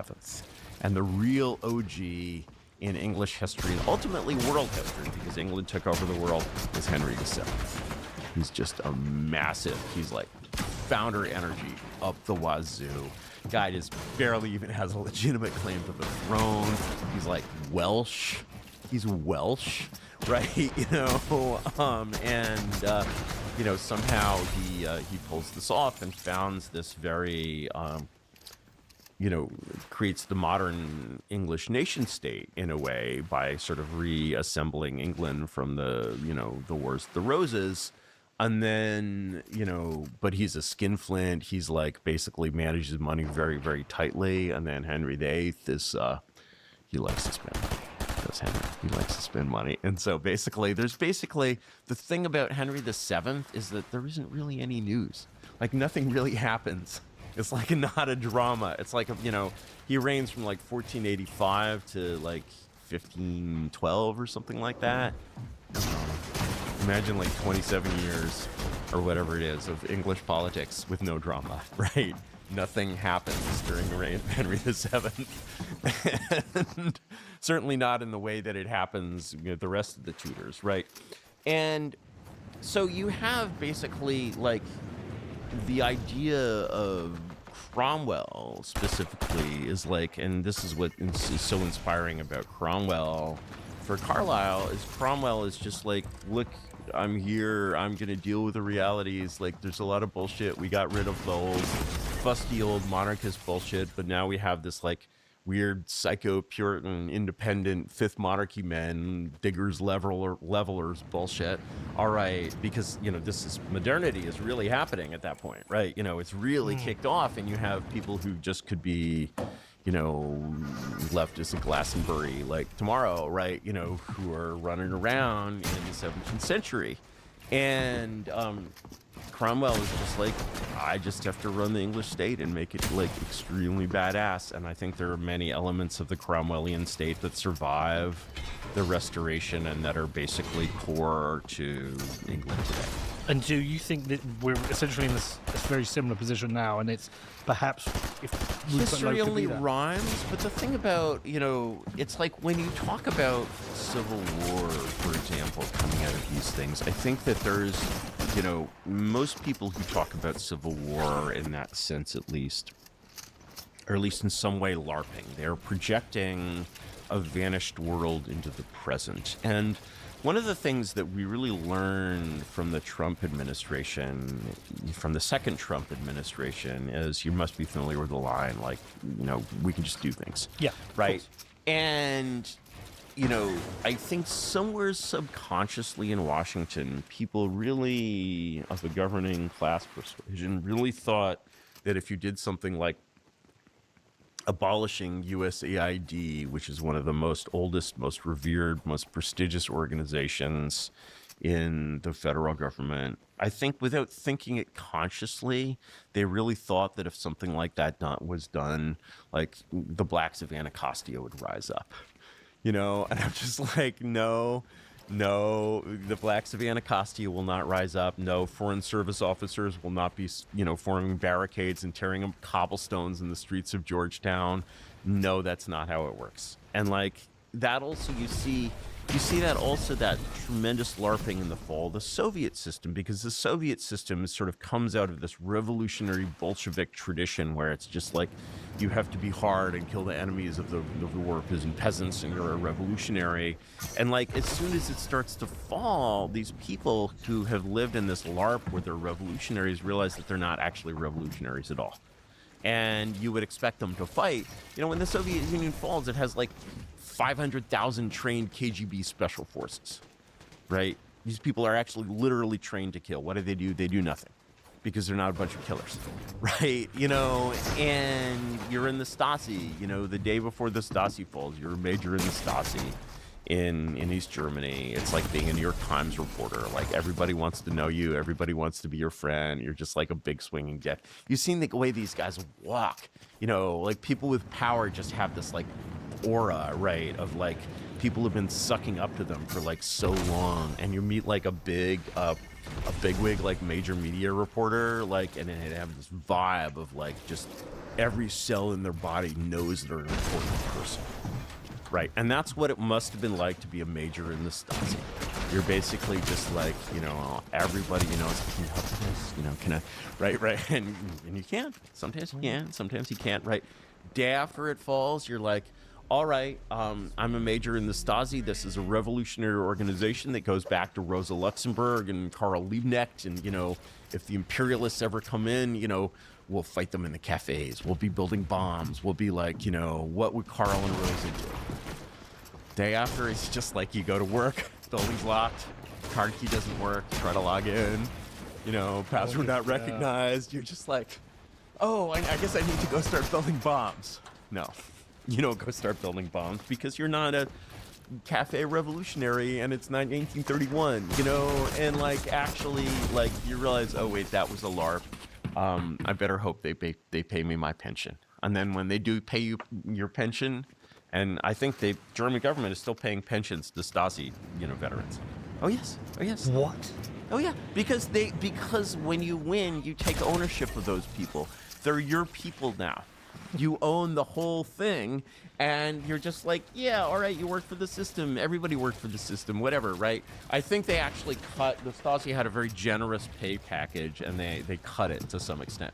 But what does this all mean for now? Like, what it means for now is that basically if Rupert Lowe comes in and is just like, you know, it's like the end of Inception. You saw Inception. You're just like suddenly everything is just like falling down, and treats Whitehall like the Stasi, and is just like, because here's another thing that we learned from the Trump administration, and we learned that largely from these kids at Doge, and these kids at Doge were operating really they were not operating in a highly AI-enabled way.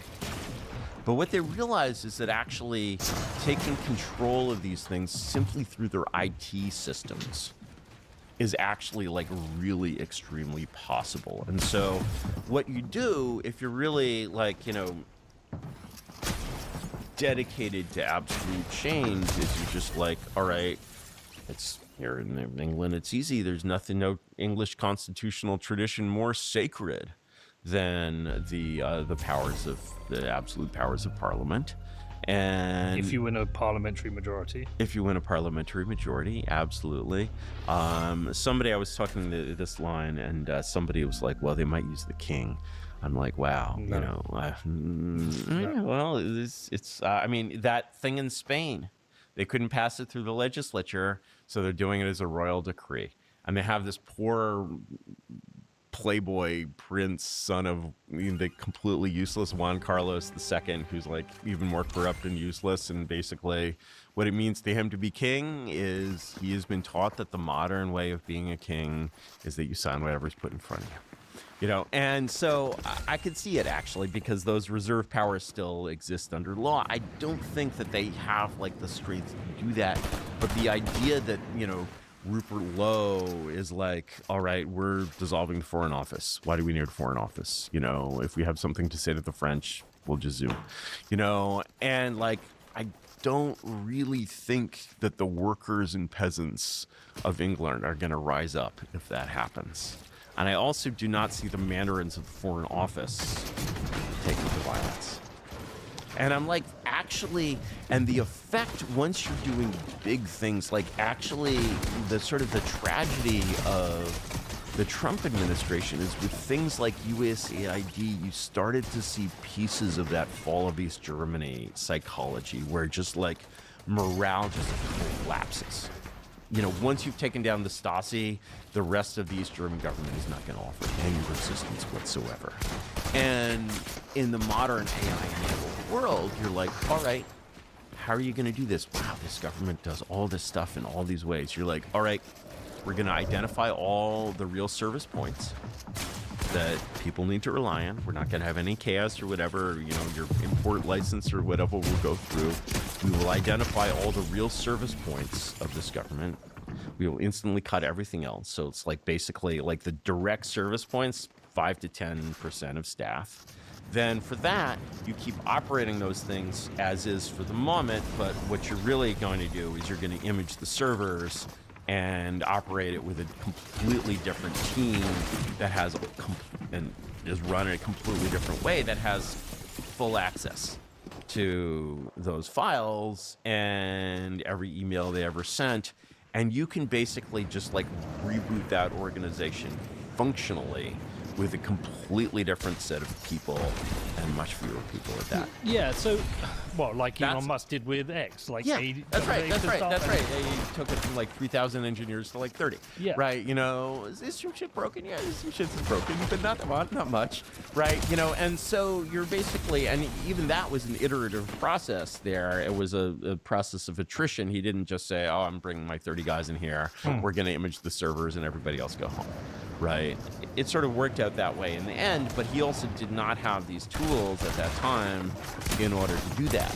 And so when you're, you know, the thing is when you're really there to rule and you come in and you're in charge, you're basically just like, why would I keep using these organizations? But this is kind of the tragedy then of reform, because their original appeal was they weren't the establishment. Like, they were anti-establishment, and they've morphed into the establishment. Yes, they're talking about, you know, repealing some laws, and they're talking about... Well, weren't they... Wait, I mean, the thing that I heard was just like... I mean, it's so huge that I can barely wrap my head around it. I think Farage was talking about a, even as high as a 10% cut in the beer tax. Yeah, 5p off. And I'm just like, and I'm like, wow, that is like levels of rearranging the deck chairs on the Titanic. That is just like, yeah, that's full out comedy, right? You know, it's not going to like, save any pubs. Like, yeah, look, the thing that's going to save pubs is getting rid of business rates and getting rid of a minimum wage. And it's just so beyond that, even. I mean, yeah, you know, like the whole fabric of, you know, there's this book. You must know the writer Kingsley Amis. Oh, I know the name. I don't know him. His He's the father of Martin Amis, who is perhaps somewhat better known these days, but a great mid-century writer. And he wrote this book that is one of his later books, which is really very little known. It's called Russian Hide and Seek, and it takes place in an England that has been conquered by Soviet Russia like 40 years ago or so previously. And there's a new generation of apparatchiks who are actually like Anglophiles. And they're like, we're going to restore English culture. We're going to restore England. We're going to have like maypoles and like, you know, and you know, not to, you know, spoil anyone's experience of this lovely book, but basically, you know, they're kind of trying to resuscitate a corpse. Now, are there, you're like, all right, you know, let's bring the pubs back. Are there pubs in England? Are there, you know, yes, there are. Are there cobblers in England? Yes, there are. You don't get all of your shoes from Vietnam.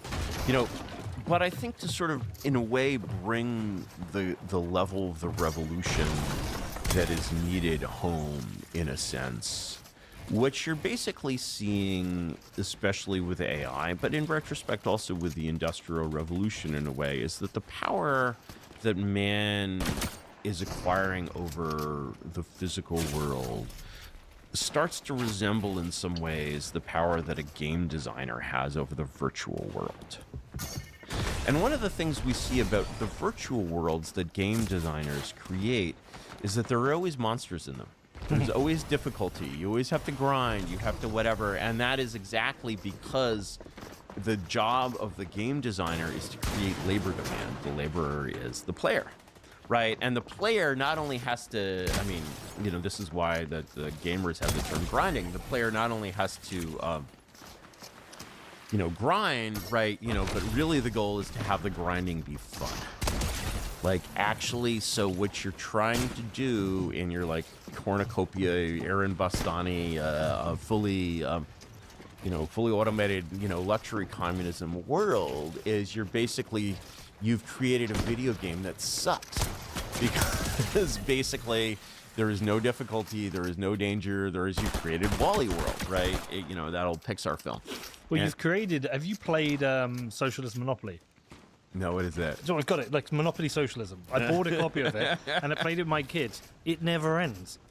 The game never ends. You can't win the game. Because if you get anywhere, it redistributes. Yeah, but the thing is actually a world where you do not need... So in a way, what you're saying when you basically take what the game designer can do is change the rules of the world to make the game harder in a way that works. So he's like, this virtual world is boring without monsters, so we're gonna have monsters, right? Minecraft didn't used to have monsters, and then they were like, no, we need mobs, right?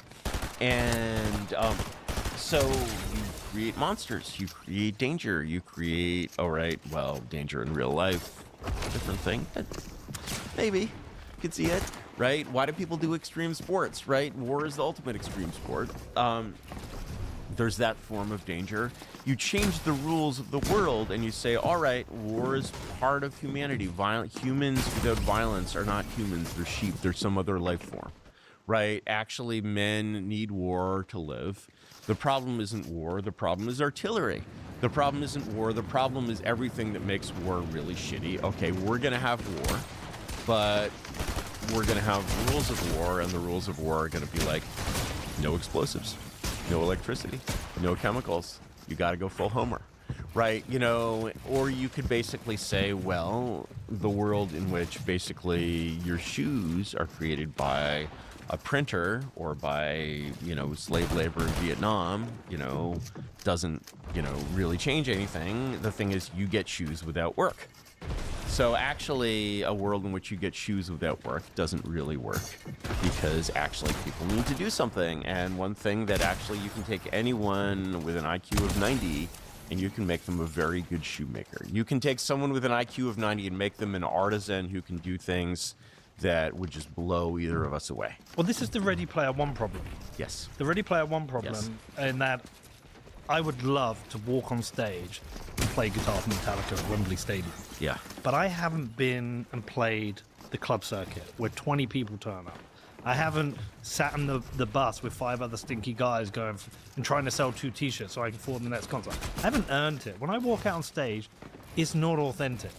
You have to, yeah, and you haven't earned your shoes, and you haven't, like, you know, so basically man needs, you know, this you know, Naruto line, struggle, iron, and volcanoes, right? And so you have this force that on the one hand is an impoverishing force, and then it has sort of, people are like, oh, well, we'll give you UBI, which you can spend on your shoes that are no longer made in Vietnam, but are now made in the UK by robots, right? And you're living like a child, you know, and it's this sort of massive dehumanization of the human race. And the alternative is to say, no, actually, the world, now that we have all this productive power, we need to actually design a world like, you know, a video game and, you know, crafting in video games, right? You want a pair of shoes, right? You have to craft the shoes. That's artificial labor demand. You can't just click a button and clone 100,000 of the shoes. There's no shortage of bits to do that. But actually, if you did that, it would kill crafting, right? And so you basically realize that in a way, in the kind of world that you have to create here, it's like everything is fake, right? You know, in order to like ban machine-made shoes from Vietnam, you have to have, it's not a libertarian thing. You gotta have the guy, you know, got a guy at the port who looks in the container is like, I knew it.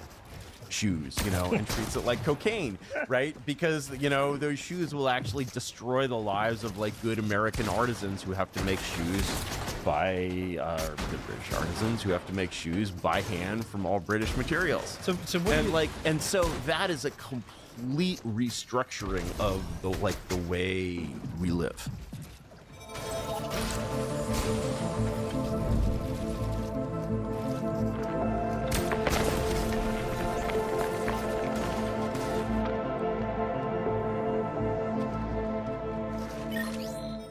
I want to talk to you about one of my sponsors, Incogni. And that means we're going to talk about the weird world of spam. And I don't just mean those spam emails that you get day after day from companies you never heard of and companies you've never signed up to. I'm also talking about those spam phone calls you get from those people who seem to know a little bit too much about you, trying to get your bank details. It's all a bit creepy, right? Now, this all comes from the world of data brokerage. There are companies out there collecting your data, building profiles, and sending that data to anyone who wants it. Which is why when one of those scammers phones you up, they seem to know everything about you. Now, I've tried myself to get off these lists, try to get off the phone list, try to get off the email list. I'm subscribed from every one of these emails that comes in. This game of whack-a-mole. It just never ends. And so this is where Incogni comes in. They do all the hard work for you. They reach out to these companies and they will get you legally removed from these lists. And I know because the last time they sponsored my show, I signed up and I didn't take the free option that they offered me. I wanted to pay for it. I wanted to see if you get value for money, and they removed me from 79 data broker lists. And so I've stayed on. I've stayed a subscriber, and I have seen a massive decrease in the number of emails and phone calls I've been getting. So it's a great service. I recommend you check it out. If you're sick of this like I was, please head over to incogni.com/Peter and sign up. If you use the code Peter, you will get a lovely 60% discount. So that's incogni.com/Peter. So it's almost like the reverse Ready Player One. We have to construct a authentic real world for people to live in and have purpose. Yeah. Otherwise... And that authentic real world has to be one with rules that prevent it from becoming purposelessness. And so it's like if you look at like Luddites, the sort of the way you think in terms of Luddites is like, let's ban the new technology. Let's ban AI. Let's ban genome sequencers, something, something, something. Actually, to fix the economy, it's the old technology that you have to ban. It's the first things that were killed by the Industrial Revolution. And you're just like, what are like 10 million people, you know, going to do? And you're just like, well, actually, they could make shirts. And like, if there was no way to make a shirt by machine, then, you know, sure, your shirts cost $200. Yeah. You know, but like, you know, that productivity is coming out of the cornucopia of AI, and the person who made the shirt actually enjoyed making the shirt, and it's a nice frickin' shirt, right? You know, it's sort of the Etsyification of the economy, essentially. But this is one of the arguments for the kind of like the world where we move to much more AI and automation is that actually there will be another economy built, an authentic economy built on people who desire things that are created by humans. Yeah, but the problem is that there's not enough of that. And the thing is, people don't, sure, you know, what really is the difference between your Gucci bag and your knockoff Gucci bag? Well, you know, your real Gucci bag was created by Italians and your knockoff Gucci bag was created by Chinese, and you feel much personally closer to Italians than Chinese. But the thing looks the same. It's the same supple leather, you know, and so, you know, actually, if you're trying to do this in a libertarian way, it doesn't work. You can't. Yeah, but if you're trying to do it in a non-libertarian way, and you're basically doing full-on William Morris Guild socialism, actually it can't. And so, yeah, and so you're back in, and this was sort of a dream in a way of the arts and crafts movement in the late 19th century. They were a little early on that, but they basically, I mean, this is also Carlylean, because this is like Ruskin, who was a Carlylean. They sort of recognized that, you know, the dignity of fulfilling work is essentially a work that challenges you to your limits is actually, that is the thing that we should desire most, and not luxury or fentanyl or coke whores or whatever. No, we should want to be cobblers. You know, there's this great, you must know the actor Cecil Day-Lewis, right? Yeah, he stopped making films to go and be a cobbler. Yeah, I'm like, if it's good enough for Cecil Day-Lewis, you know, like, who's not only an actor but also an aristocrat, he apprenticed to an Italian cobbler for a couple of years, right? You know, and it's like, actually, like, and I'm sure those were very high-end shoes, and I'm sure, like, probably they were, you know, they're not cheap, right?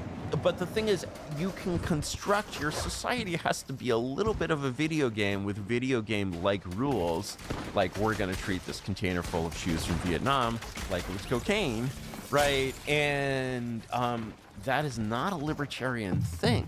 It's just not a libertarian thing, and expecting it to happen spontaneously on its own in a libertarian way is, no, you're going to get the third world. And like, and so in a way, when you look at this sort of Carlylean, Cromwellian kind of picture of a, you know, I mean, Cromwell's government really took total responsibility, as did the royal governments before it, took total responsibility. There was nothing libertarian about either Cromwell or the Tudors.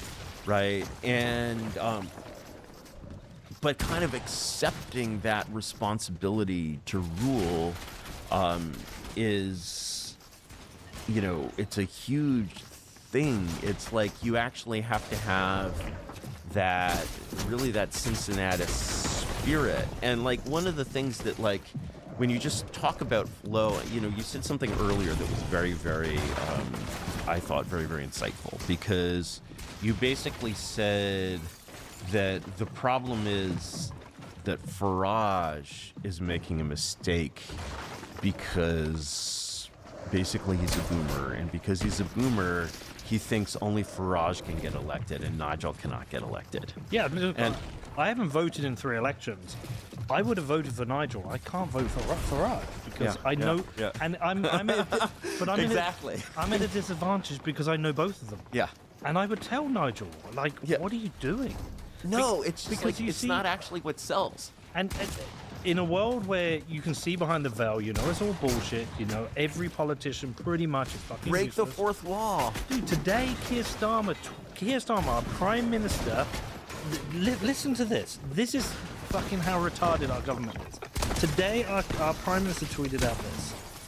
Where is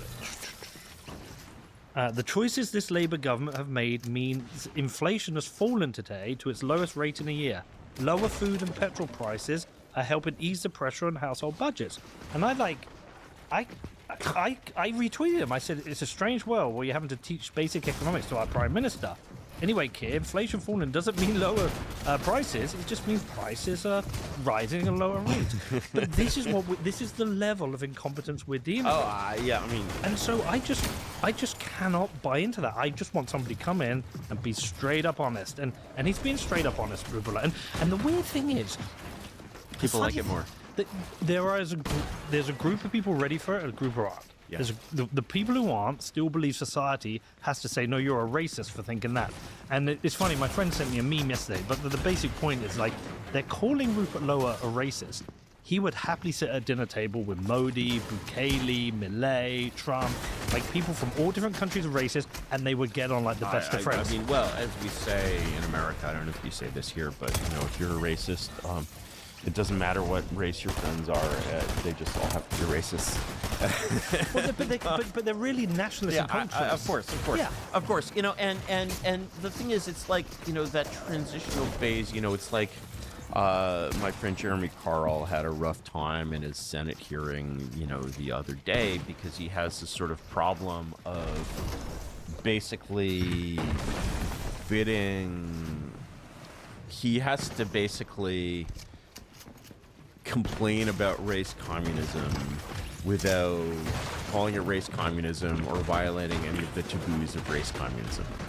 That's really pretty hard, and it's just like,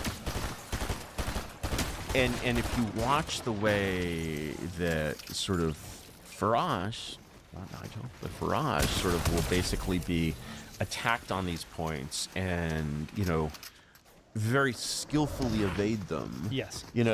And you admire the skill with which he evades them, but fundamentally, as did Jeremy Carl the other day, when you're evading, people might find that you seem evasive. And Lowe just simply doesn't do this. Or at least not that I'm just observing like the sort of the latest things, Lowe doesn't do this, I'll give you an example. Do you know Matt who Matt Goodwin is? Yes. Yeah. So I like Matt. He's been here a couple of times, hung out with him.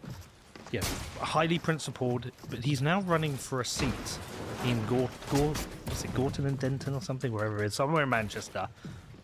There's a complete personality shift that he's had to go through to fit into the party. And it's so obvious. I can see it, and I get why he's had to do it, because he has to now go and win a seat which has a large percentage of Muslims in that area. He has to pretend he is a. But at the same time, it's like seeing your friend transform into a lizard. Yeah. It's the guy got a girlfriend, and now he doesn't want to come to the football because he's going shopping, or he's doing the gardening. And it's like, but then you go to Rupert's Twitter. I'll give you a couple examples. What time do you have, by the way? We're at 2. We got another half hour. Yeah. So, a Restore Britain government would hold a referendum on the reintroduction of the death penalty. I mean, I don't agree with it. I don't want the state killing people, but he's there. What else has he got here?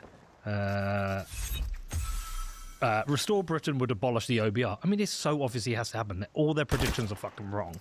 I mean, if you just go through, here's my mass deportations book. He's just he's gone, do you know what? I want to go zero fucks. Yeah. Here's zero fucks. Here's my zero fucks party. And do you know what I really like about them is that I think they've recognized there's 2 votes in the next election. There's establishment and anti-establishment, and they have to stay in that. And I like the fact they've talked about we don't want any other failed MPs. I mean, the Reform are just a bunch of architects of failure.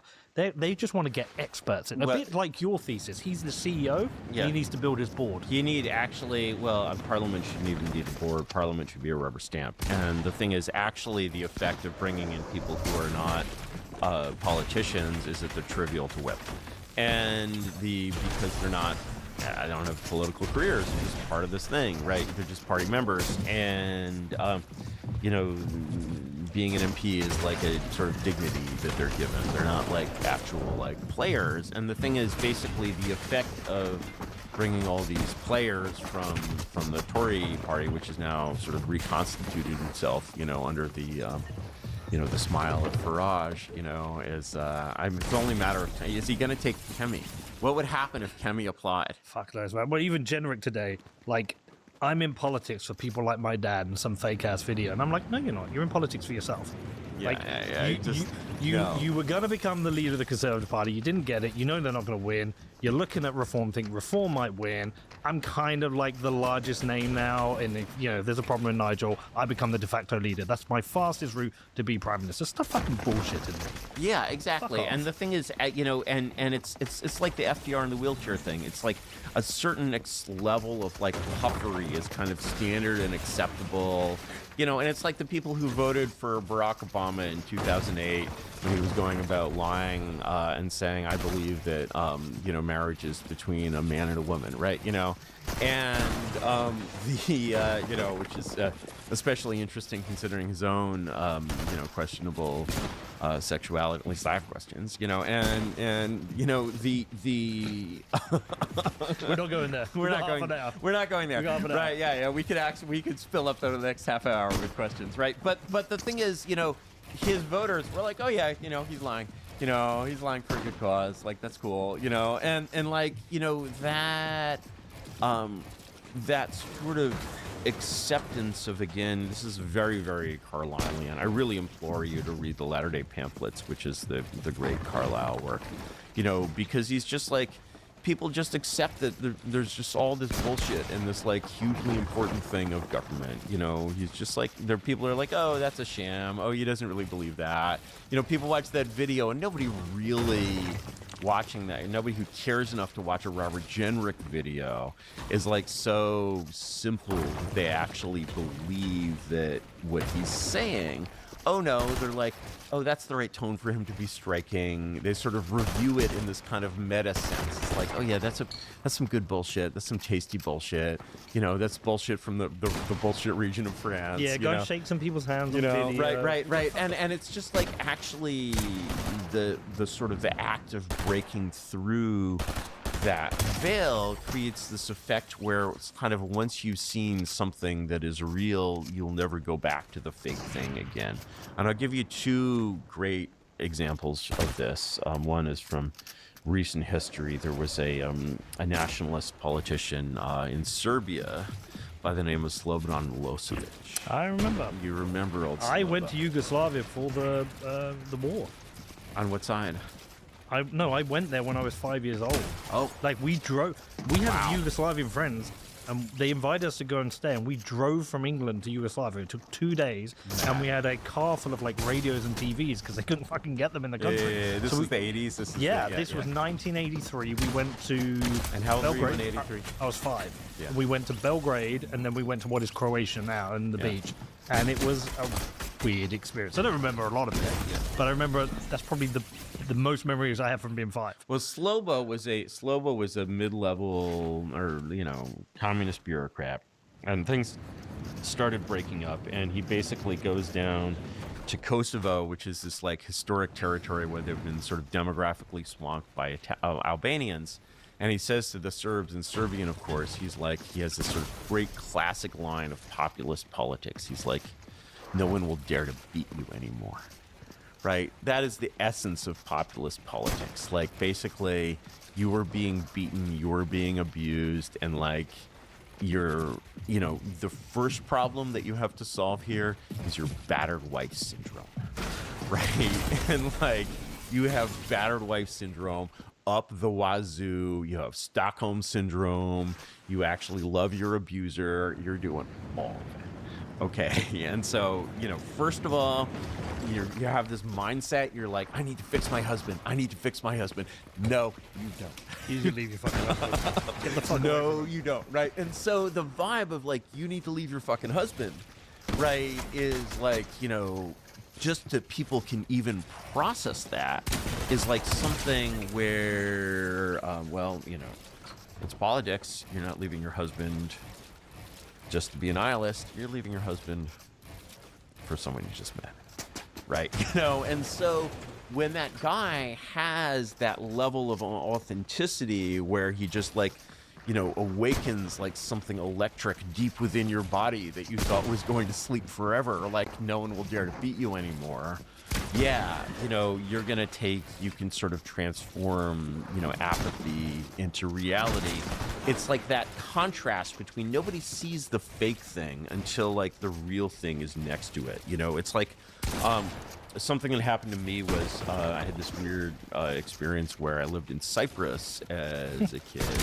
And not only was I in Cyprus, I was going to the English school in Cyprus, which is a sort of faux British public school. Was that in Larnaca? No, Nicosia. Nicosia. The capital. And you know, to add weirdness to that, I was basically skipped 3 grades ahead. Okay. Because I added 2 grades when I went there because they did things by admission tests. And I'm like, all right, sure. This doesn't surprise me.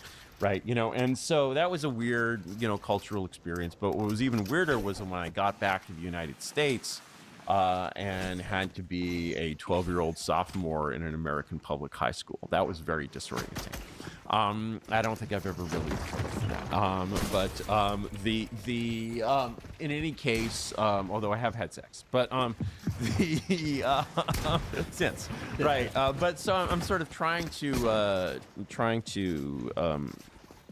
accommodate myself, and I'm like, all right, well, I need to listen to the same music that these kids listen to. So I got a little boombox, and I started listening to like 80s top 40 radio. You must know 80s top 40. Cyndi Lauper. Yeah.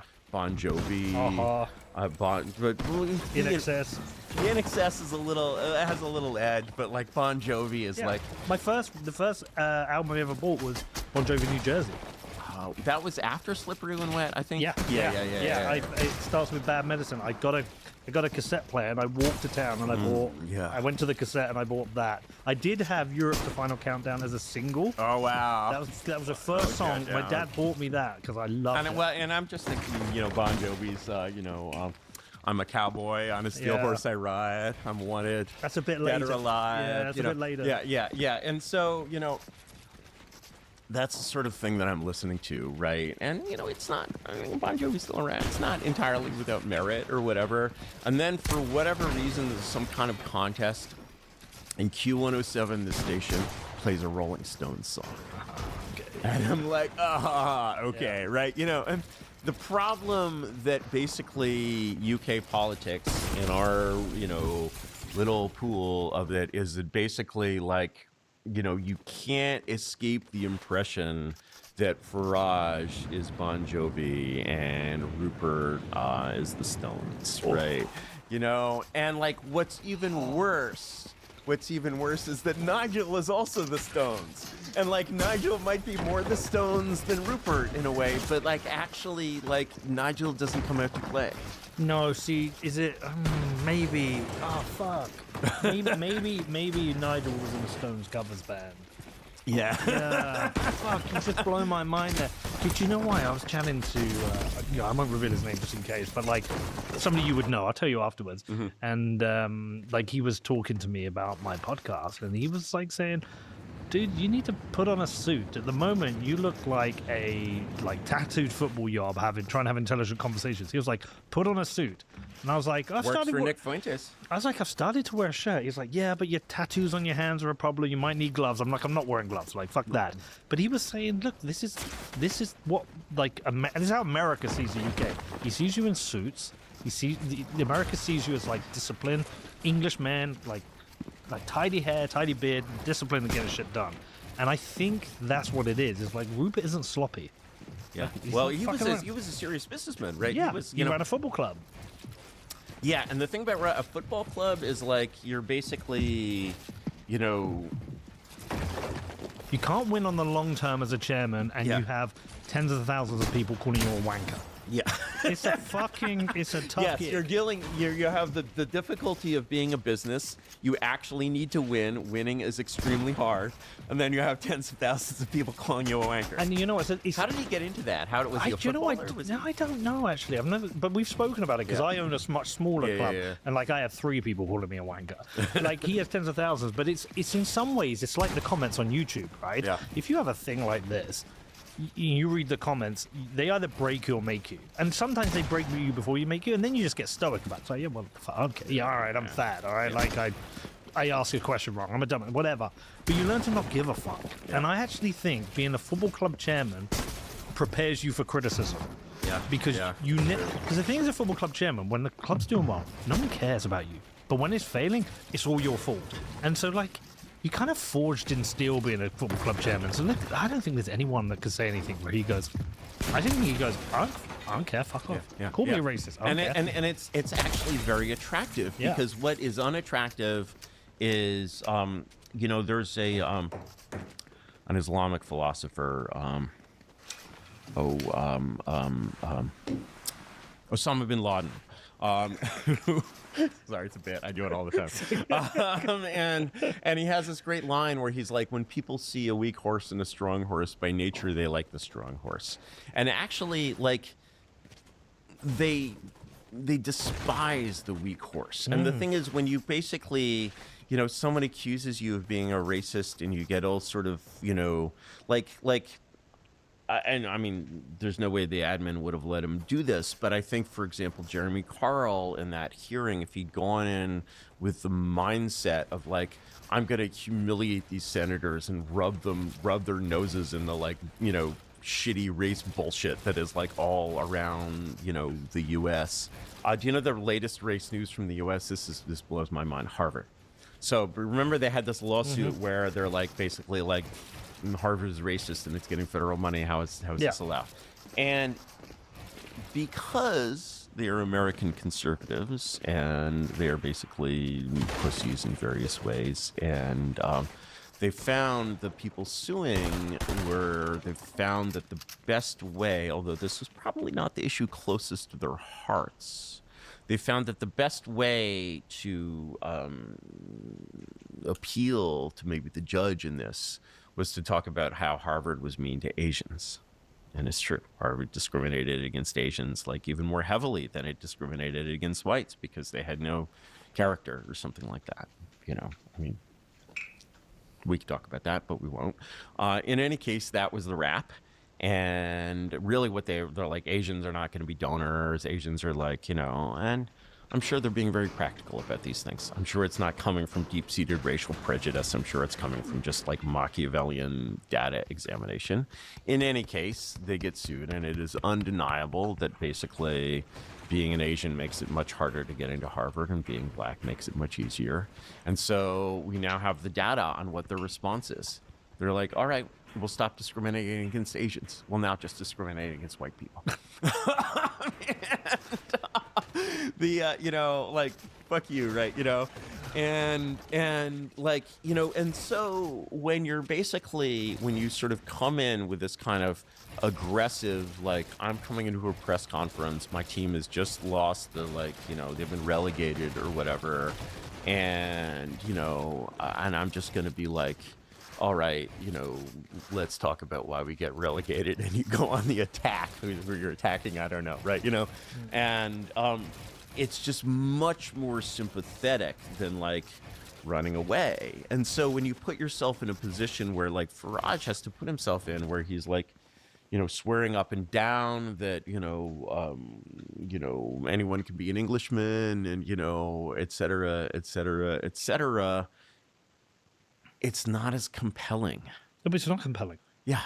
But the thing is, it is compelling when you compare it to, Keir Starmer. It is compelling when you compare it to Kemi Badenoch. Yeah, but it depends where voters are at. Because somebody said something to me recently. They said, the thing about politics is like, there's what people say and what they think. And what matters at the ballot box is what they think. And there are too many people who can't say what they think because of social consequences, or just aren't brave enough to say what they think. And somebody like Rupert Lowe is just smashing through the Overton window, and he's enabling people to say things. So Jim Ratcliffe... Trump, that's some of the best things that Trump has done. Even, I don't know if you saw Sir Jim Ratcliffe. What he said, and look, I think his choice of words was actually poor. It damaged the point, because he then had to go on the defense and apologize. But again, he's smashing through the Overton window. People are breaking cover and saying, I think this immigration experiment has failed. I think this diversity experiment has failed. I think multiculturalism has failed. And the problem is the battered housewife syndrome. Yeah. Right? And it's like, come on, can we have some nuance here? There's good immigration and bad immigration. Can we just have that conversation? Yeah. It's like you have to accept one or the other. What does it actually mean to be British, right? And is it a legal status? Is it that's resolving these questions, or in a way, it's like, when you think about regime change, really. I think that Farage is under the opinion that wherever he wants to go, he can go there slowly without risking his neck too much. And I think that's also a strategic mistake. I don't think the right can move slowly, basically. And the slower, it's just the left is incremental, the right is not. You know, I'm not saying that every step has to be made in one, but fundamentally it's entropy versus extropy. The left is entropic, so things can just decay. But if you're building something, you need to build, right? So I think that the idea in the mind of the sort of Farages of their world is, you know, you have this kind of incremental subversion of the system, which they think is possible. It's an aging system. It's much more subvertible than it used to be, but I still basically don't think of that as possible. No. If you have someone more like Rupert Lowe, my suspicion is the way Rupert Lowe sees it. I think he's sort of thinking in terms of something less like 100% regime change and more like 40% regime change. The thing is, if you're thinking of like 1%, 2% regime change, that's going to slide back down. And before you know it, it's 0.1% and 0.01%. Once you're up at like 30, 40, you know, you're just like, why can't I do it all? Well, so right? You know, and like and that's when you get like really Cromwellian, basically. Yeah, my hot take on this is that actually I've considered Reform still a left-wing party. And I think the reason I have is because I think we've forgotten what a proper right-wing Conservative party looks like. And all I think they're going to do is they're going to come in, they're going to tweak some things. We're still going to have a massive welfare state. You'll still have a beer tax. It's just 5 pence lower. Yeah, 5 pence lower. And we want people to work, you know, not work from home. But I still think we'll just have a very large state. The debt will increase. And all they're going to do is, like, change who they point things at. But it's still...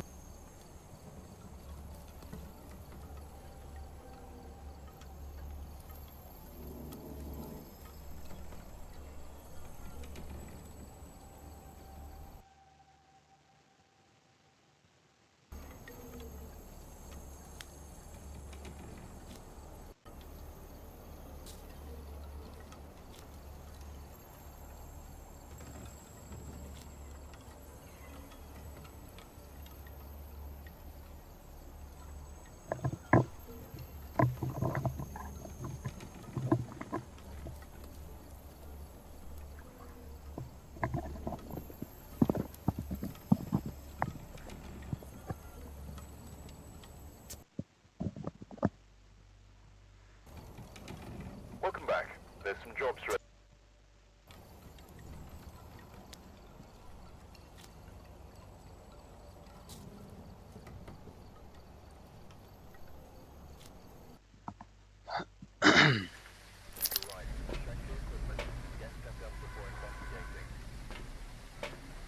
Whoever was here must have summoned today.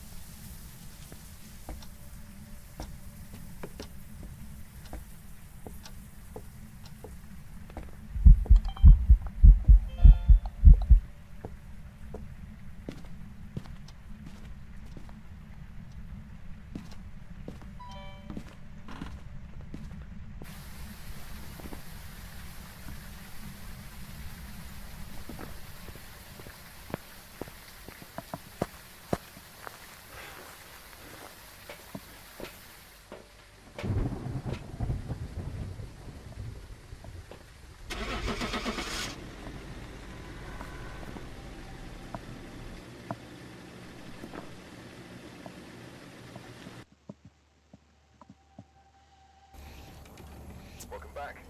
I've got some jobs ready for you.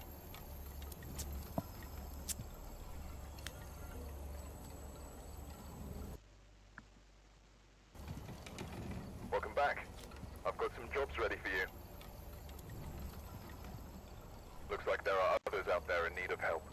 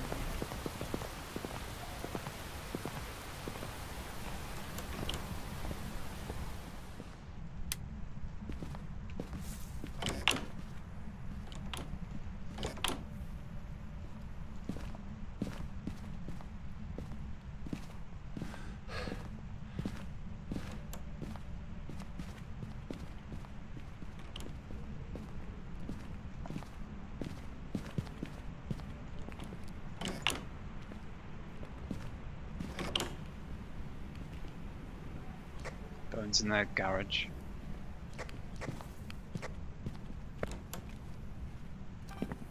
And there's orbs in the dining room. Where are you? Where are you? Can you wait? Got orbs in the spirit box.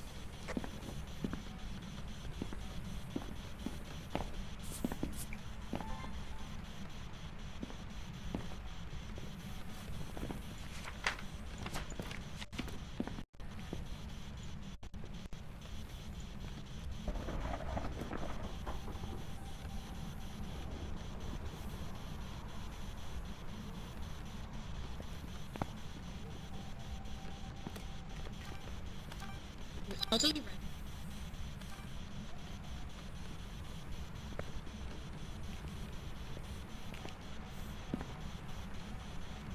elderly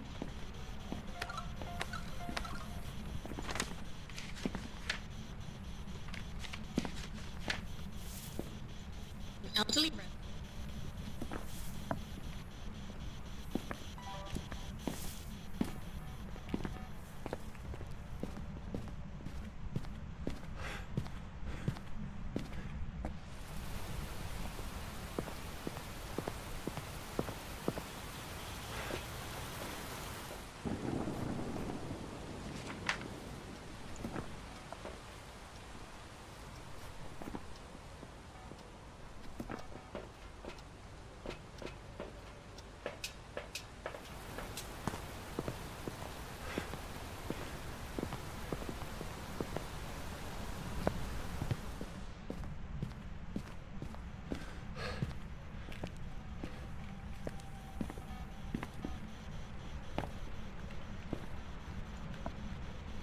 And it starts.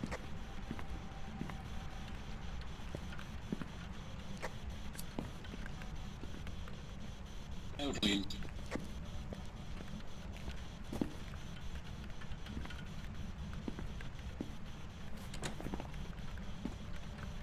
killing.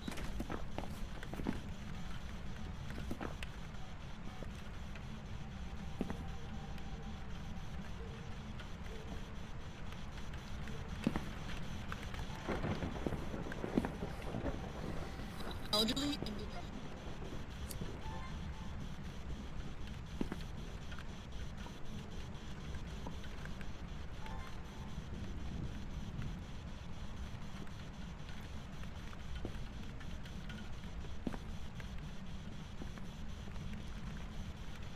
elderly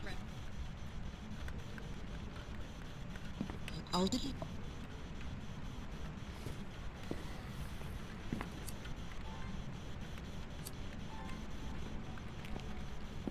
turd up.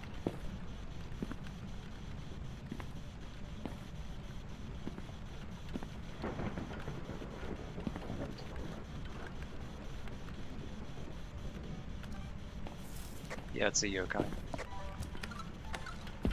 An elderly victim.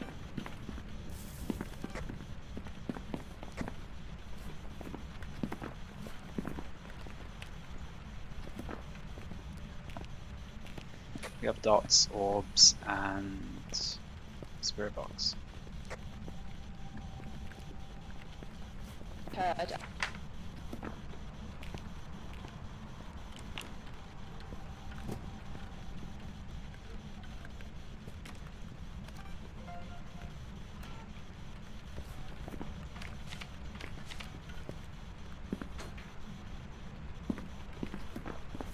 Active killing.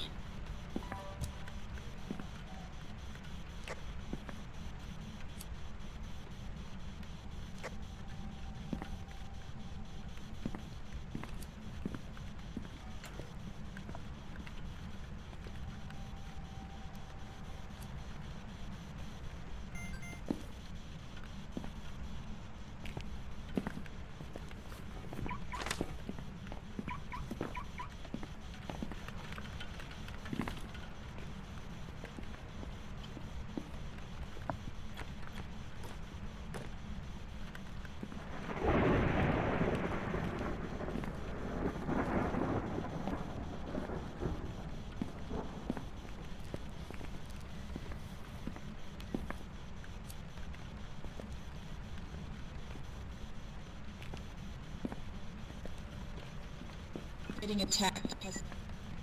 Okay.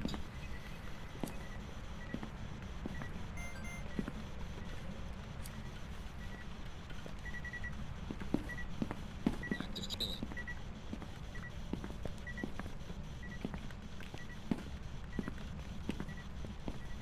Person died.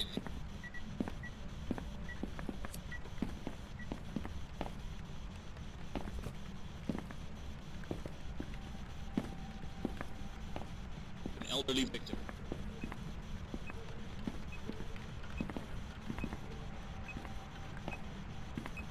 An elderly victim.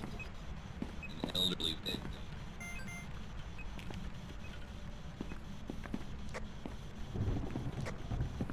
An elderly victim. Elderly victim.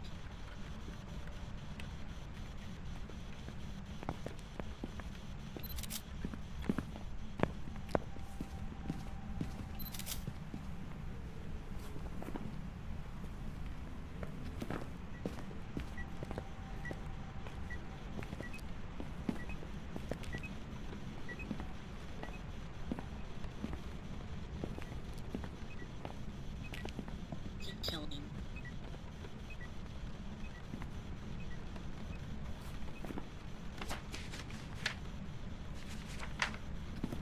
An elderly victim.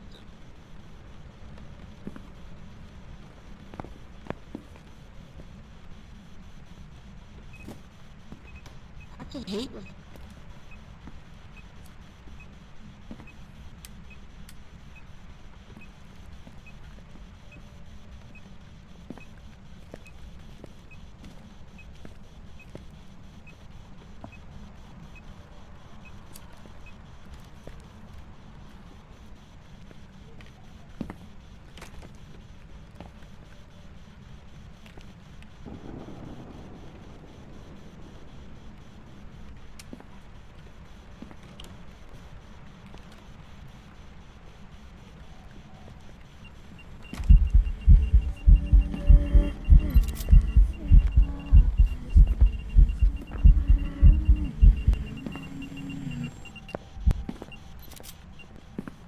Elderly.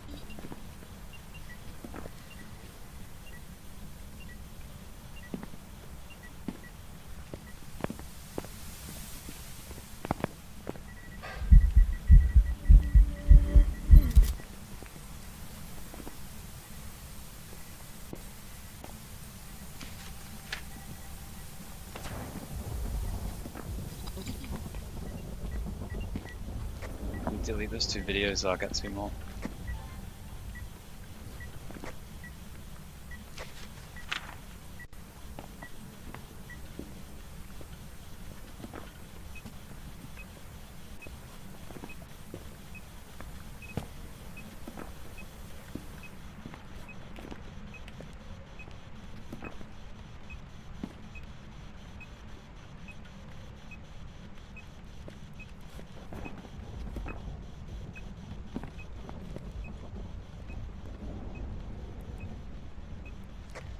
have everything, so we can just leave, or we need to delete those 2 videos to get 2 more. Otherwise, there's no point staying.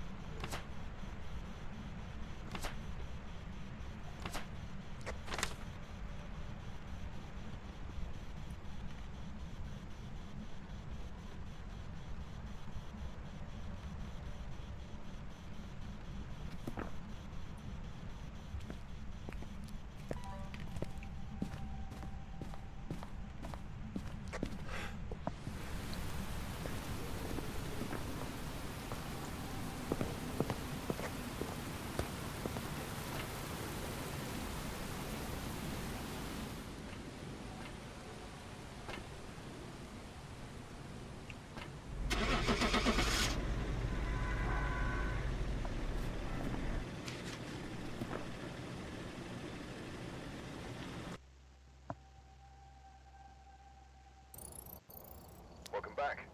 I've got some jobs ready for you.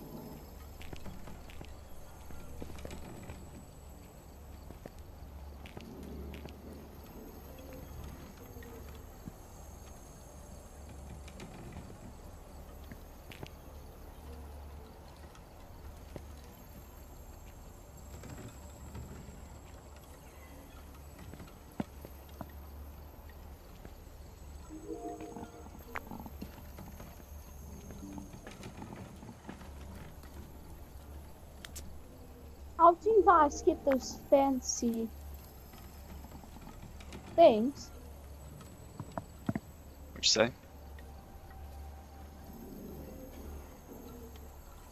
How do you guys get those fancy things with your names? By doing challenges, or just by leveling up. Oh, like the Like those thingamabobbers. the weekly challenge, yeah.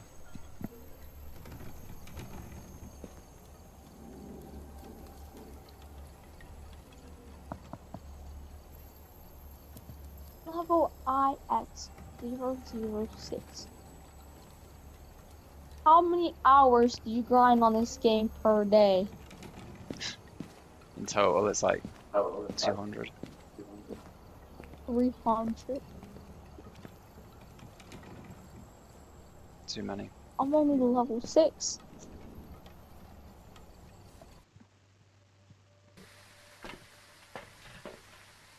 Somebody tell me what some of this stuff is. Like, what is this thingamabobber? Which thing? The stickman looking thing. You never really need to use that. Ever. Okay. Guys, can I be the camera person? Yeah. Oh, I know what's to do stuff. I got this, guys. Let me go in first. Ladies first, guys. I'll find.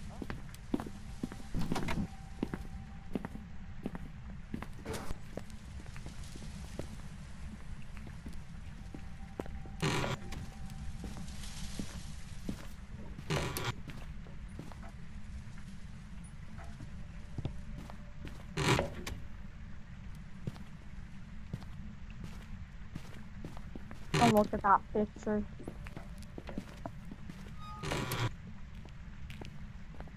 I need what's that thing called?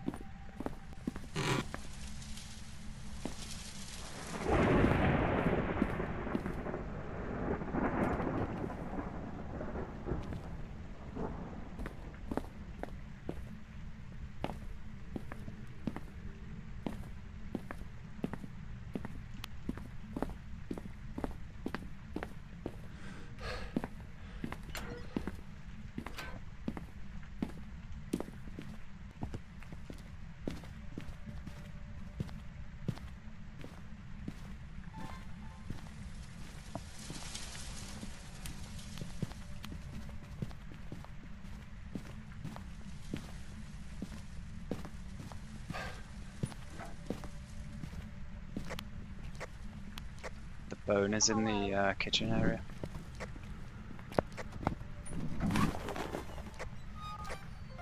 There's ghost orbs here.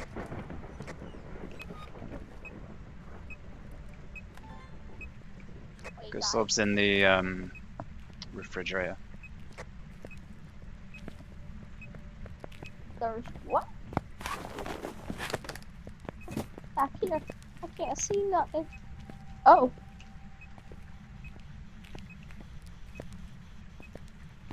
Excuse me now.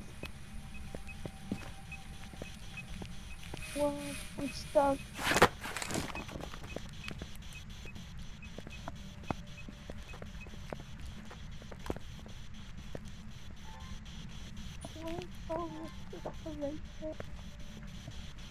Where are you? Here in the location. Spirit box. Oh. That's a nice bathroom. I don't think there'll be water, no?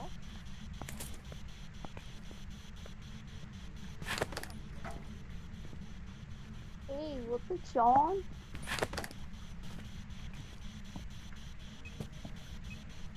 I'm lost.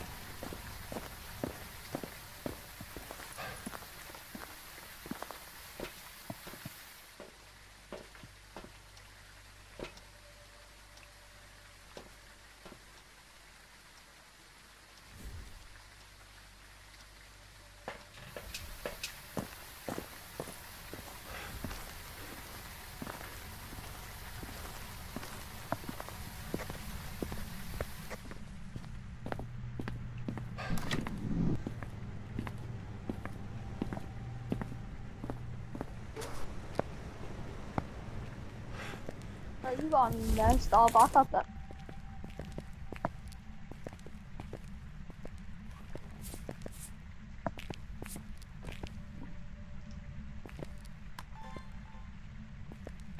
That's a footprint. That's a footprint.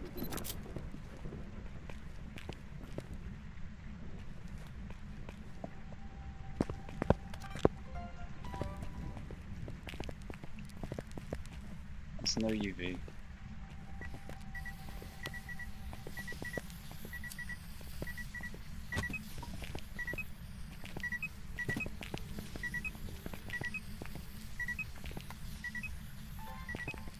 So what's the evidence so far? Ghost orbs and spirit box. Thank you.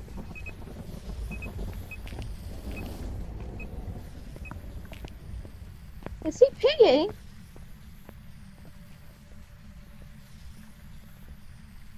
think it's green.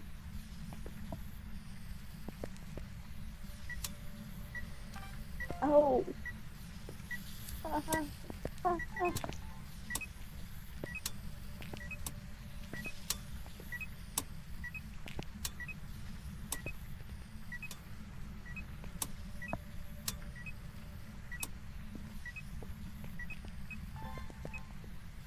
Do we have a ghost writing book in here?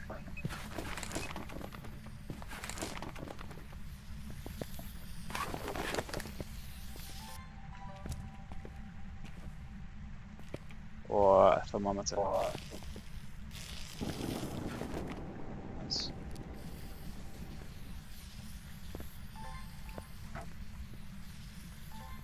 What's the ghost's name? Walter Everly. It's what? Walter Everly. Walter? What the?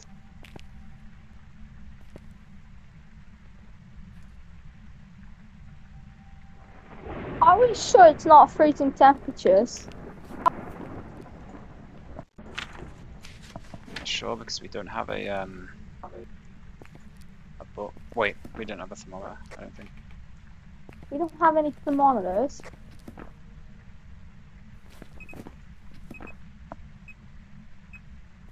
What? Why is this so much?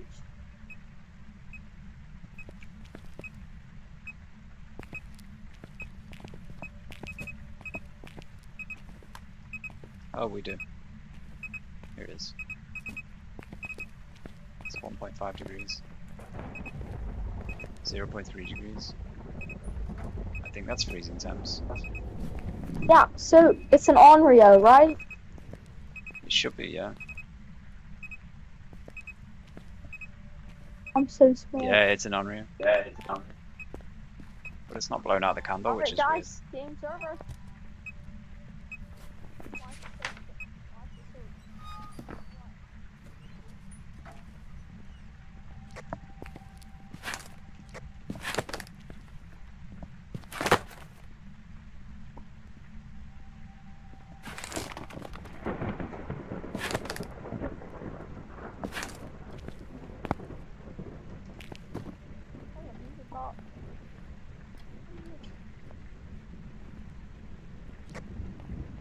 Oh, I remember turning on like a sync.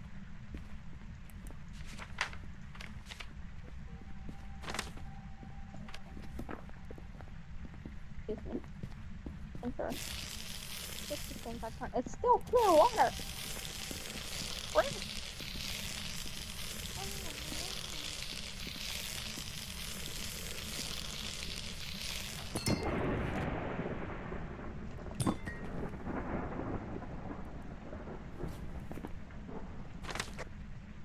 You guys can hear me, but I did get freezing temps earlier. My mic wasn't working. It's an Onryo. It's not blowing out the candle though, so I think we need freezing to... temps, and we have orbs and spirit box. So the only thing I have left is an Onryo. Yeah, it could... maybe... Could it be a mimic though?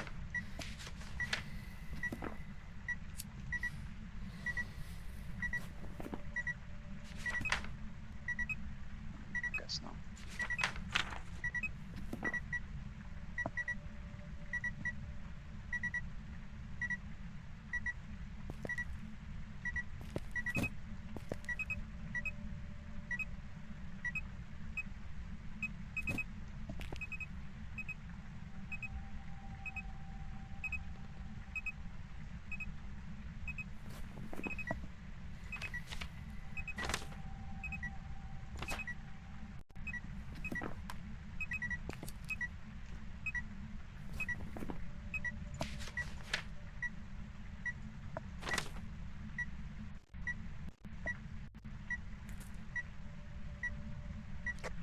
It's still.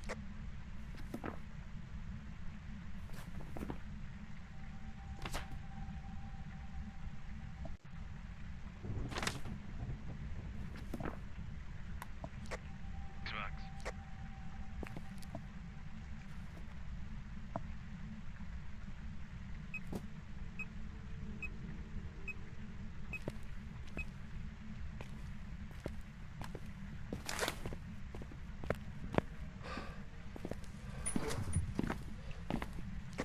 Yeah, it's definitely an Onryo.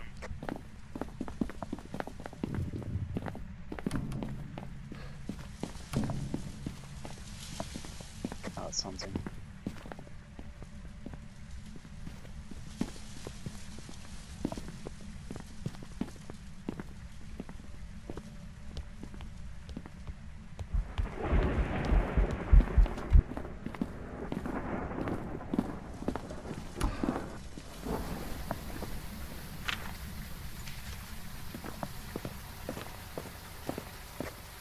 Well, that was close. Hey guys.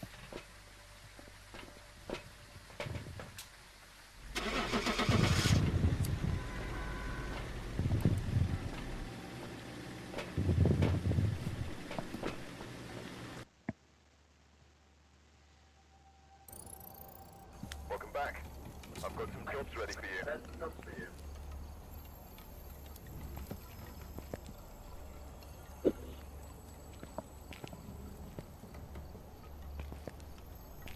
Screw you guys for making me rich. I just got the crucifix.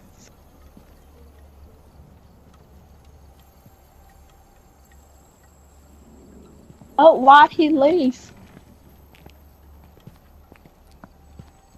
Smacking Boots. Why is your name Smacking Boots?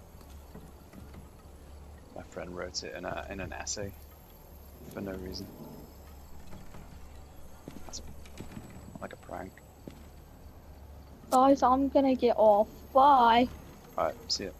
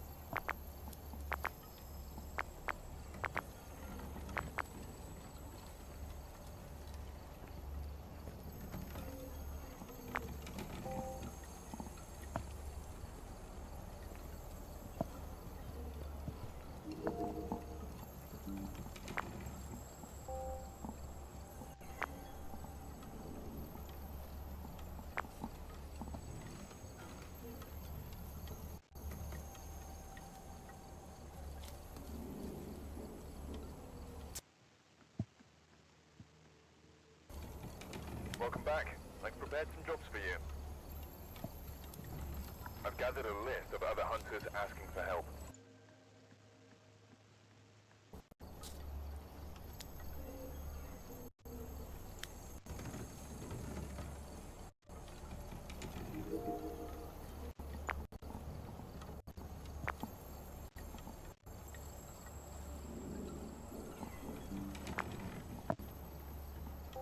Hey, what's up? Yo. Making boats? Just had to add equipment, I guess. Don't need to now. Nice. Yo, yo.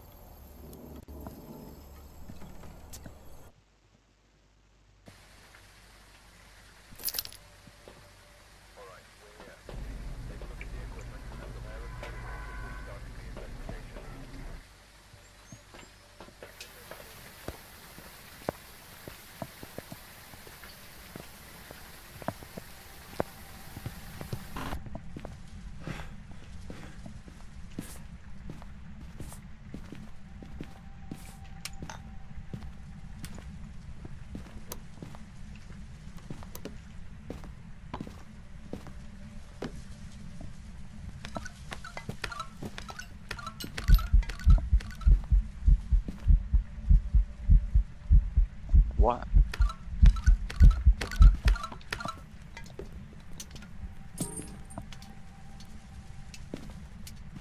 Why did it walk over there? What the hell?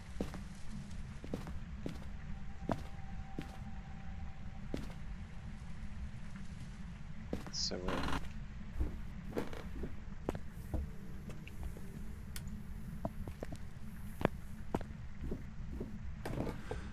Do you know why I just walked over to the kitchen?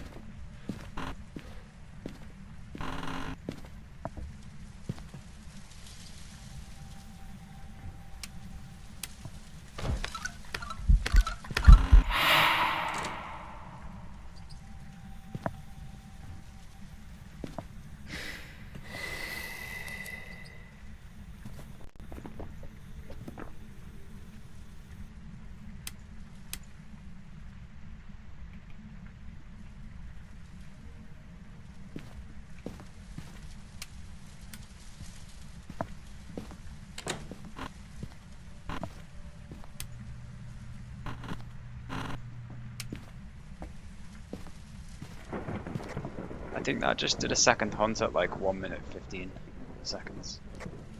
So maybe demon.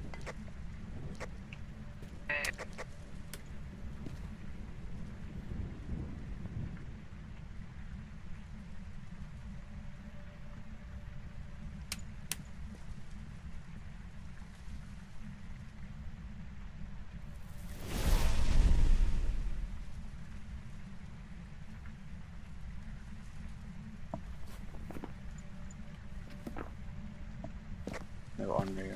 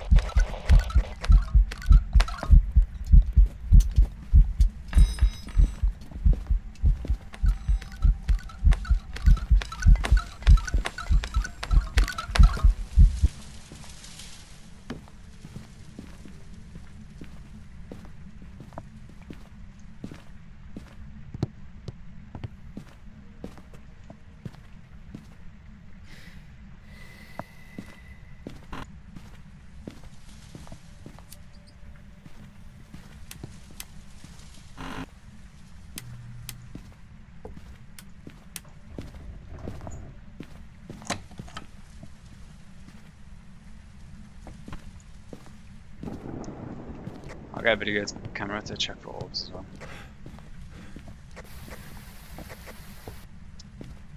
Actually, if you're in the truck, can you bring a video camera in? Actually, no need, I got one. It's a video camera in the living room. I don't see orbs. It's 1 minute 5.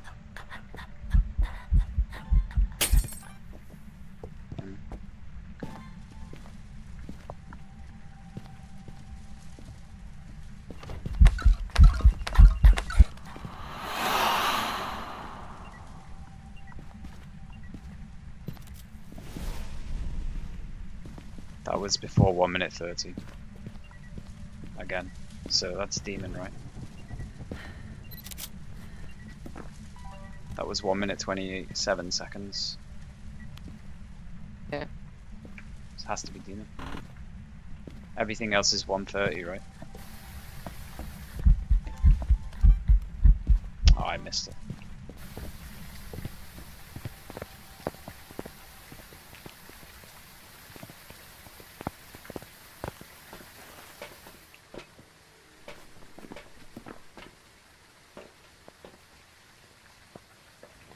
What's the ghost? Demon.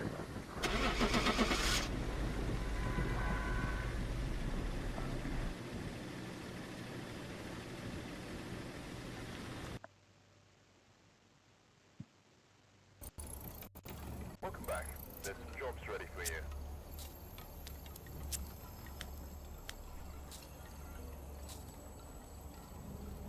Nice.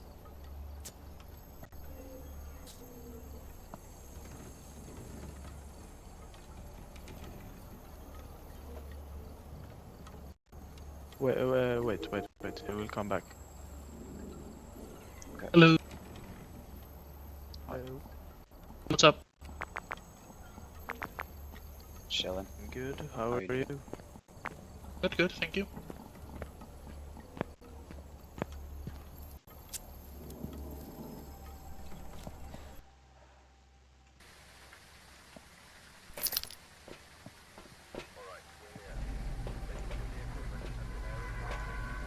Oh.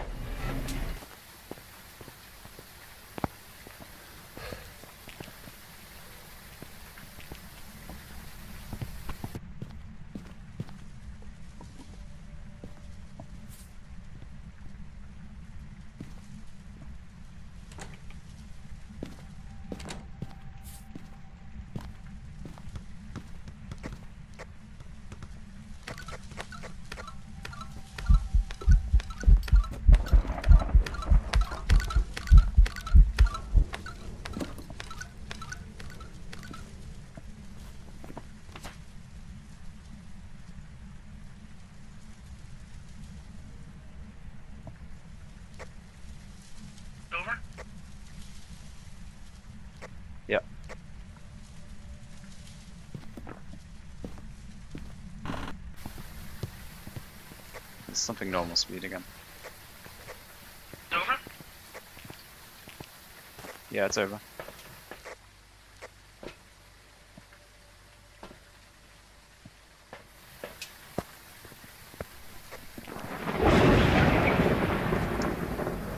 Yeah, it came from upstairs somewhere.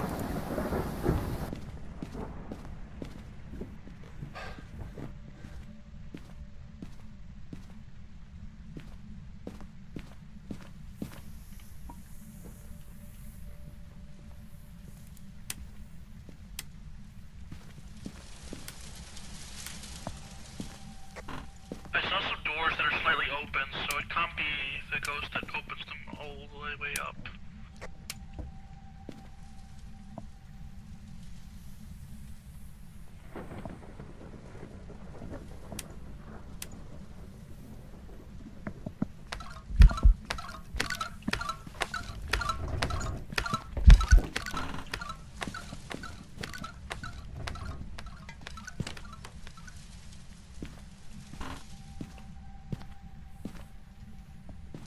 Oh, it's hunting.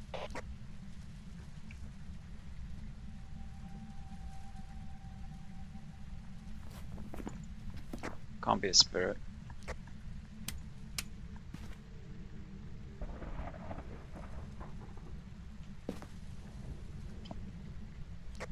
Spirit, are you sure? Did you incense them? Yeah, first time. Okay, alright.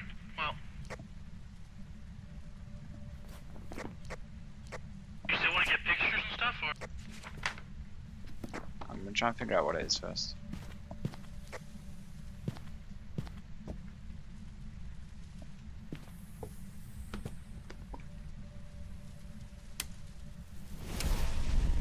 It's not a shade or an Onryo.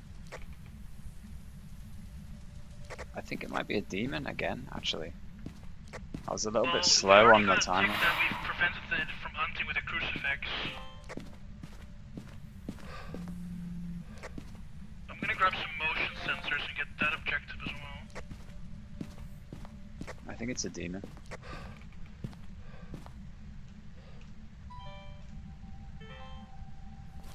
Possible. I'll grab some motion sensors. Okay. Hunting.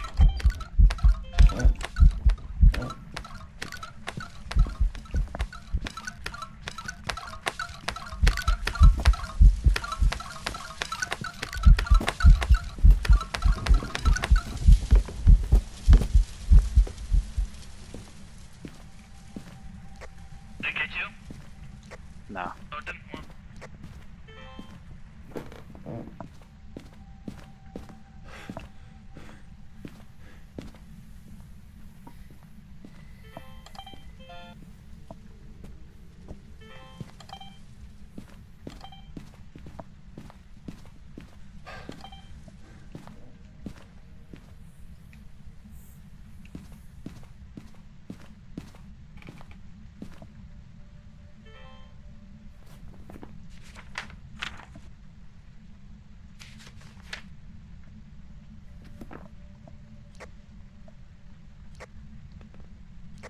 Alright, we got the motion sensor as well. I'm gonna do one more incense just to double check because I was a bit slow to start the timer because it's almost spawned right on top of me.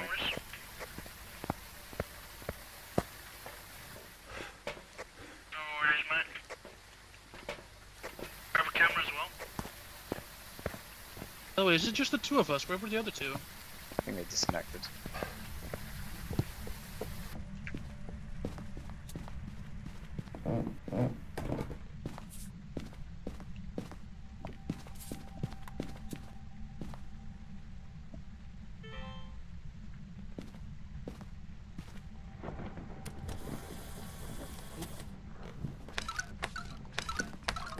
Oh, it's coming this behind you.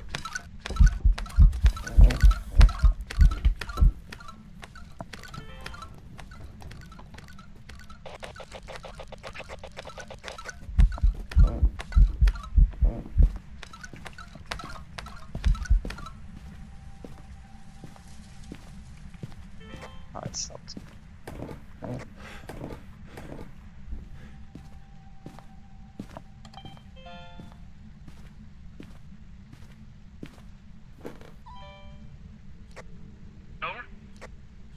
Yeah, it's over.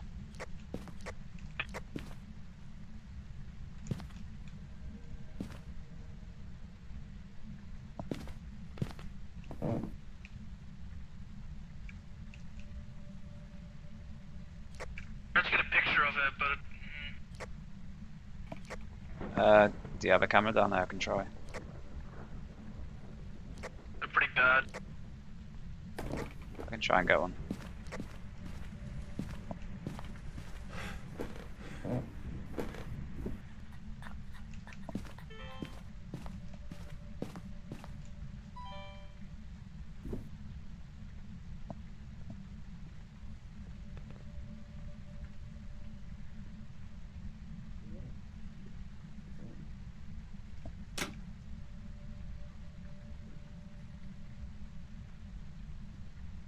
Oh, that's 1 minute 30 now though, so maybe it's scamming us.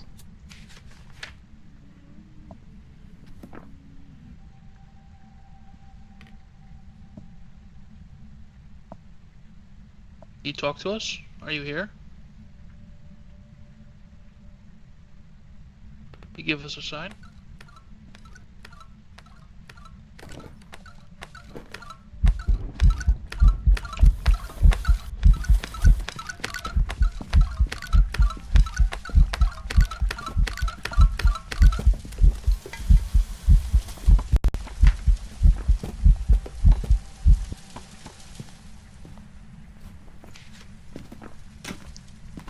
I'm gonna have to incense it again because that timer was accurate and it hunted at like 1 minute 40. Okay, we got pictures of ghosts, by the way, so we're good.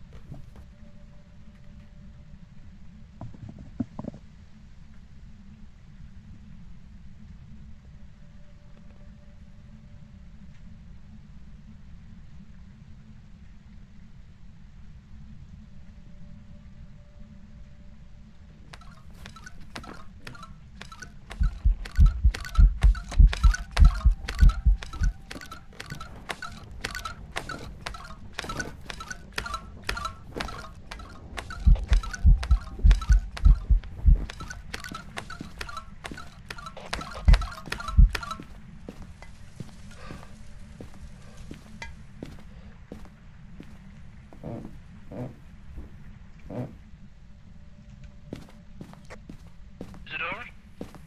Yep. Nice. It's not there. Which ghost do you think it is? Hard to say right now. I'm thinking it's a demon, but I just need to see if this incense timer works this time. I mean, it is pretty aggressive, but it's not aggressive for long. I think it's been in. Yeah, it's 100% a demon. Alright.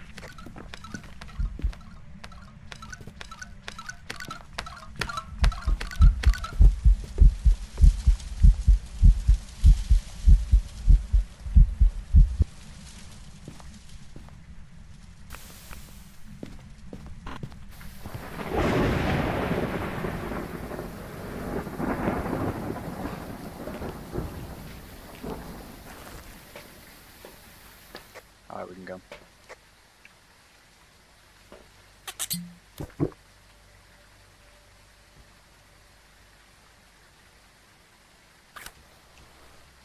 Have you voted demon? Got it, demon, yeah.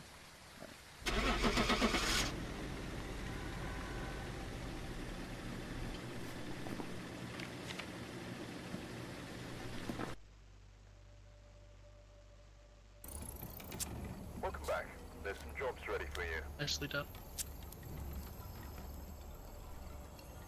Oh, we forgot the bone. Fuck. Oh yeah.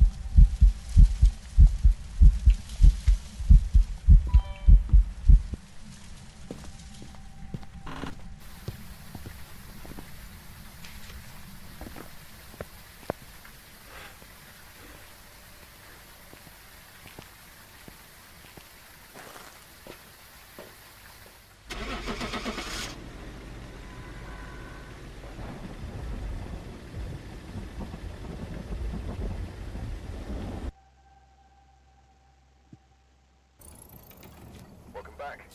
I've got some jobs ready for you.